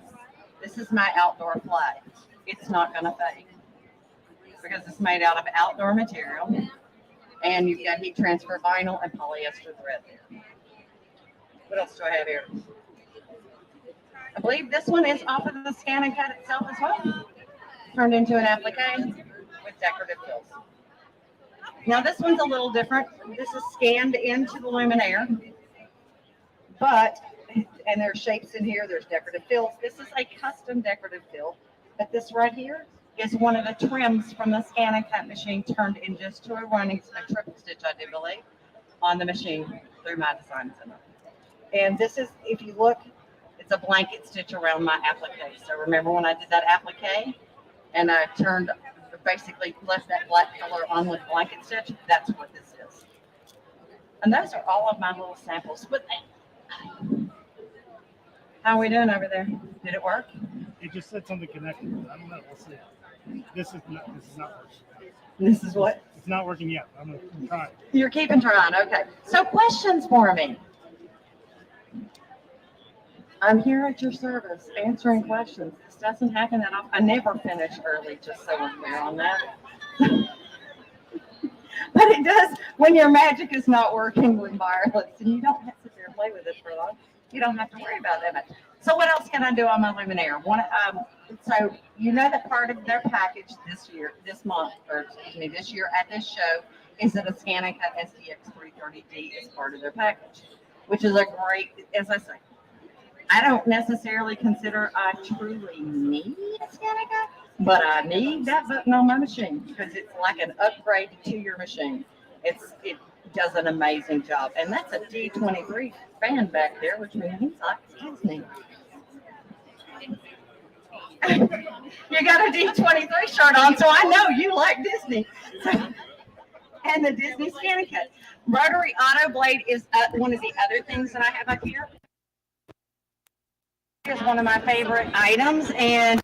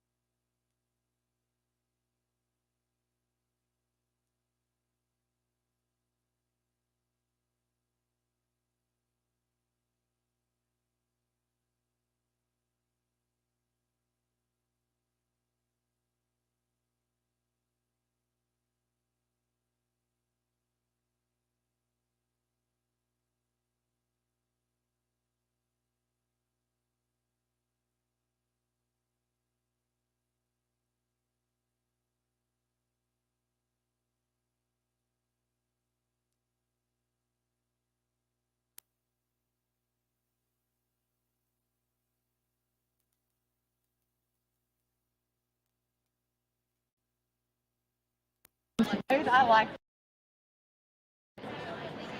So we touch OK, and you'll notice it tells me I have 4 pieces across, 6 rows down. So that's how many rows in the hoop that I chose. That's how many across and how many down I'm going to have. We're going to go ahead and say next. And I am going to choose and now I'm going to sit here and tell you, you can have a single run or a triple stitch. Choose single. If I can give you one piece of advice, choose single. And the reason I say that is because it's a 3-minute stitch out versus a 9-minute stitch out, okay? For each section that you're doing. So multiply that by 24, that's a big difference. So 3 minutes is about my max. You can change your color if you're projecting onto a darker color or a red. You probably don't want red as your color of thread, so you might want to project in a different color. So if you know you're using red fabric, you might choose a blue or a purple color tile if it likes my finger. So I could say that instead, and that would now project. You touch your memory and you say, okay. Now, the magic happens when you go in here. It will walk you through the whole process if you choose the first tile. If you choose in the individuals, you're not going to be in an automatic process. So I can't do all of it here with you because I do not have the hoop out, but this is what you would touch, okay? And it will get you in an automatic process and walk you through each and every step. And the projector will guide your way. So that's one of my favorite of all-time features that has made it on a luminaire. What else is my favorite? Oh, the last one that they added. Let's see. It said Coleen's been doing some custom decorative fills of mine, I do believe. Let's see if they're in here. She cleared them off. Did you seriously clear my fills off? Okay, well, sorry. Next time, maybe I can get to that. But we have the ability to bring in custom decorative fills, and I actually happen to create quite a few of those. The sewing machine was one of those custom decorative fills. So not only do I have all of the ones that are built into the machine, I have the capability of bringing others in as well. So there are 48 built into the luminaire. I think there's 24 in the Stellaire. But the custom tab here is how you bring in some from other sources. So if you've downloaded some from another source, I would be another source, okay? They do stay in there. Up to 12 stay in the pocket. So as long as once you've loaded the first one, once you've loaded it in, it will stay up there until you've got to number 12. And then it asks you which one to kick off your island. Okay, so you always want to store them on your computer as your backup, but it will let you put 12 in at a time. Okay, so I basically, when I'm ready to kick one child off the island, we kick one child off the island and just come bring you back later.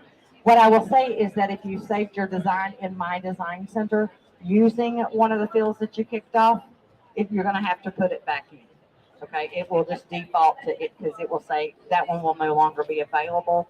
So once you remove it from your machine, it's no longer in that area. You'll have to replace it. But it will default back to basically a fill stitch. So you'll know, that's not what I had in there. I'll have to put something else back in, okay? Other questions for me, guys?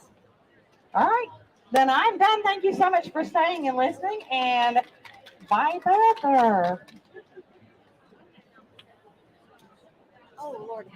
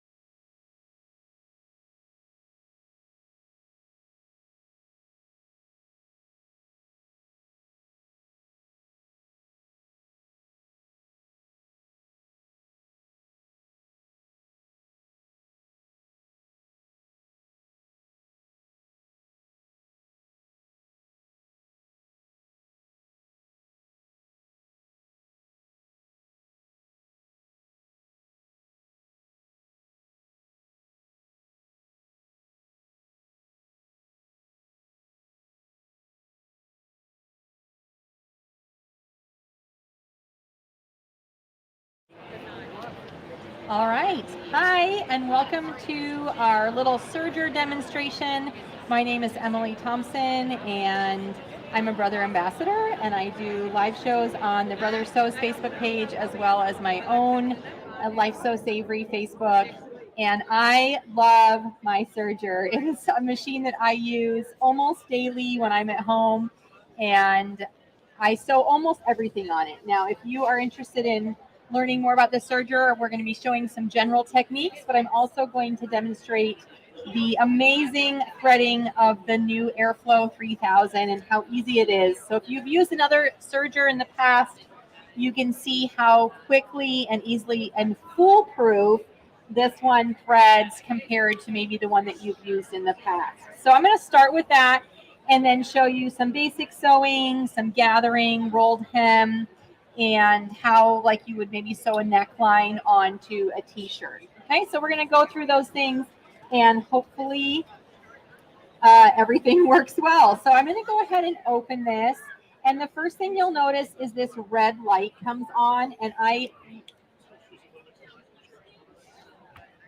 like that.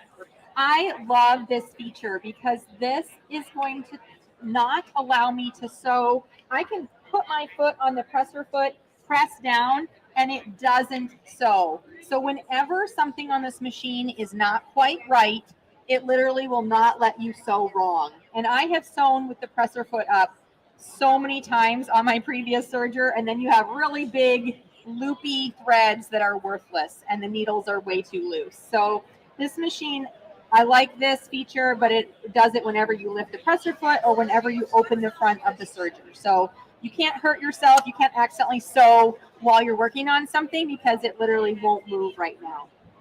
All right, so I'm going to go ahead and cut these looper threads.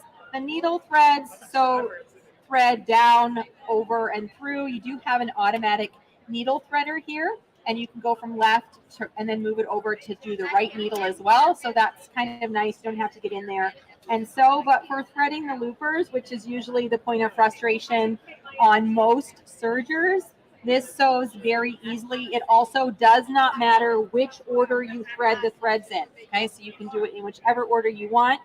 And I'm just going to pull these out. So they're no longer in there. We have the needle threads, but the looper threads are out. In order to put it into threading mode, you're going to go ahead and push this lever from sewing to threading. So we push that down, and then you're going to turn the hand crank until it literally locks into place. And that's going to engage the air chambers, which will force the thread through. So in order to put it through, you want to pull out 12 to 18 inches of thread so that it can easily flow through there. And then in the hole, okay, in the hole, you just go ahead and place 1 inch to 1.5 inches. Now, if you can see right here, you're going to watch right here, that thread just popped right out so easily all the way through. And we're going to do the same thing on the lower looper. Make sure you pull out a few inches of thread so that it can flow easily. Push it in. And then here is that second thread that just popped right out. Okay, so very easy. And you don't have to worry about order. You can do one at a time, left, right. You can do them both at the same time if you can get really coordinated with sticking them in the holes and then pushing the button. And if the thread comes out, it is ready to sew. Okay, you didn't do it in the wrong order, or you can't really mess it up. So then we can put it back into the sewing mode and then close it up. You can see this red light is still on because I still have the presser foot up. So as soon as I lower that, it's going to be ready to go into the sewing mode. All right, so let's start with just a basic stitch on some woven fabric. Okay, so this is not only a very durable 2-thread stitch, but it also finishes any raw edges. So if I sew woven fabric with the serger, I don't have to worry about those edges fraying in the wash or coming undone later. So we'll sew this up. Hope our threading was all good to go. Okay, I'm going to show you on this a couple of things. So this is set right now, the stitch width of 5. Let's go ahead and turn that up. And you can see on here a more narrow and a wider stitch as well. Pop back on there.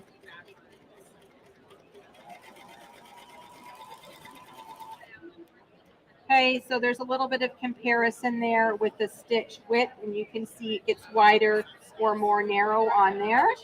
And then you can open this up and you have a nice secure stitch, as well as the raw edges of the fabric are completely finished and will prevent any fraying as you're washing or wearing.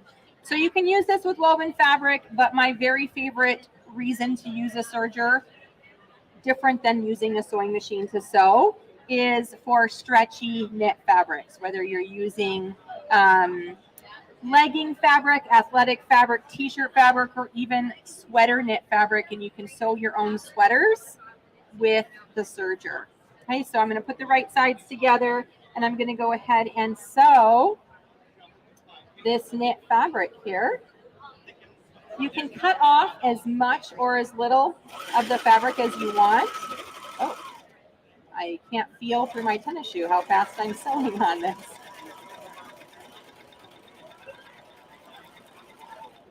Okay, and again, you not only have the finished edge, but you also have a very stretchy stitch. Look at how stretchy that is. Okay, so your fabric, athletic leggings that are extremely tight, or t-shirts, tank tops, swimsuits, all of that I would sew using the serger, and then you can open it up, and sometimes you can see a little bit, you might need a little needle adjustment on this one because I can see the threads a little bit more than I would like, but it still allows it to stretch and not break on the seams. So that's a huge advantage if you are looking at all to sew with knit fabrics, is you can use it with the serger and it goes right through there.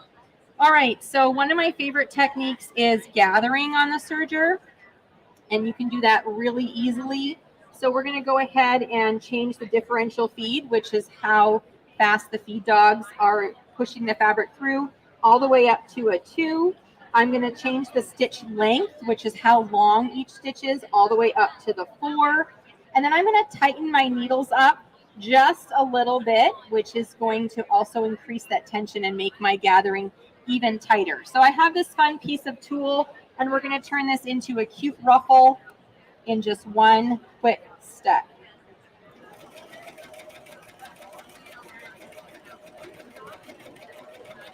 You just feed this through the machine. So depending on what fabric you're using, you're not only ruffling, but you're also finishing that top edge. So this, if this were a ruffle made of woven fabric, I could gather it and then I could sew it onto my shirt or whatever I was doing and not have to worry about also finishing the fabric before sewing it into my garment. Or curtain or pillow, you know, we use ruffles on a lot of things, not just clothing. But this is perfect little gathers on there. They're very even. If it's too gathered, I usually leave myself a long tail, and you can unruffle it a little bit to give yourself a few more inches. If you want it even tighter, you can grab those needle threads and pull it tighter, just like you would on a regular gathering where you did your double stitch, 2 rows of stitching on a regular sewing machine. So you can adjust it. Also, the needle tension, the more you adjust that, then the tighter or looser the gathers will be on that one as well. Okay, so I'm going to put this back because sometimes I forget to do that, and then my machine, the next thing I sew isn't as good. All right, so I've cut out a pretend t-shirt neckline where you would have a curved edge. So I'm just essentially looking at a curved edge. This is a very large t-shirt neckline, but I'm just going to show you it's quite easy to sew that curved neck band on. And I have a piece of knit fabric. It's not cut on the bias, it's just cut straight with the grain stretch going the long way, and I'm going to use this as my neck band. So you're going to fold it in half with the raw edges of the fabric together and the right side of the fabric facing out. And then you're going to align all of the raw edges, the 1 of the t-shirt and the 2 of the neck band. And we're going to put those together. Okay. And as you're sewing, if you're sewing a t-shirt neck band, the general rule of thumb is that you want your band to be about 10 to 20% less in length than your t-shirt. So I like to just sew it and stretch it as I go. rather than take the time to do the math and pin it all on, but you could do that as well. So you could measure your neck opening, and then you could go ahead and decide what would be about 85 to 90% of that measurement, and then go ahead and stretch and pin along there. But I have sewn many, many necklines, and you will find that as you do this, you kind of see what the feel is for how much you need to stretch that binding as you go along. You do want to make sure that you do not stretch your t-shirt neckline, because if you stretch that, you're going to end up with a really weird gaping neckline on there. If you don't stretch this band enough, you're going to end up with a band that sort of sticks up like a turtleneck, and it is kind of an odd look. So you want to make sure you stretch it enough. If you stretch it too much, then you're going to end up with a wavy edge on your main t-shirt fabric that is going to also not look good. So there's either the feel or you measure, but again, I say 80 to 90%, because depending on what fabric you're using and how much stretch it has, it's not always 100% one measurement or another. If you are using, say, a French terry or a thick fabric, it doesn't stretch that much. So you're really going to be more that 10% stretch. If you're using a rib knit or something that's extremely stretchy, you're going to want to stretch it more. But you can go ahead and see how nicely that just lays on that curved edge, and you can go ahead and complete that neckline. It's also can go over your head, no problem, because it's extremely stretchy on there. And then you could go ahead and top stitch as well using a stretch stitch on your sewing machine or a cover stitch machine to get even a more professional finish on there. All right, so the last thing that I wanted to show you specifically, and then I'll see if anyone has any questions, is how to do a rolled hem. And this is extremely fun. It's very trendy on fashion. And I even have some rib knit fabric here, which I would sew like a t-shirt for my daughter. And you can use a rolled hem to finish knit fabric.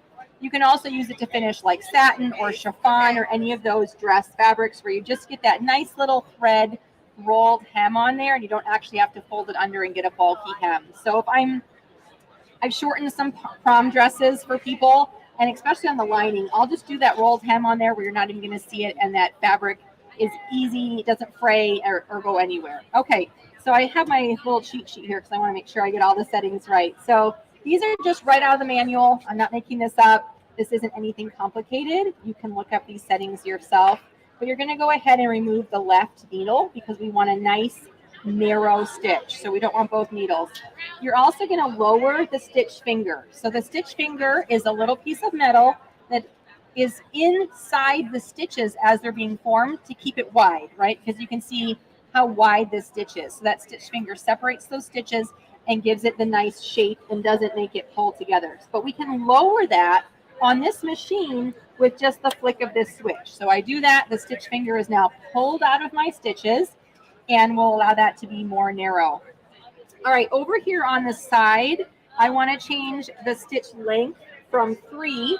The standard settings are in these gray boxes. So we're going to put it down to 2, make it a little bit closer together. So those stitches are a little bit more narrow. And we're going to leave the differential feed exactly the way it is. But the stitch width, right? We want a really narrow stitch. So we're going to turn it all the way down to the 5, which has the R by it, which kind of shows you that goes with the rolled hem. So I'm going to show you 2 kinds of rolled hem. One is just your classic, very narrow hem that you could use to finish shirts or anything you wanted. Okay, so t-shirts, sleeves, dress bottoms. Anytime you don't want a real thick hem, or you don't want to fold it down, or you don't have enough fabric to fold it under, you can go ahead and do this. So I'm going to sew for a little bit, just straight along there. But now a really cute edge to do on knit fabrics, especially for kids, is to pull the fabric as you're doing it, as I'm sewing this hem, and to create that lettuce or ruffle right along the edge of the fabric. So I'm going to go ahead and put my left hand back here. My right hand I'm going to use to pull the fabric. So I want to make sure that it's still going through and not getting stuck, but I also want to make sure I'm literally stretching out the fabric. So pretty much going against any advice you've ever been given. Stretch out your fabric as you're sewing it, but you're going to get a really cute finished edge as you go, and I love the way that it looks, especially for t-shirt sleeves or bottoms.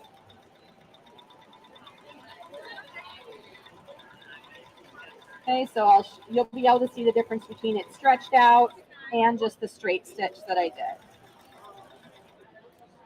All right, so let's take a look first here, just our straight hem. You can see fine on there. And then the second half, when I stretched it out, how cute would that be on the bottom of a t-shirt or on the edge of your sleeve? Use thread that matches your fabric, and you have a cute little ruffle that you've just created, as well as a finished edge on your design. All right, so those are my favorite things to do. You can pretty much assemble an entire garment using this. You can sew the seams, you can sew the neckline, you can finish the edges if you do a rolled hem. If you don't want to do a rolled hem, you can take it over and finish the hems and the edges on another machine. But you can do a lot of garment sewing as well as piecing or fixing or bag making using the serger. Okay. I don't know if there were any specific questions I can answer here. I'm also over at the sergers for the rest of the weekend and can answer any specific questions over there. Okay. Thank you so much.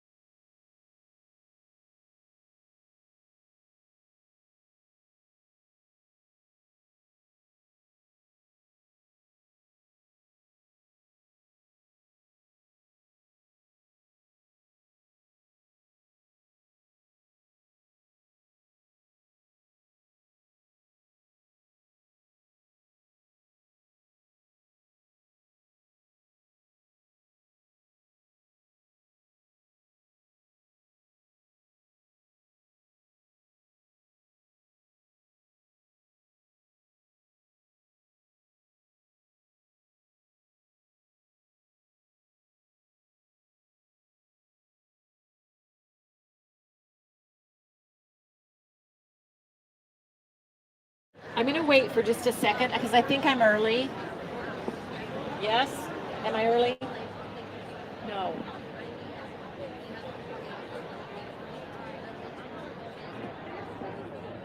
Okay. I talk fast. You can't hear me now.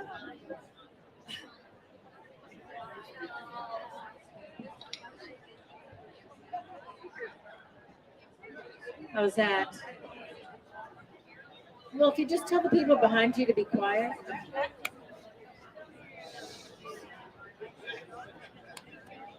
You're funny. I like that. Okay. So.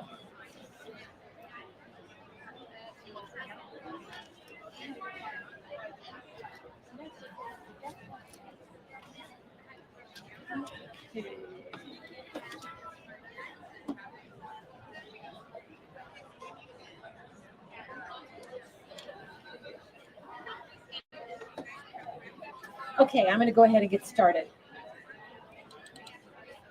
Raise your hand if you can't hear me. And if you have questions, it's okay to ask. We don't mind that. And I live, when I'm done, on the other side of this quilt. So it's okay to come there and ask questions too, okay? So my name is Coleen. I'm a brother educator. And I'm here to talk to you about a special secret program that lives in some of our machines. So it lives in the Luminaire, it lives in the PR1055X, it also lives in the Stellaire. So those are the three right now that have it. But I'm not going to tell you what it does because if I say that word, you'll all get up and run. But what it does is it's magic, and you can write and draw on the screen, and it appears as an embroidery design. How is that possible? Watch. This is magic. And he's got this on the screen so you can see me, right? Okay, are you ready? This comes with a really pretty stylus. And the reason I don't have it out here is because I always forget it. But I have this with me, and it works just as well. So what I'm going to do is I'm in a program called My Design Center. Now, what does that tell you it would do? Design. Yeah, you're pretty smart. So I'm going to just write on the screen. And I'm going to touch next. Set. Embroidery. And that is an embroidery design ready to stitch. I know that was hard, and if you need me to go through it again, I can. Just kidding. Is that impressive? Now I'm going to tell you the word that you didn't want to hear. That's called digitizing. And you just learned how to do it in 7 seconds. Y'all are smarter than most. You know what I'm going to do? I'm going to pull this off so maybe I can see your faces. He's afraid I'll lose it. Okay, now that was pretty cool. But maybe I want to do something a little more challenging. So I happen to know that some of you like to quilt. And you have embroidery designs or you have quilted patterns and you want to quilt around them, right? Let me show you how to do that. It's really hard. So I'm going to go back and I'm going to choose an embroidery design. So it could be any quilted design of your choice. I'm just choosing this little embroidery design right here. And I'm going to set it. And then I'm going to build a wall around it so that my quilting doesn't go in it or under it or over it. So I'm going to go right up here to edit. And if I touch the little flower guy, he built a wall around it so the quilting can't get in. And I also want some in the middle, so I'm going to turn the inside wall on. Now the quilting can't get out. Memory. And now it tells me where to go find it. Recall from my Design Center stamp pattern list. And it shows me a picture of what I'm looking for. That's pretty reasonable, isn't it? So I'm going to touch OK. And I'm going to add from where? My Design Center stamp pattern list. And there's my little thing I just did. And I'm going to set him into place. Now, would you like to quilt around the outside? Okay. We're going to choose, the top bucket is lines, the bottom bucket and paintbrush are fills.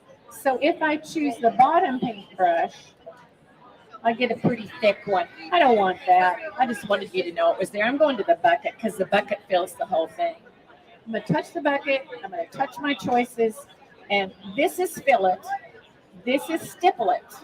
And this is this is the keys to the candy store. But right now, I'm only going to let you see the leaves. And we're going to touch them right there. And we're going to touch green leaves, right?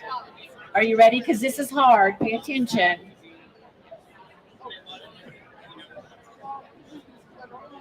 Think you could remember how to do that? Oh, okay. Let's do the inside now. So the inside, I don't want leaves because that's distracting. And I'm going to, it's a quilt label, so I want to be able to put words over it. So I'm going to go here, and I'm going to choose one of my 48. So I'm going to scroll really kind of fast through my 48. But I'm going to go back to where I really want to be. And I'm going to choose a nice quiet background fill like that. But before I touch it, I want you to see the word custom, because custom would allow me to put in my own quilting designs. There are some available for purchase, and I can also make my own in my PE Design 11. If you have that software, you can create any quilting design of your own and put it in there. In this case, I'm going to choose cross hatching. And I'm going to touch OK. And I'm going to stitch this in white, but I'm going to choose blue so you can see it. Because otherwise, you'll be squinty-eyed. There. That was pretty tough, wasn't it? Now for the next thing, I'm just going to touch next. And now I get things I can do to it. So I don't want my leaves at 100% because they're kind of small, aren't they? A little busy. Let's make them bigger. I'm going to go up to 200%, and I want you to watch when I touch OK. Oh, that's a better size for a quilt, isn't it? Okay, I'm happy. I can change the angle. That wouldn't help a lot with the leaves. This one would be if I wanted an outline. This one would be if I want it distorted. This one would be if I want to move the center. So if this is the center of my block and I want to move it towards the out and towards the outer corner to draw the eye out to the edges of my quilt, then I would use that icon. And the bottom icon, 3 times around or 1 time around. 1. Because this is the background. It's not the star of the show. Right? So the background stands in the back. Now I'm okay with that. And I'm going to go to my cross hatching. So I'm going to touch the arrow. It's okay to clap. So I'm going to go to 100%. And since I'm doing letters, I want this guy smaller. So I'm going to go down to 50%. So I'm going to tell it okay. And I got little cross hatching. See that? Now I'm going to do this one. I'm going to do the angle because this time you could really see it. And it's going to look wonky. So I'm not going to leave it that way. But just so that you know you can turn it. I don't like that. You probably don't like it either, right? It's okay. I just touch the back arrow and it goes back. No big deal. If you make a mistake, you fix it. You know what all these are? I'm going to go to a single fill. And we're ready. So we're going to touch set. Okay. And there's your embroidery design now. With a beautiful background, with a beautiful center fill. And then what you can do is you can add in lettering. So I'm not going to put in all the letters, but I'm going to put in made. Because you know how to do a quilt label. 1 word is enough for you, right? So I'm going to touch set. And then I'm going to touch edit font. Now, Although I chose that font originally, I think I'd like that one better. Oh, maybe not. Maybe that one or that one. So you see how easily I can audition a font to see if it's one I'm going to like. And if I don't like it, I just change it in. So I'm going to change it back to that guy, and I'm going to touch OK. And then I'm just going to move him wherever I want him to be and set him. And of course, I would add the rest of my label. But is that cool? It was hard, though, wasn't it? So here this is.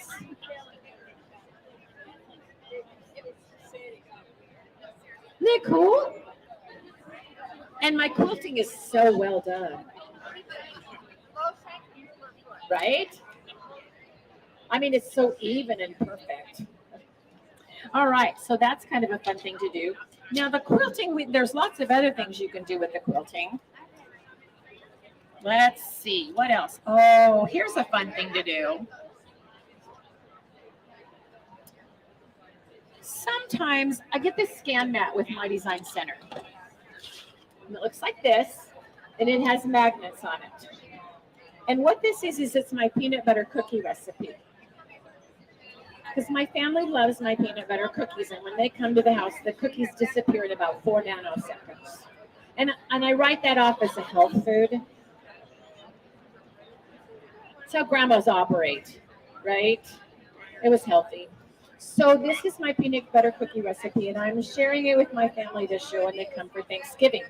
So I wrote it out on a piece of paper so I can just slide it in here. And I can tell it to scan. So I'm going to go to my design center and I'm going to tell it to scan this as a line image. And it's going to scan it. And the first thing it does is it stops and thinks and reads the amount of light in your room. It has to figure the right amount of light if it's too bright or too dark, because it's going to adjust its light to what you need. So that's why it paused. And now it's scanning so that it can find, I probably shouldn't have done that with a thread in there because you're going to see that on the camera. Oops. Oopsie. That's okay. I have it stitched out without the thread in it. Kind of neat idea though, huh? You can do kids writing, like when my kids were in school, I would have them write their name and then I would embroider it on their jackets in their own handwriting. That's kind of fun. Okay, now it's done. And it's kind of dark. I'm kind of light, hard to see, isn't it? That's okay. I'm going to crop it because I don't need the magnets in there. I'm not going to stitch out the magnets anyway, am I? Okay. Now, on this detection level, what I'm telling it is to go to lighter because it's so light, I need it to compensate and make it darker. Just remember those words. I'm going to go to lighter because I want it darker. I'm going to touch OK. And it is going to make it dark enough for you to read. Is that cool? So now all I have to do is set it and stitch it out. And so what I did here is I stitched out my famous peanut butter cookie recipe on a tea towel. You guys need some help? You can put anything. It can be a 50th wedding anniversary. It can be a recipe. It can be I love you. It can be towels for summer camp in their own handwriting. It could be whatever. But isn't that fun? Because it's absolutely personal. Nobody else has that. Isn't that cool? It was hard though, right? Right? All those tough steps in there. Okay. Well, I told it to use a straight stitch, but it would default to that because it knows that's the smartest. You didn't see me touch it because I didn't touch it because it read this and it's just doing what it was supposed to do. Isn't that cool? Don't you like having a worker bee who's helpful? Who thinks? Okay, what else have I got in here? Okay. Now, I showed you how to scan something. Did I show you how to write on the screen at the beginning? Did I write my name? Okay. Now, let me show you how to use the tools that are in it to build something. Because you can write, you can draw, you can scan. And I don't know about you, but I have negative talent. I'm in the minus numbers, but I am really good at finding nice coloring books or graphics. So this time what we're going to do, we're going to choose from the tools in here. So we're going to go to My Design Center. We're going to choose a shape. Oh, let's choose that flower.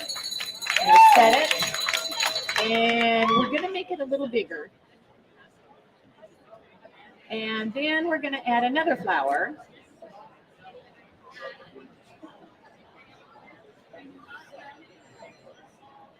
Oh, I did that wrong. And I'll show you why I did it wrong. See how it's selected? What I should have done is done copy paste. Because when I do copy paste, it sets it off so I can see that it's separate. See how it's separate? So what I want to do is I want to make that guy littler. So I'm just going to touch small until he's smaller.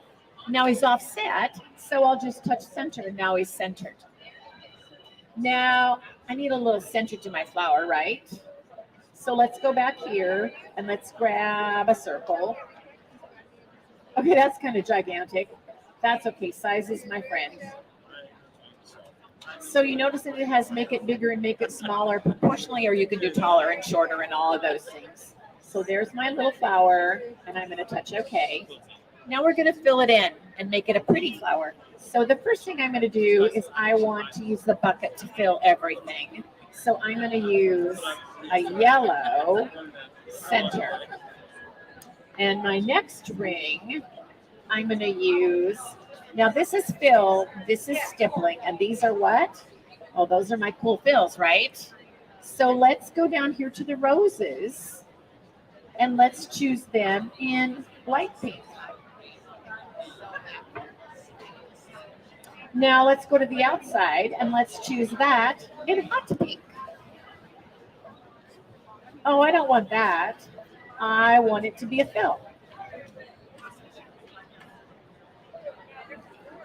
So if you make a mistake, it's an easy change about. Okay, there's my flower. It's pretty good. Needs lines on it though. Right now, the little black outlines are just not sewn to stitch, so they'll just be a little space between them. But I want to do something more dramatic than that, so I'm going to go to my outlines.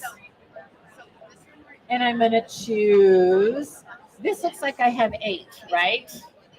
But if you touch this fella, you get more. And that is definitely a flower center if I ever saw one, isn't it? So I'm going to touch that guy. It could also be the teeth of a tiger. We're going to touch yellow. And we're going to touch that outline, and it'll go away. Now it'll turn to that pretty one, and we'll see the whole thing in a minute. Now the pink roses, let's touch that one. And we're going to do candle wicking in that pink. And then that last one, I think we'll just do a satin stitch. Who knows? Who knows what I'll decide when I get there? Probably... Oh, no, wait a minute. I'm in the wrong place. Come back up. Probably just satin stitch. Yeah, in hot pink. You ready to see it? Yes. A space. It would be a space. So I'm going to go to next. Now here I have choices. Autofill means it's going to just do automatically the way that it wants to go, which is fine with me. This is how thick, how dense it will be. 100% is good. This is pull comp. So if you're on something stretchy, you can add it so it will stretch a little bit or in or out. And this one is underlay. Do you think we want underlay? Probably so, right? So we'll just turn it on. Then we're going to go to our flowers. And we're going to leave that at auto. We're going to leave all of them at auto, actually, because that's what I like.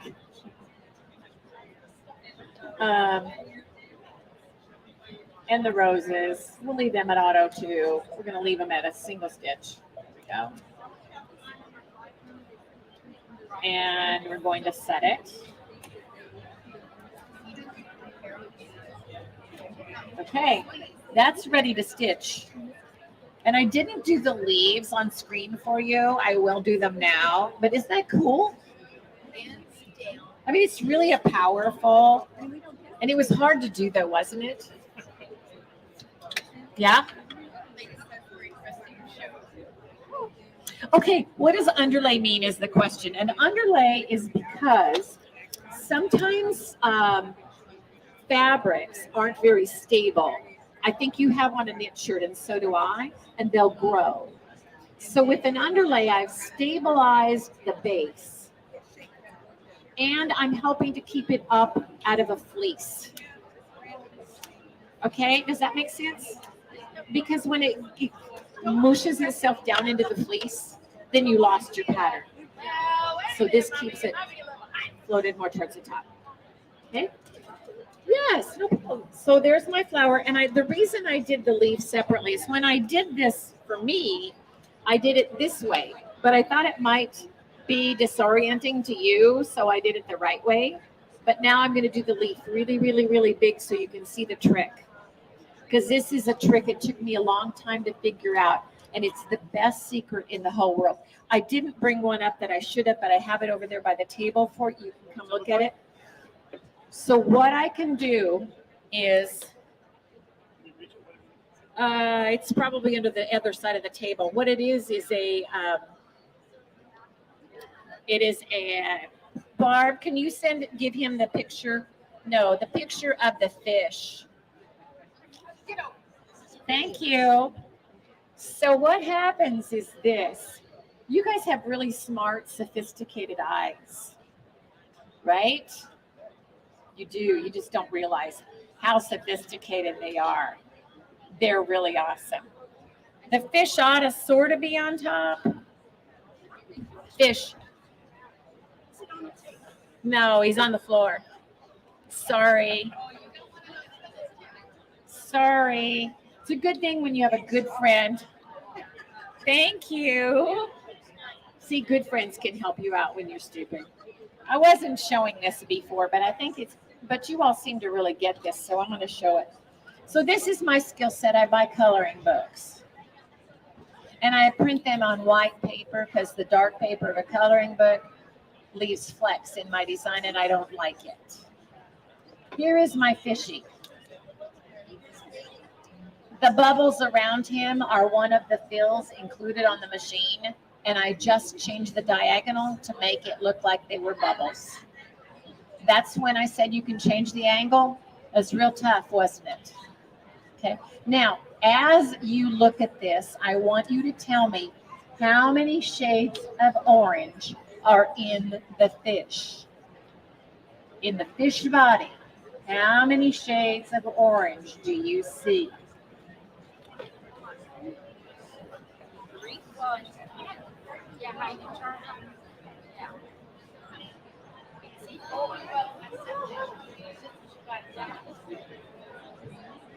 Okay. Part of it's because I am moving it on purpose because I want the light to reflect differently. And part of it is because each segment of the fish is stitched at a different angle. And that reflects the light differently. And your very clever human eye reads it as a different color. So when you get those patterns that tell you you need light orange, medium orange, medium orange, this is the same orange. I just changed the direction by a few degrees. And you can see how that makes a difference in how it looks. It looks completely different, doesn't it? It's the same spool of thread. And so very many times we get hooked into that. Oh, I have to have 60 shades of green. No, you don't. You need a handful. And then just change the direction that it stitches. And you get this completely different look. I know, it's really hard to do though, right? Just change that direction just a little bit. So now I'm going to show you how to do it. I have to show you first because otherwise it means nothing and it looks like something stupid. But I'm going to make a gigantic leaf. Well, I don't want you to think I'm doing something stupid with your time because your time is valuable. So I'm going to draw a gigantic leaf. I'm going to go to my design center. And here's my drawing skills. I'm drawing you a gigantic leaf as we speak. Oh, you're not laughing at my drawing skills, are you? Because it sounds like you were. It seemed like you were laughing. No, she denies it. She denies and denies and denies. Okay, so I'm going to make this fella bigger. Now I have to do this because if I turn it one way, it'll all turn the same way, and I don't want that. I want to show you how to make this different. So I'm just going to take my little pencil, and I'm going to take a little line like this, and and it's not going to be straight or good, but that's okay. All I'm doing is teaching a concept. Okay. Now I'm going to fill the top half of the leaf with, let's do some, I want something that's going to show up without hurting your eyes. Pink. Hopefully that'll do it. Oh, it's a leaf. It could be green, duh. Usually I do these at 12:30, so, I'm there. Now I'm going to do the other leaf. Now that looks just like a plain old leaf to you, doesn't it? Nope. It's 2 halves of a leaf. So when I go down here, this is my top half. You can see the red line around it. I want that one to be manual. I don't want auto. I want it to be manual, and I want it to go to 30 degrees. And I'm going to change the density as small as I can because that'll help you see what I'm trying to get to you. Okay. If you squint your eyes really close, can you see that the top leaf now, can you see that? No, I'm sorry. Now I'm going to go to the next leaf, next part of the leaf. Now it's the bottom part. You can tell that because it's outlined, right? Okay. And I'm going to get out of auto, and I'm going to go to 60.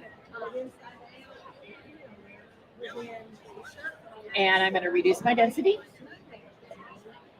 The only reason I'm reducing my density is so that it will hopefully make it easier for you to see. Okay, now, when I set this, she says ever so hopefully. You still can't see it, can you? What's happening? The green leaf, and I can't make it any bigger. Let's see if I can make it bigger. Yeah, can you zoom it? I don't know if I can. So what is happening is the leaf,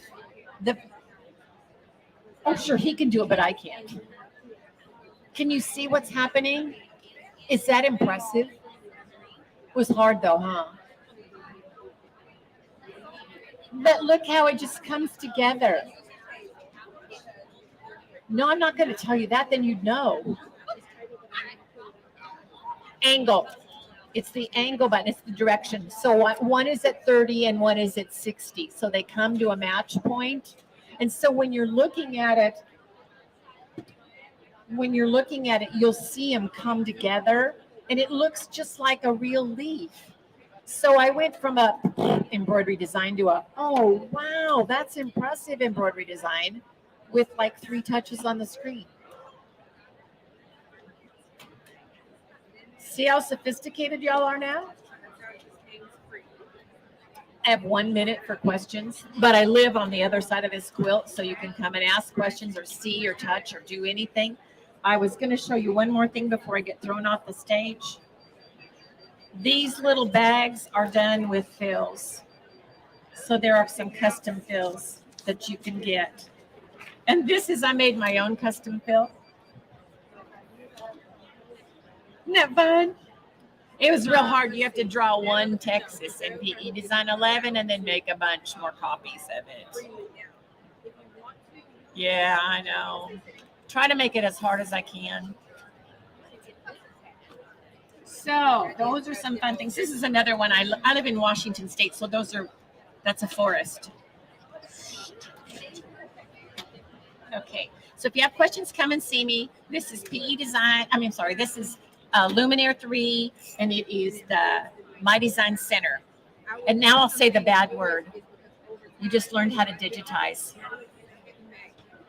I didn't want to say that in the beginning because you all left. But now that you done learn how easy it was, you know that isn't a bad word, is it? Okay, thank you.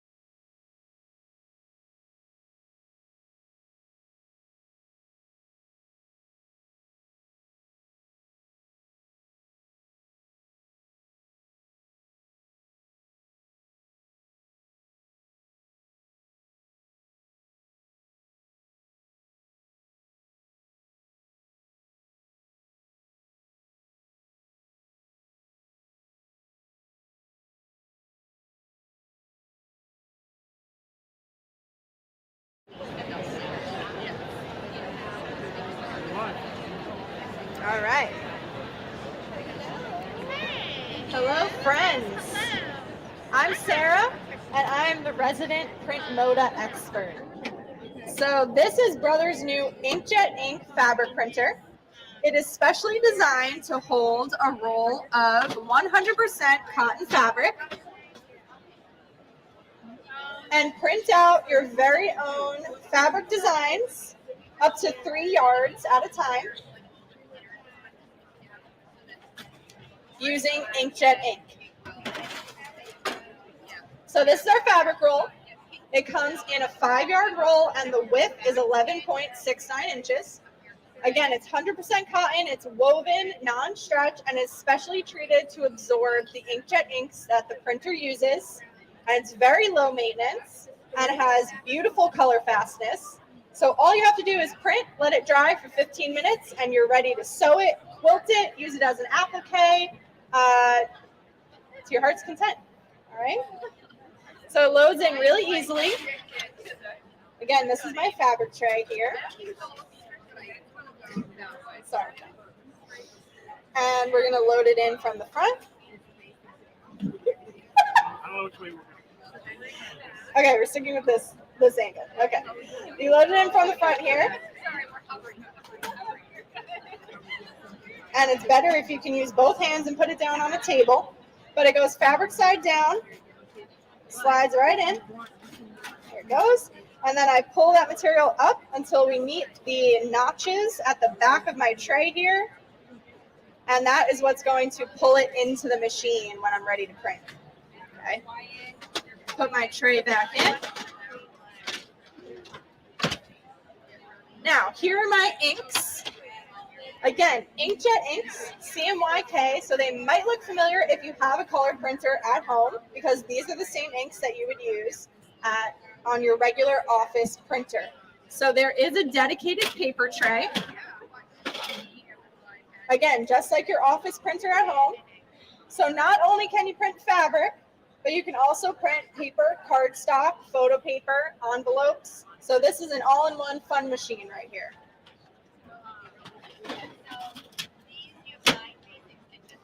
The inks are very affordable and they last for a very long time. You can print up to 35 yards of fabric with one set of ink. So that is 7 rolls of fabric that you can print with one set of standard ink. Okay? So, you get beautiful, bright colors, images, print out, nice and crisp, full color spectrum, beautiful crispy images. Yes.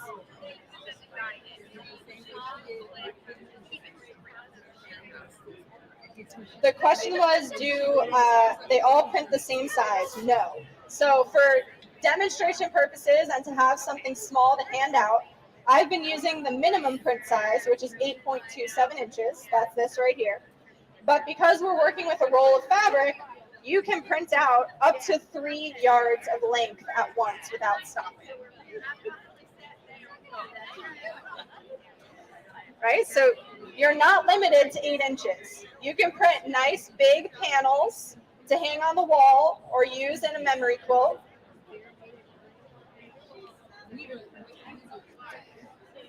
And my printer here is designed to be used with Brother's new Artspira app. This is a free app that you can download for Apple or Android devices. And it works on your phone or your tablet. And within the app here, you have lots of different printing templates. So these are projects that are ready for you to customize and print and start using. So I'll show you one here. I passed around my little pillow. I made that pillow using this template. And once you select your template, it gives you the dimensions so you know how big it's going to print. When you go into create, you have different editing options. So I can tap on my illustration in the center and I can easily hit change. Artspira is accessing the photos that are on my device. So all of my photos that are on my phone are fully accessible right here. So I can select whichever one I'd like. It's going to pop it in there for me. I have some basic editing tools. I could add some filters if I'd like. I can also crop, so I can get rid of that white space just by pinching with my fingers and filling out that frame so we have no more white space. And you're ready to print your project. And again, it'll print. The printer has a built-in trimmer, so it'll cut it to size. You let it dry for 15 minutes, remove the plastic backing. It has a carrier sheet on it. And you're ready to sew it into a pillow, quilt it, hang it up, frame it, whatever you'd like. Okay? Now the backing sheet, I mentioned that very briefly. I'll talk about it again. So the entire roll of fabric is pre-backed, and this allows you to feed the fabric through the printer without getting any bumps or wrinkles on your print. Okay, so it allows you to make zero mistakes when you're printing. And then when you're done, it peels away, nice and easy, leaves no residue behind, and the fabric is ready to go. All right? Any questions about that so far? Feel free to yell out your questions and interrupt me, okay?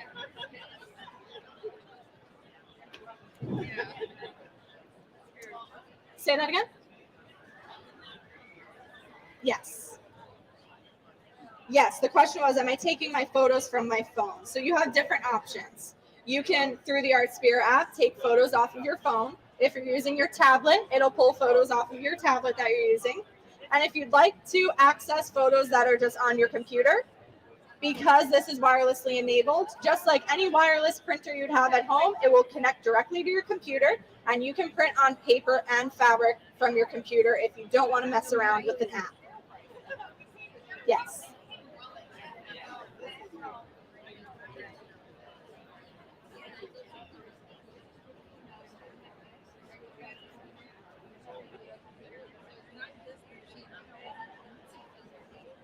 I'm sorry, I don't quite hear you.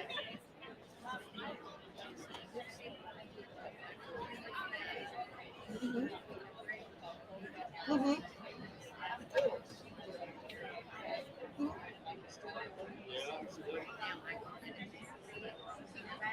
Yeah. So the question was about using it with batting in a quilt. Any way you would treat your regular cotton quilting material, you'll treat this to get it ready for quilting. Okay? Yeah. And I've had a lot of fun experimenting with it. I've used it as an applique material on my hat here. I quilted it and turned it into a little iPad sleeve. I also made a mouse pad. I used Mod Podge to glue my printed fabric on top of a blank mouse pad, and it works beautifully. So there's lots of different applications you could use. I like to do cut and sew projects as well. So I made this little photo album here, cut out my pattern pieces, and sewed it all together to make an album cover. Okay. Anything else? No? All right. Shout them out when you have questions. Back in my app here, I want to show you guys. Woo! I want to show you guys how we can make our own custom fabrics designed right in this ArtSphere app. So when we go to New, we can go to Geometric Patterns. We can choose how big of a piece we'd like to print. I'm going to stick with the minimum size just for demonstration purposes. But remember that you can print up to 3 yards at once. And now I can use any of the built-in patterns that come in the app for free. There's lots of fun ones to choose from. There's something for everyone and something for every project. Or I can, again, use my own images. So with the pillow that I was passing around that I used my beautiful template for, if I wanted to make a coordinating fabric to go with that, I can choose the same image that I used. And the geometric patterns function takes a piece of that image and it repeats it in a kaleidoscope type effect to create your very own custom fabric. So I choose the piece of my image and it repeats it to make a coordinating fabric. So this is really fun to play with, especially if you're a quilter, which many of us are because this is Quilt Show, right? And every little piece that you choose creates a completely different effect for that fabric. So you see I chose a slightly different piece and it looks totally different. So an easy way to make coordinating fabrics to use all together in one project. It also works beautifully if you have an illustration. I played around with this little sun design.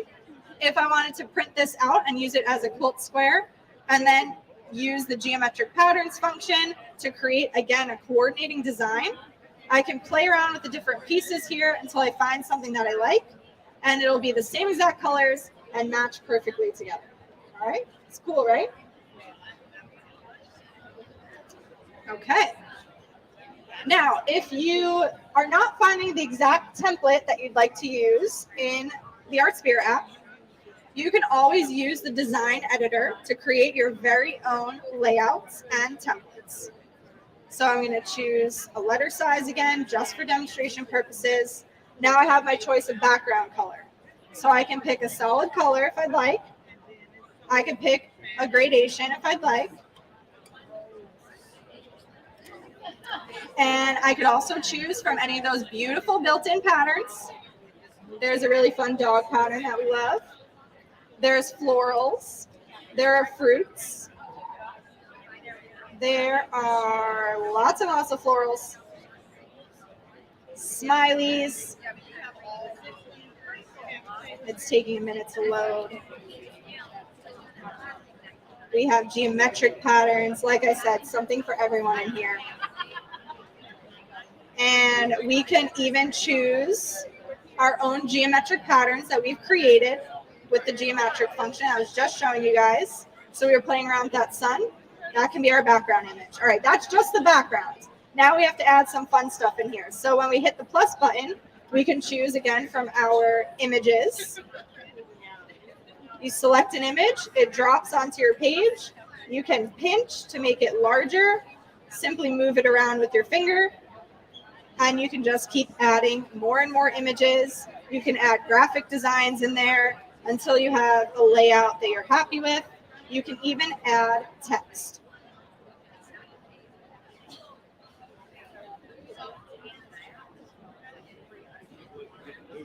And just like the images, the text can be sized up or down. You can change the font. There's lots of fun options in there.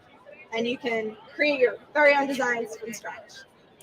Any questions about that? No? We got to have some questions about there. No? All right. So I'm going to keep going. So let me think if I need to tell you anything else. So you can also import images. There's a USB port in the front of the machine. You can print your images from the USB port as well. We talked about the ArtSphere app. Brother also has a standard printing app. You can print from that as well. Print documents, your plane ticket, your concert ticket to this printer right here. So it's really versatile. It does not have a scanner. The question was, will it scan? So it does open on the top up here. And that's so we can actually connect via a USB cable to our computer if we're a little upset with our Wi-Fi. Maybe it's not working like it should. We can hardwire to our computer through the connector under this little hood right here. But there is no built-in scanner. But we don't need it, right? Because we have our beautiful smartphones and tablets that have high-resolution cameras. So all you need to do is snap an image and print it from the ArtSphere app. Because again, the ArtSphere app pulls all of the images directly from your phone or your tablet. Okay?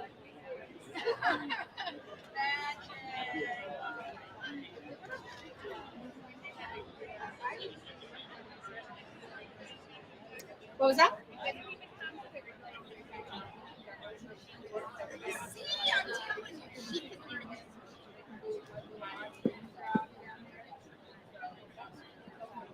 Sorry, guys.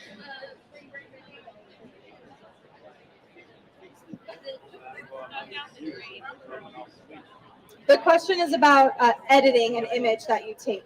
This is not meant, this app is not really meant for that. So do you have an iPhone? Okay. iPhone has a ton of built-in editing features that you can do with your photos. So you would want to edit your photo, get it ready for printing, and then print it using the ArtSphere app. Okay, so we're at Quilt Show, right? Brother has these beautiful quilt label templates in the app. We can select them. We can choose our size. There's small and there's medium. and then it'll pull up these beautiful quilt labels that we can edit individually. So I can tap, I can change the name, I can change the font, I can change the color.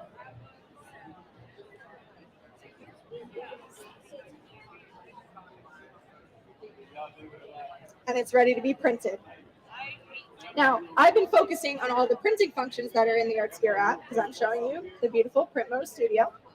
But ArtSphere is also built to be used with Brothers' wirelessly enabled embroidery machines and their ScanNCut machines. So with the quilt labels in particular, you're able to print these with registration marks so that it can then be scanned into your ScanNCut and cut out perfectly the size. All right. So all of them work in conjunction with each other. There are also project files in here that have different elements that are actually embroidery elements. So you would send the printing file to your Printmoda, print it out.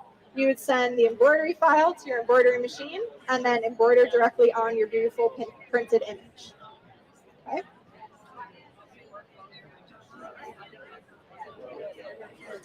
The question was, does it work with the original ScanNCut? It only works with the wirelessly enabled ScanNCuts, which are the most recent models.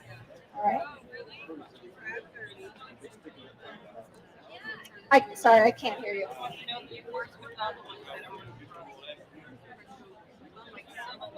No. Does it work with other embroidery machines? The ArtSphere app is designed specifically and exclusively for Brother machines only. Does not work with Baby Lock, doesn't work with any other cutting machines. That's not to say that if you print out your beautiful quilt labels that you can't use your cutting machine, whatever brand you might have, to cut those out. Okay? The only thing you're missing is the registration. It's not going to be quite as easy as Brother is making it for us here.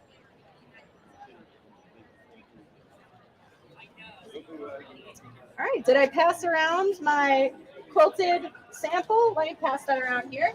So I printed out a beautiful image of a dog. I quilted it on my luminaire and I sewed it together to make a cute little iPad sleeve. So you can see how beautifully that fabric quilts up. There are no cracks in the print or anything like that. I'm going to pass around my love banner right here so you can see how crispy those images are. And then I also have, I'm going to start on this side here. I have my geometric kaleidoscope print right here with the baby boy.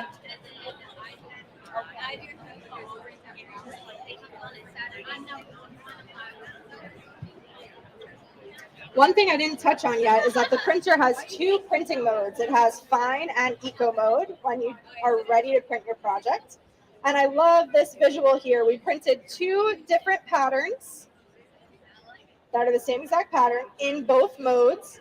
And I'm going to pass this around too, because there's hardly any difference in the print. It's fine and eco are the two printing options when you're ready to print your project. And so I like to print everything in eco mode. All of my projects that I've shown you were printed in eco mode because it saves you a little bit of ink and you don't compromise on your quality of the print.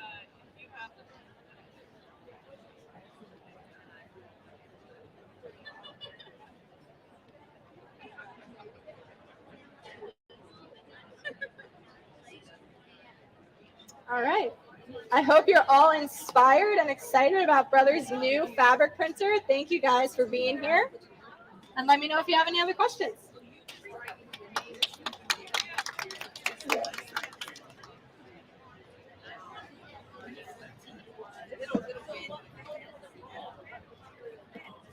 Yeah, let's talk about cost. So a roll of material is 5 yards of fabric, and it runs around $100. The machine itself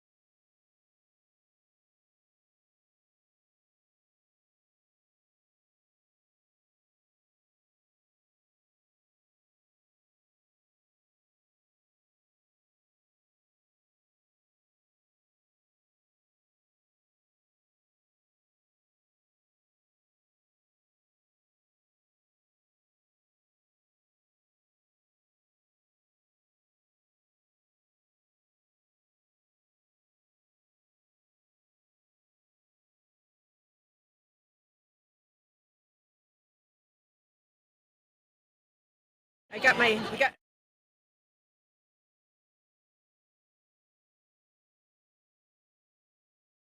Everybody, does that sound okay? It sounds really loud to me. My name is Margaret Jankowski, and I'm really grateful that you're all sitting here today. Thank you so much. Next slide. So I am the founder of the Sewing Machine Project. Have any of you heard of the Sewing Machine Project before? Trish has. I'm also a recent author. I just wrote my first book, and it's about the Sewing Machine Project. It's called Common Threads. So for those of you who are unfamiliar with the Sewing Machine Project, I'll just give you a brief overview. There's a lot more in the book. So I'm often asked, how did this all begin? And back in 2005, 18 years ago, I was working at a sewing machine shop in Madison, Wisconsin, and I was selling. Are you from Madison? Dog. Okay. So I was selling sewing machines and teaching people how to use them, and I loved that job. My favorite part of it was sitting down with people and saying, so tell me what kind of sewing you do. And they would talk about whether they were a quilter or whether they were a garment sewer. And then we would work together to find the perfect new sewing machine for them. And it was just such a thrill to me. And often in the course of our conversation, somebody would say, so I wonder what I'm going to do with my old sewing machine when I bought a new one. And it was around the same time that I read an article online about the Southeast Asian tsunami that had happened at the end of 2004. And the article detailed this BBC reporter. She was walking along with 3 women, walking back to what was left of their village and talking to them about what they hoped to find when they got there. And one of the women said, I just want to find my sewing machine. And it just stopped me in my tracks. I mean, as a sewer, I thought, I don't know what I'd do without my sewing machine.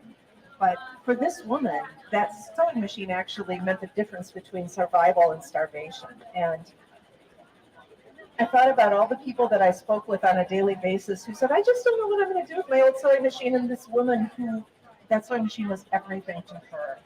And I connected the threads. Like, what if we could take the machines that people no longer needed here and send them to people who needed them? That was the whole idea. And it's a big idea, but it didn't feel that way at the time. It felt completely doable somehow. People would say, but where exactly are you going to send them? Or how are you going to pay for it? And one by one, the answers showed up, and it was really, really remarkable. The fact that the answers appeared little by little was what kept me going. Honestly, it was what made me know that I was doing the right thing. So later in 2005, when Hurricane Katrina hit the Gulf Coast, I had already shipped 25 sewing machines to Sri Lanka and India to orphanages. And I had recently visited the Gulf Coast, and I knew with everything in me that we needed to kind of redirect our efforts down to the Gulf after Katrina. And we still had 50 machines on the shelves, and so I thought, okay, here we go. So in March of 2006, I made my first trip to New Orleans, taking those 50 sewing machines to deliver. And that idea blossomed. So for the past 18 years, the Sewing Machine Project has continued to evolve, and we've delivered over 4,000 sewing machines locally, nationally, and internationally. We've developed an application process for groups all around the United States who need machines. And the groups really vary widely. There are women's shelters and libraries and after-school programs, you name it, all different kinds of groups. But there's one common thread. The applicant groups recognize that sewing machines, they see sewing as a beacon of hope. And they're helping people who wouldn't otherwise have access to sewing machines and education. In our local community, we have some powerful projects evolving. We partner with local community centers, working with clients that the centers designate, and we offer sewing machines and sewing lessons. So we created a 6-week curriculum, and in those 6 weeks, students work on the same machine every week, and they learn how to care for it. They learn basic sewing. They pay it forward by doing something for the community center that they're working in, and then they keep the machine at the end of the class. And it's been incredibly powerful. We offer free mending at local libraries in Madison, sending a powerful message of sustainability and community building. For what could be more tender, more caring than repairing and giving life to a beloved garment, especially when the wearer doesn't have the means to replace it.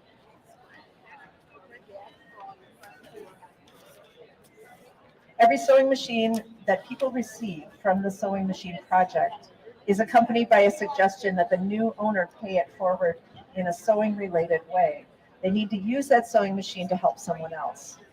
And not only does that give our machine, our work a ripple effect. I mean, I could tell you that we have handed out over 4,000 machines, but we've touched far more lives because all those machines are helping somebody in addition. But it also sends the message that everybody, no matter their circumstances, has the power to help someone else. We're completely volunteer supported, and without our beloved volunteers, we simply would not be. Our volunteers are menders. They assist with local classes. They check with the sewing machines that come in and make sure that they're okay. They help with administrative tasks. Honestly, our volunteers are indispensable. And when I step back and I look at the organization as a whole, at the lessons learned and how far we've come, I can hardly believe it. If you told me in 2005 that I'd be standing here today and telling people about this organization, I would not have believed you. We don't often see the breadth of an idea until we can look back upon it. And actually doing this work has affected the way that I walk in the world. There have been so many leaps of faith, and I've learned to trust and take the steps. And you know what? The outcomes have been beyond anything I ever could have imagined. There have been so many lessons and so much inspiration and kindness and gratitude rolled up into this effort that I knew I needed to write about it. And so I did. Coming together in a series of tiny, trusting steps, it makes a pretty incredible story. From the very beginning, there was something about this idea, something that deeply resonated with sewers, women, community builders. And along the way, I have met so many fascinating people, and they're all in the book. How many ideas cross our paths as we walk through our lives? How often do we discount ideas, labeling them as impossible or unreachable or crazy? What if we took a few more leaps of faith? Common Threads contains the stories of the journey and the people and the sewing machines. Honestly, it was hard to know where to end the story because it just keeps evolving. If you'd like to learn more about the Sewing Machine Project, check out our website, and there are lots of ways to buy the book.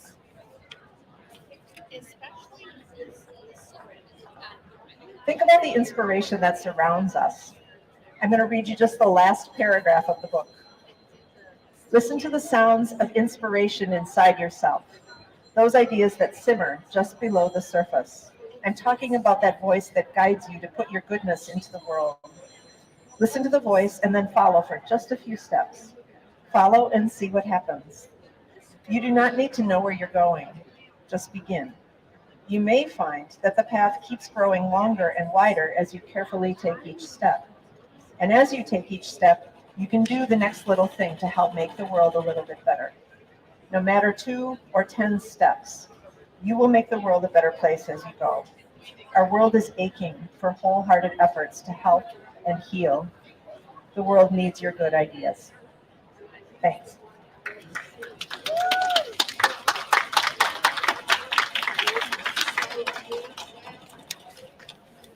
Thank you.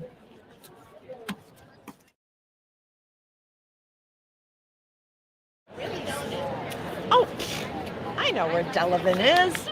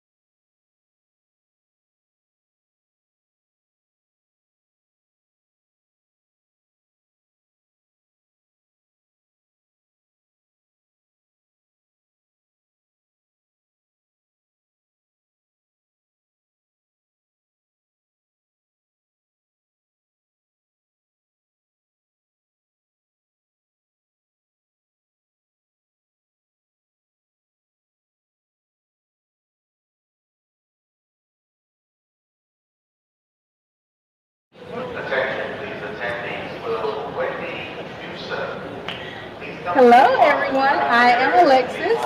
I am a brother educator. It is great to see some familiar faces in the crowd.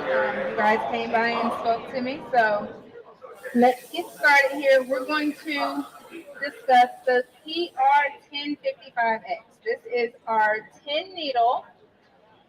What makes it different and great, top of the line, would be our camera and my design center. So I want to highlight both of those features today.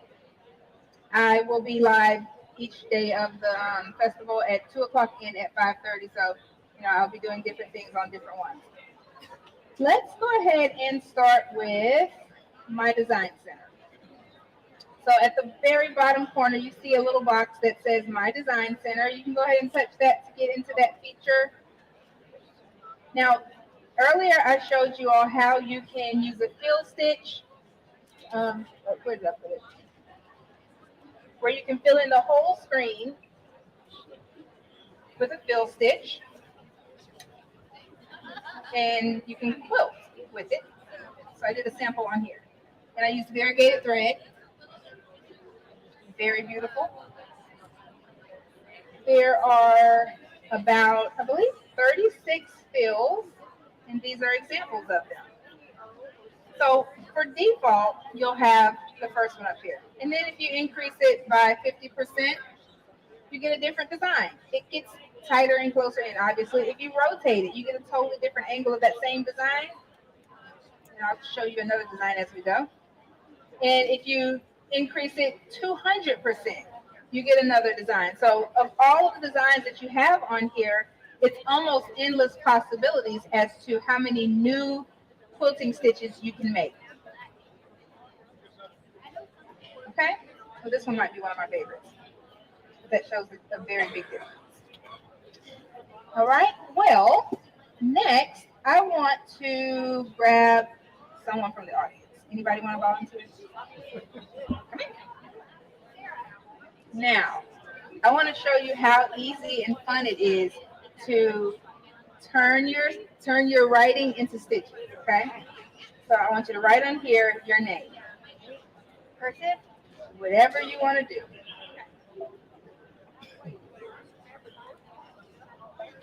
Oh, that's my middle name. Good one. It is. All right, and you can see. Okay. All right, so then we're going to just touch next. Did you see that? It turns it into stitches.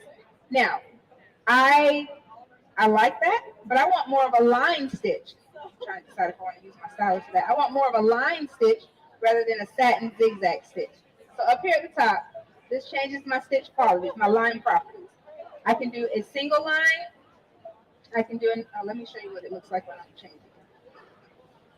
So you see where it turned that into like the star line.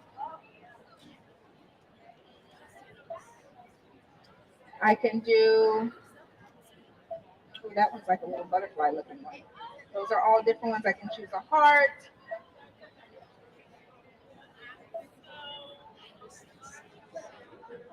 And it's going to recalculate each one of them.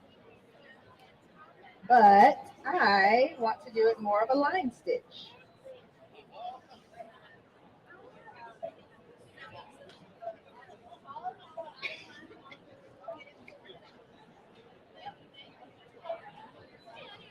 And it made it into two different boxes, so I just had to select the second part to change that one. So just that easily, I have now turned a signature on the screen into actual stitch outs. Now let's stitch it out and see how it's going to go, because we have some extra time up here. And then from there, it takes us out of my design center into the screen that you're familiar with to get everything stitching. So we're going to go to embroidery. And then we're going to, because the first one is, oh, we can do red this time. Oh, no, let's do the variegated. Let's do, what is that, number 9. So I'm going to use my wand, change it to the number 9 spot, because what we don't want to have to do is move number 9 thread over to number 1. We want to just use our wand and move it over. Touch OK. Lock. And stitch out. So Right now, let's see, I'm going to turn it up to 1,000 stitches per minute. Makes it very efficient. We can go fast. For the show, I slowed it down to 400 stitches per minute, but I wanted to speed it up to show you how fast you can get through a project, because this can also be a business machine for you. And if you use it as a business machine, you want to be efficient. Well, that's pretty.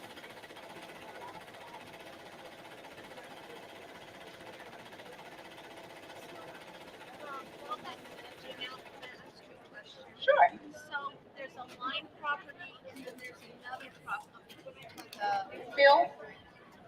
No, it's where you can do like take a picture of like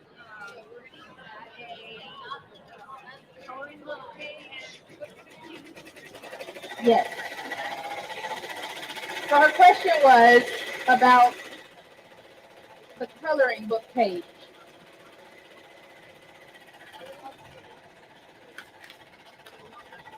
So we'll act like this is a coloring book page. This is a picture that I drew. I've been drawing the same picture since about 3rd grade. So I used this exact picture right here, and I scanned it, and I turned it into stitches.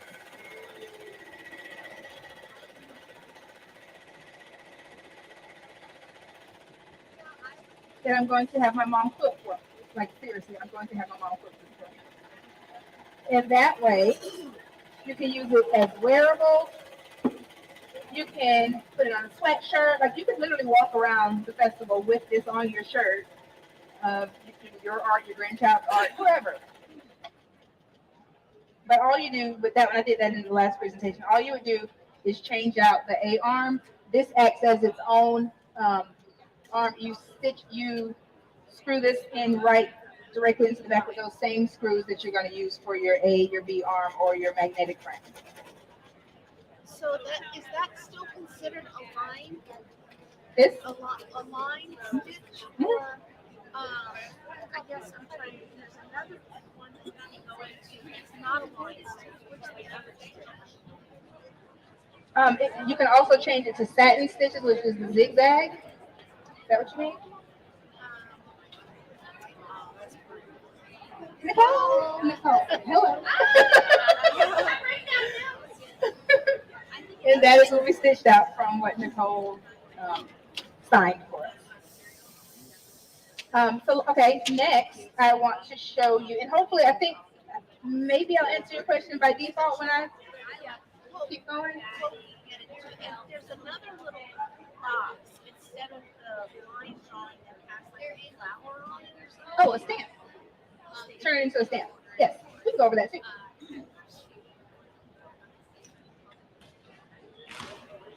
All right, next, let's say I have a design, or I just want to fill these in with names. So I'll rehook this. I stitched this out earlier. These frames are in your machine. They're actually in all of the PR series machines.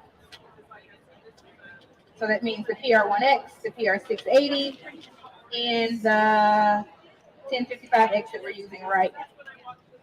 Yes, and these would be beautiful for ornaments, especially I've lately done one that you can use in a hand embroidery frame with organza.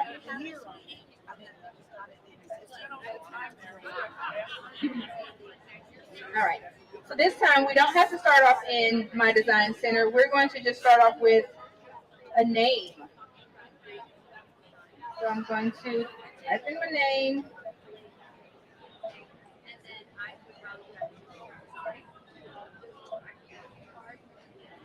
Touch set. In the frame. And it's going to move. Everything that it does is going to give you a warning. It's going to say you move away because we're going to scan. It's recognizing it.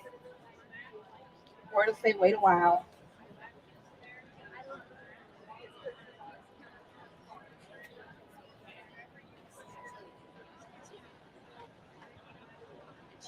And right here on the screen, you see that it comes up. Now, it's a little dark. You're leaning in. So let me lighten it up for you. Brighten it up, actually. So I turned it to a neon yellow, and then I can take my finger or my stylus, finger works better, and move it wherever I want it to go. It's a little big, so I'm going to make it smaller, bring it in some, and then put it in that one. And let's say I want to add in some more. Let's say I have some more names that I want to add in. I'll touch add. I can even use a different font. Make it smaller, AL X, because I did say a different name, didn't I? Touch set, the color again. Okay, and then I'm going to move that over there. And I can continue this all the way until I fill up every single box, and then touch start, touch edit, in, set, and then go, and it'll stitch all of them there. So you can make a template, and as somebody wants it, then you just go in here, add it in. You can even have these all cut out and put them on sticky stabilizer or something, and then stitch it on like that. I mean, you just make life easier for you. That's what I love, making life easier. All right, another thing, a lot of people kind of don't really know where to go in the beginning to get this off of your screen, because you would think that once you are done with the project, it goes away. It doesn't. It kind of sticks in there with you. So if you go to screen number 4,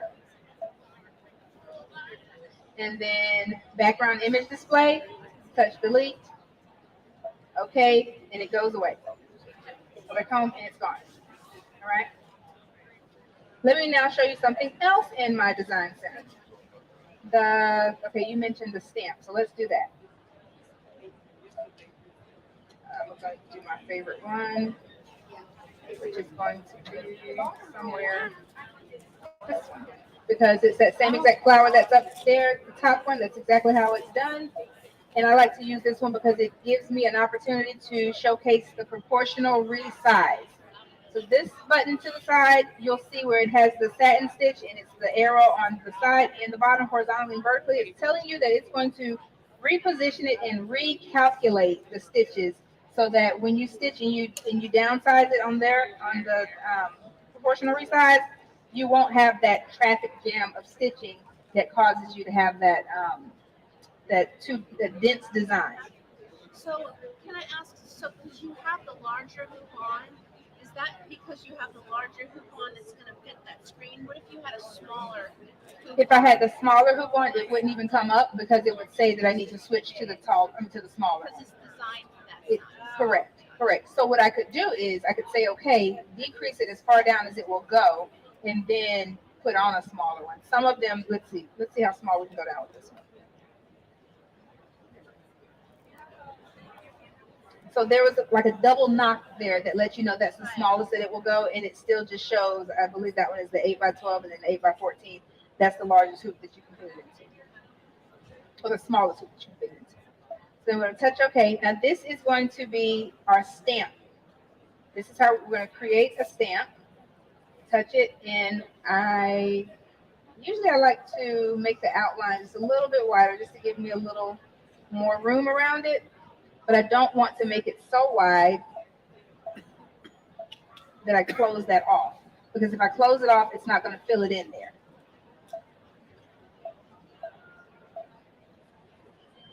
So I'm going to now save it to my memory. And once I save it to my memory, the machine is very good about telling you where to go and how to get there to find your design. So it's going to tell you, recall from my design center stamp pattern outline. So you're going to look for this same exact design, the same exact key in my design center. So you go to my design center first, and then that key. So let's test our theory. So we're going to go to add, my design center. There's that same little button, and there's that same stamp. And now we can find the same design that we just made in, oh shoot. Okay. We're going to touch it and then touch OK. So now that brings in the outline, because we only told it to make an outline of it. But now we need to fill in the outside. So I'm going to go to my fill stitches, choose one of them, and what we're choosing from is that little booklet that I showed you all right here. We're choosing from a ton of these. We have, to be exact, 36 of them. So let's choose, you say a bubble? This one? Up. On that same bottom screen? That? All right. So choose the bubble. We're going to touch select. We can change the color here if we need to. We're going to touch select. Oh, I'm sorry, we already touched select. We're going to touch OK. And then this little bucket is going to say, I want to take this bucket and fill in everything that I touch. So we're going to touch the outside area, because if I touch the inside, it's going to fill the inside. So touch the outside area. And then now we have our fill stitches in there so that we can put with it. And we're going to touch next. And here is where we can change these sizes that I showed you from the default to 50%. We can rotate it 45%, or we can increase it 200%. And that's on this screen right here. Okay. What's already filled in black is the default. So if you ever are not sure where to go back to the default. And then set. And then it's going to tell you, it's going to convert to embroidery. Okay, to continue to the embroidery edit screen. Now we have it there. Okay? And now we can stitch it out and then create something beautiful just like that. I want to show you one other thing in here.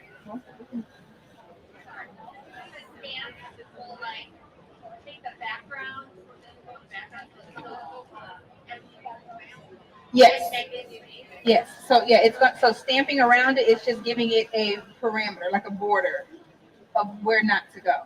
So if you don't want to pull in a design that you already have, you can start off in My Design Center and create what you want from there. So let's say I wanted to create some shapes.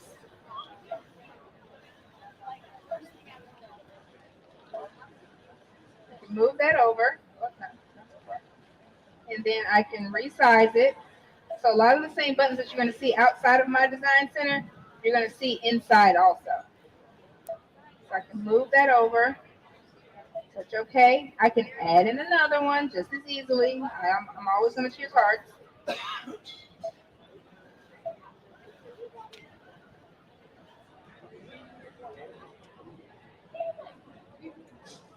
Add in one more. Let's add in a shield. Resize it.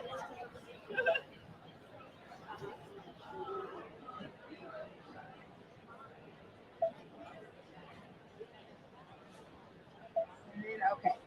So now I can choose different fills for each one of them. I'm just going to quickly go through. So we have our bucket filled. And then let's go through to another one.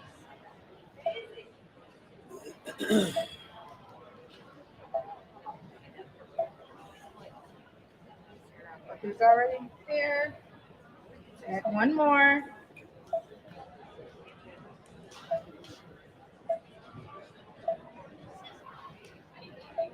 All right, so we can do all that there. And then we can even put something on the outside.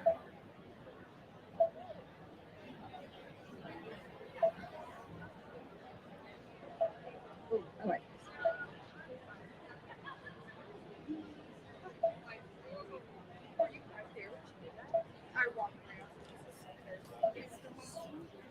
this. Now, that's a little bright.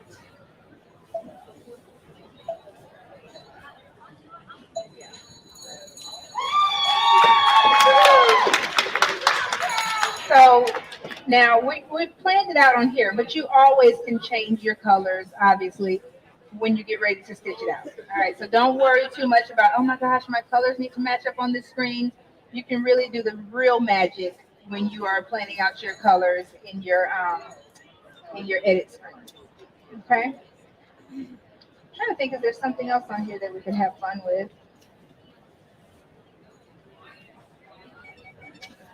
There is one more, but I would have to set up. So I'm going to take questions. I really went over everything? We resizing like the big flowers there, does it change the stitch count? It does. If you touch that size calculation, the stitch recalculation. So that's this button right here. And it's going to automatically change your stitch count. And the way you know, it has those red dots around the box. And there's a limit to how much. Yep. So when you get down to your limit, the machine, it kind of does like a knock sound. Yeah. That's exactly what it is. And then you can reset it by touching it. I never heard of it. All right. Well, we are a little overtime, but we don't close until 5, so I can go over some accessories if you all like.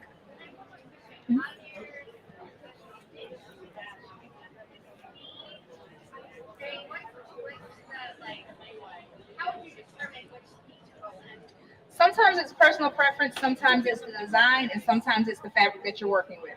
If you're working with delicate fabrics, I would suggest slowing your machine down.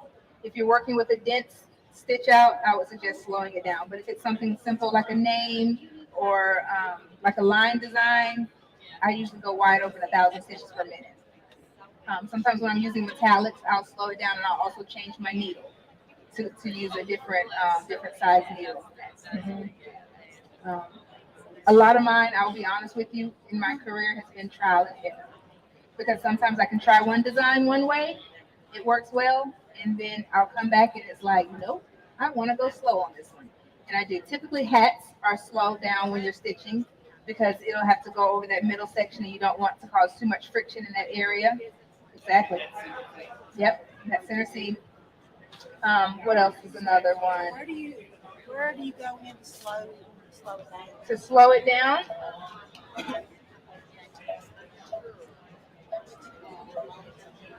so once you get to your stitch screen where you're choosing your threads, this plus and minus button, you'll see that it's changing. So it's 600, 500, 400 is the slowest. SPM stands for stitches per minute. So when you go all the way back up to 1,000, that's the default. Because remember I said anything with the black box around it is the default. Now your machine isn't going to say, the only time it's going to really say, okay, no, I think you should stitch slower is when you have some of your specialty hoops on, like your cap frame. It will, I know for sure on the PR1X, it will slow you down automatically to like 600 stitches per minute, as well as with your magnetic flash frame. We're good? This was fun.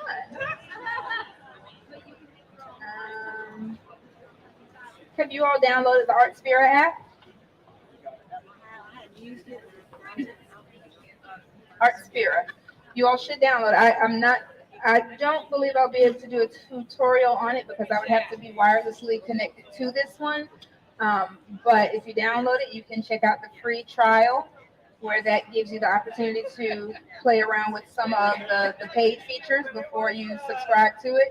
It has a new feature with embroidery for, you can draw in there. You can do digitizing from a photo. You can bring in your designs and stitch them out through the ArtSpira app. So all you would do is send it to your machine wirelessly. So I suggest everyone download that and kind of just play around with it. You'll be surprised what you find. Well, let me know if you have any other questions. Otherwise, we will wrap up for the day. Thank you. We're done. All right. Thank you. You know what you're gonna do this Friday?